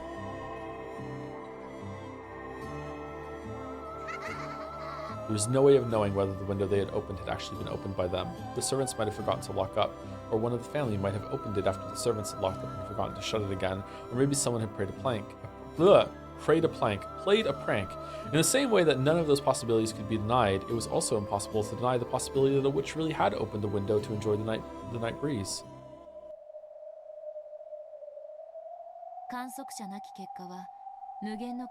A result without an observer can possess an endless number of ways in which it might have occurred. Humans who can't grasp anything more than a single possibility are unable to imagine anything. However, people who believe in the possibility of a witch can imagine that it was a witch's prank. When that happens, the scene of the Beatrice's prank that we have just seen is etched into the fragments as a fact. How is Beato formed? How is Beato formed? How witch get magic? They need to do away insane detective. Who killed their magic because these beatos can't fit back? It was on the news this morning. Erica in awe who had killed her beato. They are taking the beato back to Rekenjima, to Lady to rest. My pariah with the battler who lost his beato. I am truly sorry for your lots. Thank you, Damek. However, people who believe I read this tonight as a fact. If you don't know what I did, just Google how is Babby formed. That's one of the foundations of magic, embellishing the process. With just a little magic, even a mass-produced stuffed animal can be reborn as a wonderful, unique stuffed animal filled with a mother's love.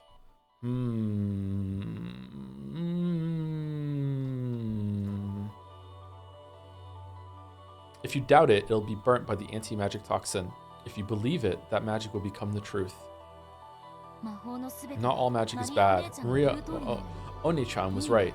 Good magic exists too. It may be necessary for a child of man to possess the power to repel evil magic. However, refusing to burn away and defile love-filled magic is part of how love in the human world works.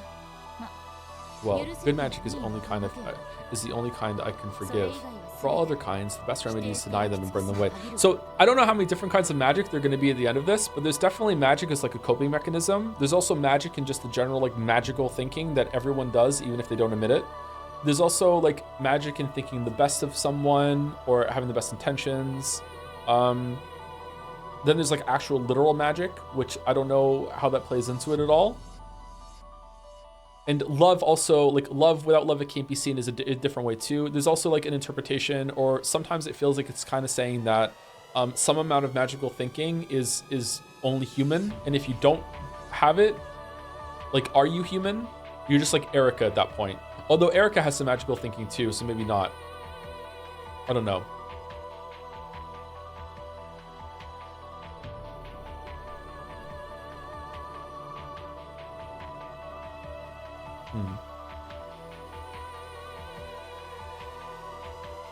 Is it magical thinking also attributing events to miracles? Yeah, it's also seeing patterns that aren't there or making them yourself. That's under the general umbrella of magical thinking. Magical thinking is very common. I really do truly believe that everyone does it to some extent.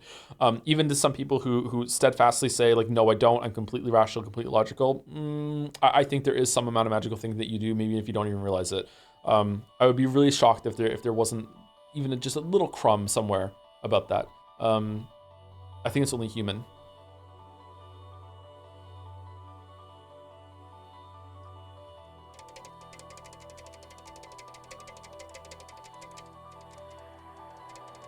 I don't know how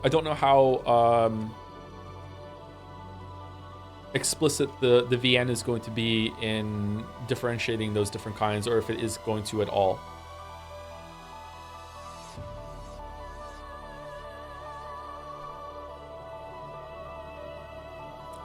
Would you say that magical thinking is also misremembering something that happened? Like assuming that someone felt something the same way, like assuming that your childhood went a certain way, remembering that, you know, this is the events that made who I am, but really it happened a different way in actuality. Ties into like our memory is all fallible. Like every single time you access a memory, it's a little different in your mind until like when you get to as old as I am, you kind of have an existential crisis every single time that you think back to how your childhood was, because you're probably not even remembering it properly. But those events made you who you were. So how does that work? That's copium? Maybe.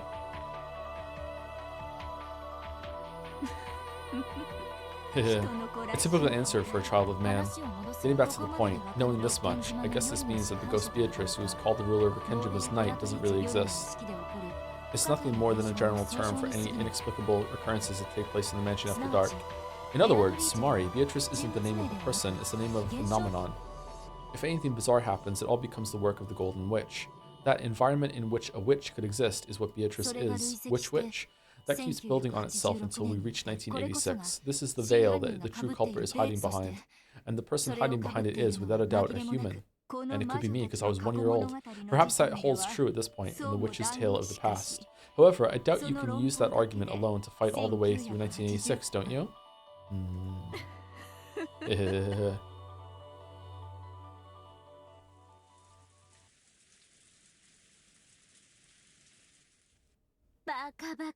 Ridiculous.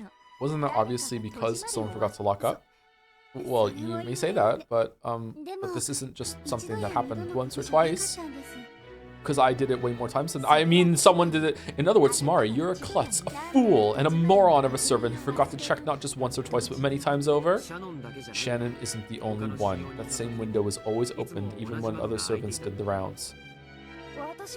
Yeah, Mom even asked me if I'd ever left the window open in the hall at night. I had absolutely nothing to do with it, but she still got pissed. Sheesh. I'm sure Beatrice wanted to gaze at the moon. Ooh. It is a bit creepy to have that happen over and over at the same window. And that time when the kitchenware was piled up in the kitchen with a creepy magic circle scribbled there sounds even more freaky. Yes, they said it was an eerie magic circle drawn with something like blood. Ever since then, people have been scared to patrol the kitchen. About the case of the eerie magic circle in the kitchen. Who witnessed that? Are you gonna go in and look at the magic circle but not look at the broken dishes? You fucking idiot. Sorry, I'm cool. I'm so cool. I'm so over it. Episode 5 was so good. Well, it wasn't me. I think I heard about it from a servant kid who quit. I wasn't on duty that day. So it's basically like this. Just like those exaggerated stories you hear about haunted locations all over the world, you servants like to have a little fun telling ghost stories about the nighttime mansion, right? You talk as though the witch exists and infect others with that belief. So all of the eerie things that are supposedly done by Beatrice are baseless rumors, which are either the result of coincidence or an accident or something that someone fabricated for fun. Is that what you're trying to say? Exactly. Of course, there's no way Beatrice exists. Ooh, Beatrice exists.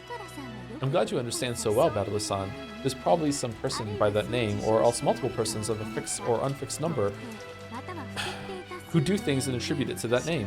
However, this delusion of a golden witch Beatrice that we're all thinking of is completely impossible. Ooh, ooh, ooh, ooh, Beatrice exists. I've met her. Oh, could you tell me about that in detail? You met Beatrice? And did she show you magic or something? Ooh, I see her all the time. Every time I come to Rikenjima, and she always shows me fun magic. Denying the existence of the witch would always have the immediate effect of infuriating Maria. However, Erica, who didn't know this trick to avoiding Maria's fury, plunged into it head-on. But no matter how Maria tried to sell the idea of Beatrice's existence, she stood no chance of defeating the ruthlessly intelligent Erica in an argument.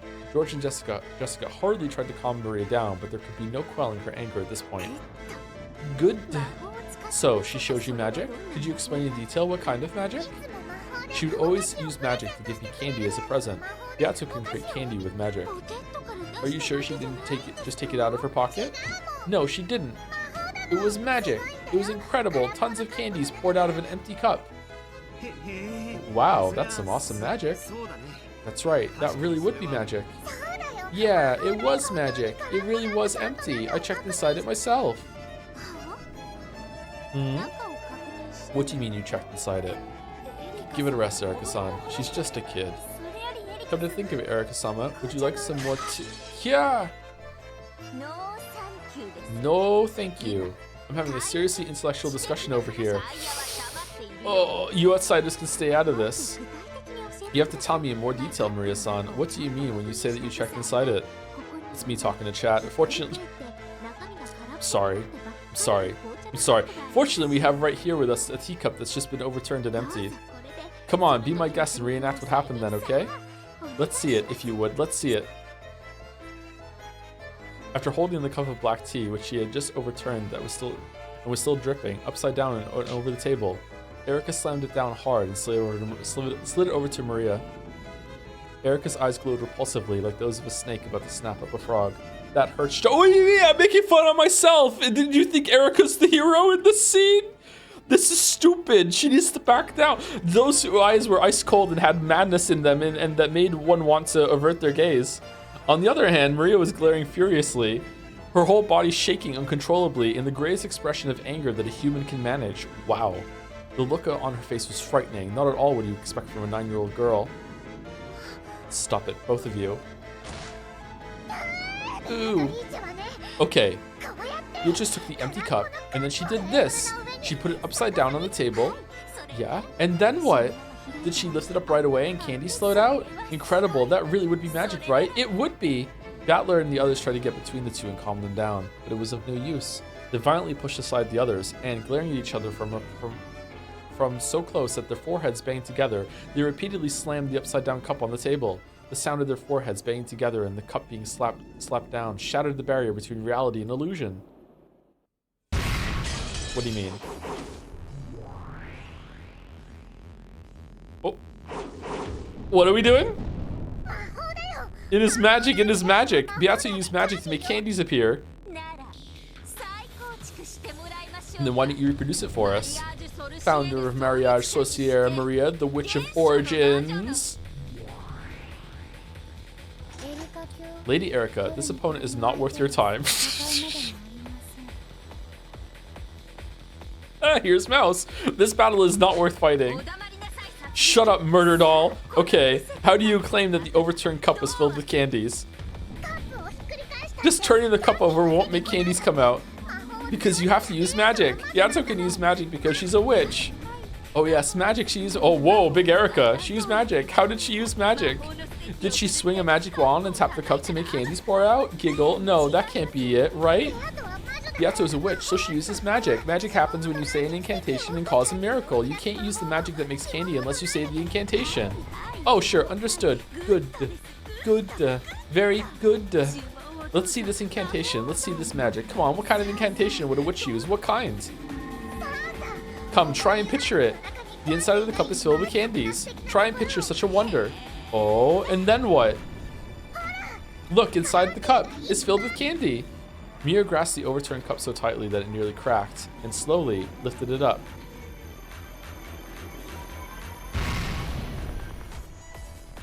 Then, from the inside, several cute candies poured out. Maria looked at Erica with a full smile as if to say, that showed you. Good. Delana are watching Erica argue with the 9-year-old, knowing she will have to submit a 400-page report on this to the Inquisition due by this evening before she clocks out.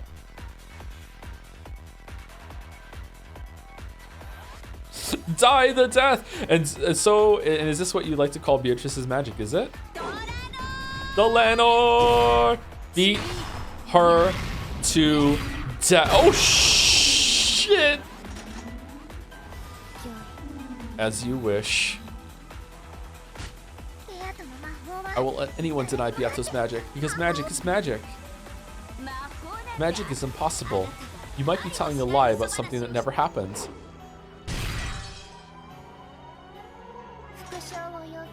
Repetition demanded. Failure to respond will be a violation of Nox's 7th. What's that one again? Ha, I'll respond. This is the truth. This is the story of something that really happens. This wouldn't have anything to do with a trick in the actual cup or table, making this just a sleight of hand, right? That would be against the rules, wouldn't it? Hidden devices and tricks are in violation of Nox's 3rd. However, if and only if foreshadowing has been presented, these are permitted by Nox's 8. Nox's 3rd prohibits hidden doors and devices that have no clues pointing towards them. However, by presenting foreshadowing and clues that point toward the existence of said devices, Nox's 8th allows them to be used. Oh man, Ryukishi got a lot of feedback about episode 5, huh? Alright. That's an important addendum. Okay, yep, alright. Fuck me. Alright, there were no tricks like that. It was just an ordinary table and an ordinary cup. So it was magic, not sleight of hands. Understood. By Nox's 9th, we acknowledge that Lady Maria witnessed magic. That's right. With the 9th at least, observers are always allowed to speak their personal opinions. Otherwise, mysteries where the culprit is seen dressed up as a woman and it's written, I saw a woman, would all be disqualified.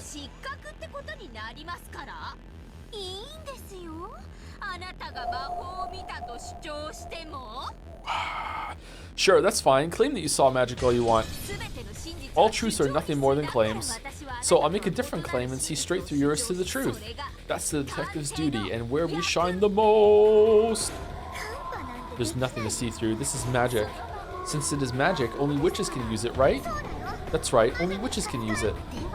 So if a human like me could use it too, that would mean it isn't magic, right? You can't use it. Only Beato can use magic. Good. Then why don't I show you?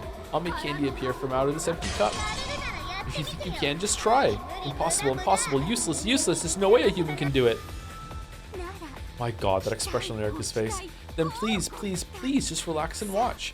Here we have an empty cup. Is that okay? It is, isn't it? Then we turn it over on the table like this.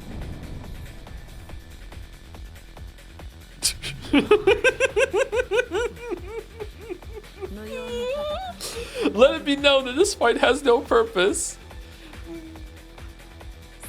Okay, can you say the incantation for creating candies? In fact, why don't we say it together? Come on, come, try and picture it. The inside of the cup is filled with candy. Try and picture such a wonder.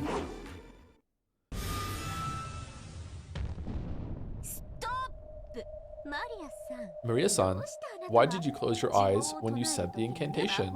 Why not witness the miracle of magic? Humans are polluted by the anti-magic toxin. If a lowly human saw it, the miracle of magic would be wiped out of existence. That's why the rules say that lowly humans have to close their eyes when using magic. I see, I see. Okay, I understand the protocol for humans to follow when magic's being used. In other words, Sumari, not once have you ever witnessed the moment that magic happened. Isn't that right? Look, it's done now. Please, try and lift up the cup, okay? After all, I've used magic to make candies appear. There's no way someone who makes fun of witches could use candy magic. Then, if it actually does work, it'd be pretty amazing, huh? After glaring at Erica with the utmost of malice, Maria slowly stretched her hand out toward the overturned cup. There was no way that Erica, someone who made fun of witches like this, could ever use magic. There was no way that there'd be candy there. So, how's it look inside? No candy. And there lay a single candy with a cute wrapper. See? This is magic, right? Erica smiled gently. A look of disbelieving shock rose to Maria's eyes, along with envy for this person who could use the same magic as Beato. And then she said, "Are you Beato?" Erica, you can use magic too? See, it's magic, isn't it? What I did there. Yeah. So in other words, Sumari. Erica smiled pleasantly. She and Maria had finally reached a deep understanding. Of course it isn't. While you had your eyes closed, I just lifted the cup and tossed the candy in. You call that magic? It's just a third-rate trick. Yeah. There's my blue truth as a detective. Now, as the witch of truth, here's my red truth. Your so-called candy magic is nothing more than a sleight of hand. Just a sleight of hand that the fake witch calling herself Beatrice or whatever claimed was magic. I mean, seriously, did you really get fooled by such a stupid parlor trick? Any magic related by your perspective can't be trusted at all. Everything you ever thought was magic was just a trick that you didn't get. There's no way that was magic. There's no way magic exists.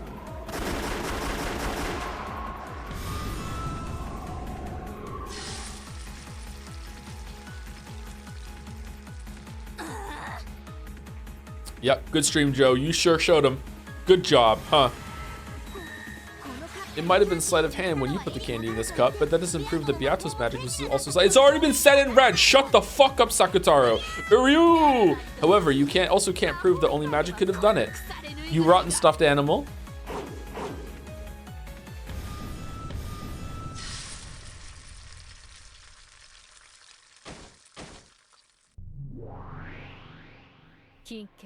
Please, allow me to speak.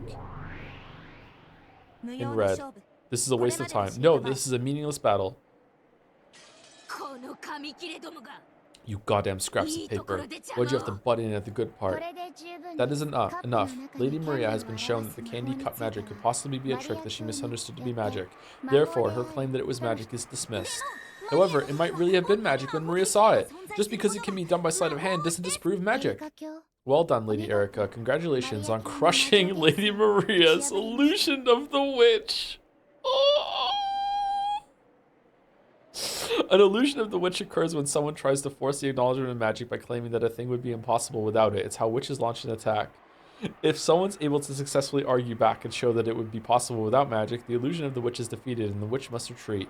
The magic Maria claimed to have seen could have been a trick, so it was unqualified to be acknowledged as magic. However, that was only the result of this battle. It was still too early to bring the fight into the domain of denying Beatrice, the witch, and the magic that Maria believed in. However, battles always end instantly when your opponent surrenders. Erica had wanted to hit Maria with everything at once, defiling the witch and magic she believed in, and crushing it without a fragment of compassion. Just one more step, and I'd have been able to take a heart as innocent as as the smooth sand just after a wave is pulled back, and tear it to bits. Scran? What a shame. This isn't fun anymore. This isn't any fun anymore. Are you satisfied now? Ouch. Ow, ow, ow, ow. Erica grumpily punched Delander's arm that had been restraining her. However, that cold, hard marble-like arm just made Erica's hand hurt. Diplomatic immunity? This battle is over. Allow me to speak. Diplomatic immunity accepted. The Senate will hear of this. Know that this fight is childish. Did you say something? She did not. Let us withdraw. Lady Maria is no enemy of yours, Lady Erica. There is no need to pay any attention to small fry such as this. Humph. You're right. How childish of me, tearing a kid's dreams apart. That's me looking at the bottom of the box of McDonald's fries. I'm really sorry, okay? I apologize for my momentary lack of elegance. Giggle, giggle. Let's go.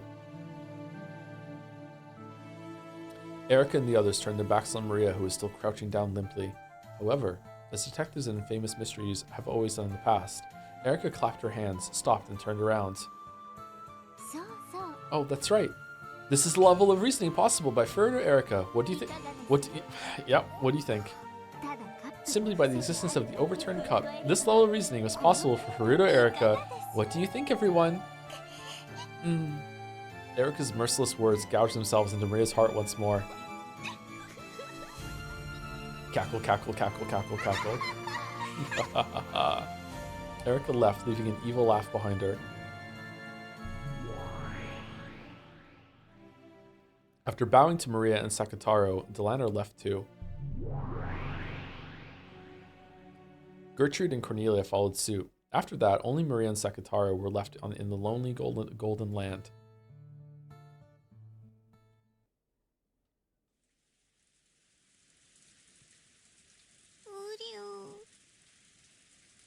Ryu.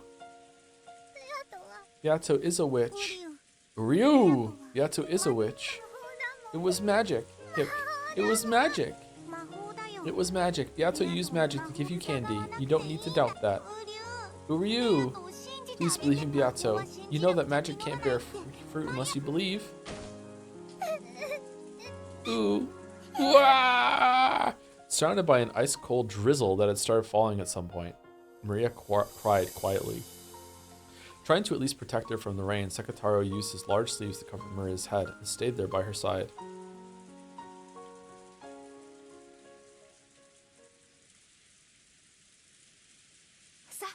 Okay, let's go, Maria. Let's play cards together in the room upstairs.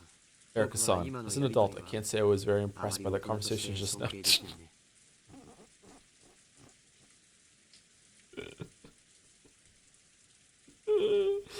You're so cringe, bro. Holy fuck. My apologies. I'm still just a kid after all. Hick, hick. After seeing that wonderful candy magic brutally insulted by Erica, Maria had been crying nonstop. Sigh. I started noticing it as soon as the after dinner quiz party. But your personality really is screwed up. Do you think this is fun? Do you like tearing a little kid's dreams apart? Please stop, Battle-sama. Please, for my sake, don't push any further here. Please. She's gonna do me next.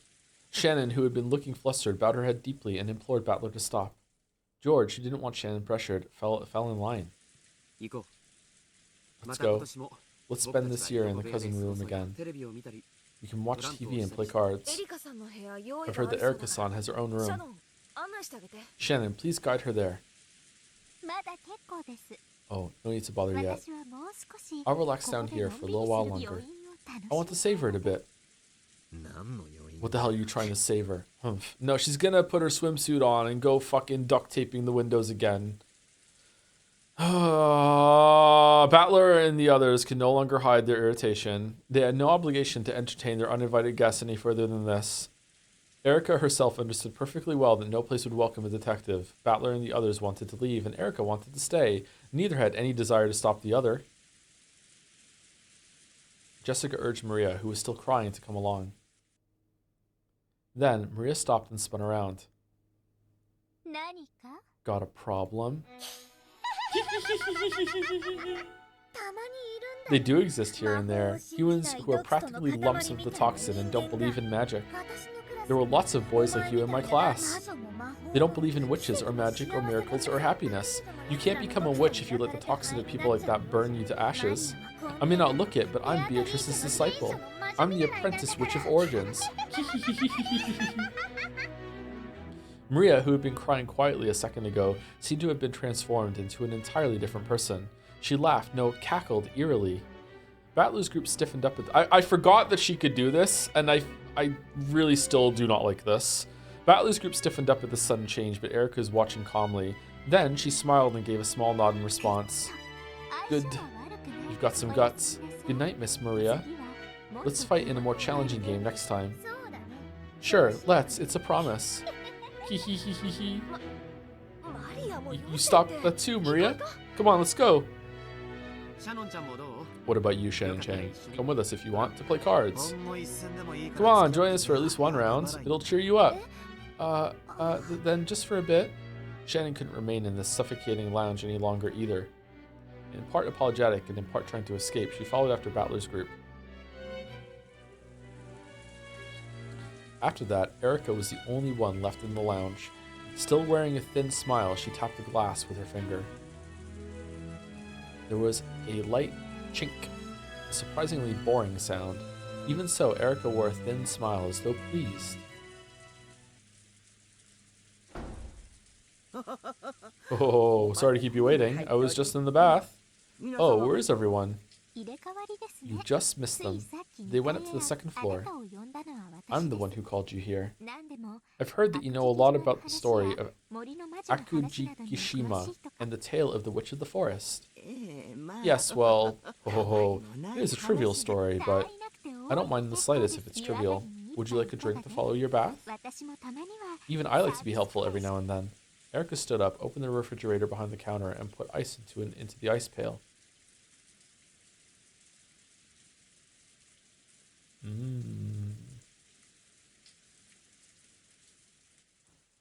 What's this all about?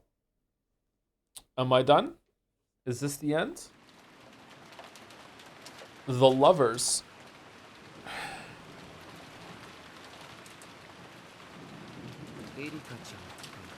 End of chapter. Also mandatory viewing for this chapter. What's this?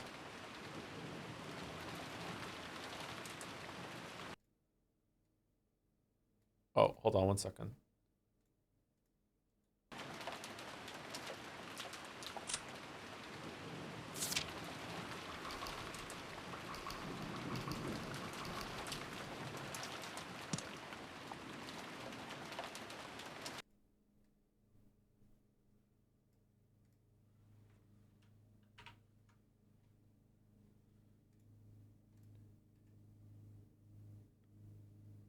Argue with me.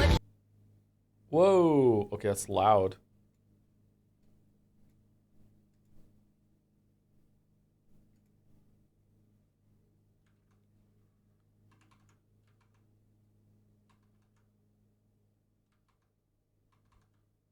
Okay, is this too loud? Let me know. I'm gonna play it again for a second. Argue with me. But you're Don't wrong. argue with me. But you're wrong. That's Okay, is it too loud?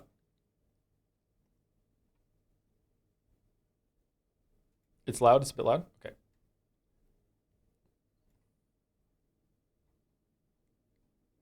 I know you guys can see it. Give me a second.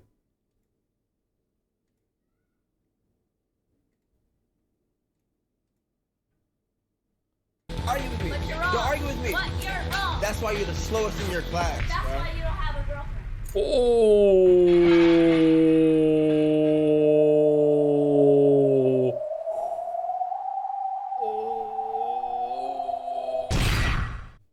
I'm about to end your whole career. You know Santa Claus is a real, right? What? Right. What? Exactly. Why would you say that? No, because she had it coming. Why would you talk She like had it that? coming. No, don't call mom now.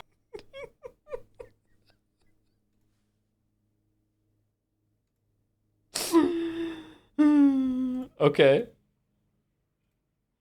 Wow. Wow. Damn. Damn. All right. Who are we rating? Who's live?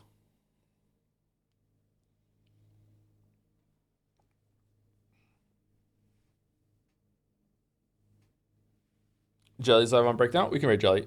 Jelly, can you link me Jelly's name? Because it's changed, I think, twice. No, has it? Only once?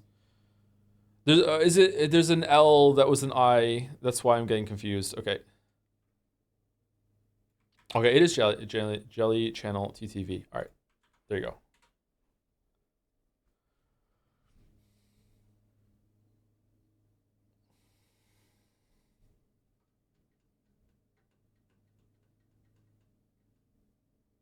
Jelly having a field day with all this. You can get Jelly talking about Umineko. Jelly is enjoying it more than I am in terms of the mystery side. I think we're still enjoying it the same when it comes to the overarching story, but like I'm more checked out on the mystery than he is. The murder mysteries. Thank you, Kazek, for the resub. I only watched the first few Umineko streams. Does Joe hate the game yet? I do not hate the game yet. No, not yet. Baldur's Gate tomorrow? Yeah, Baldur's Gate 3 tomorrow.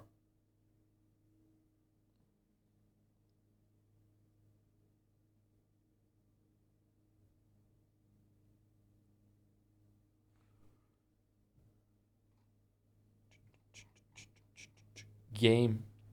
It is a game. Do do do do. Thank you, Kazek, again. Yeah, I'm looking forward to more Baldur's Gate 3 tomorrow. Although I am feeling really overwhelmed with where we are. I don't know what we're gonna do about that. Oh man.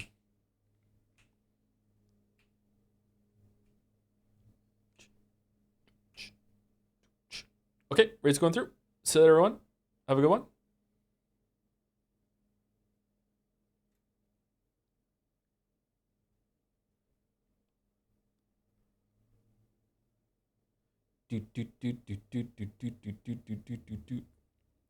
Rating with a party of 1,372. It was almost the gamer number. Almost. Anyway, stick around. See you later. Hope you have a good rest of your night.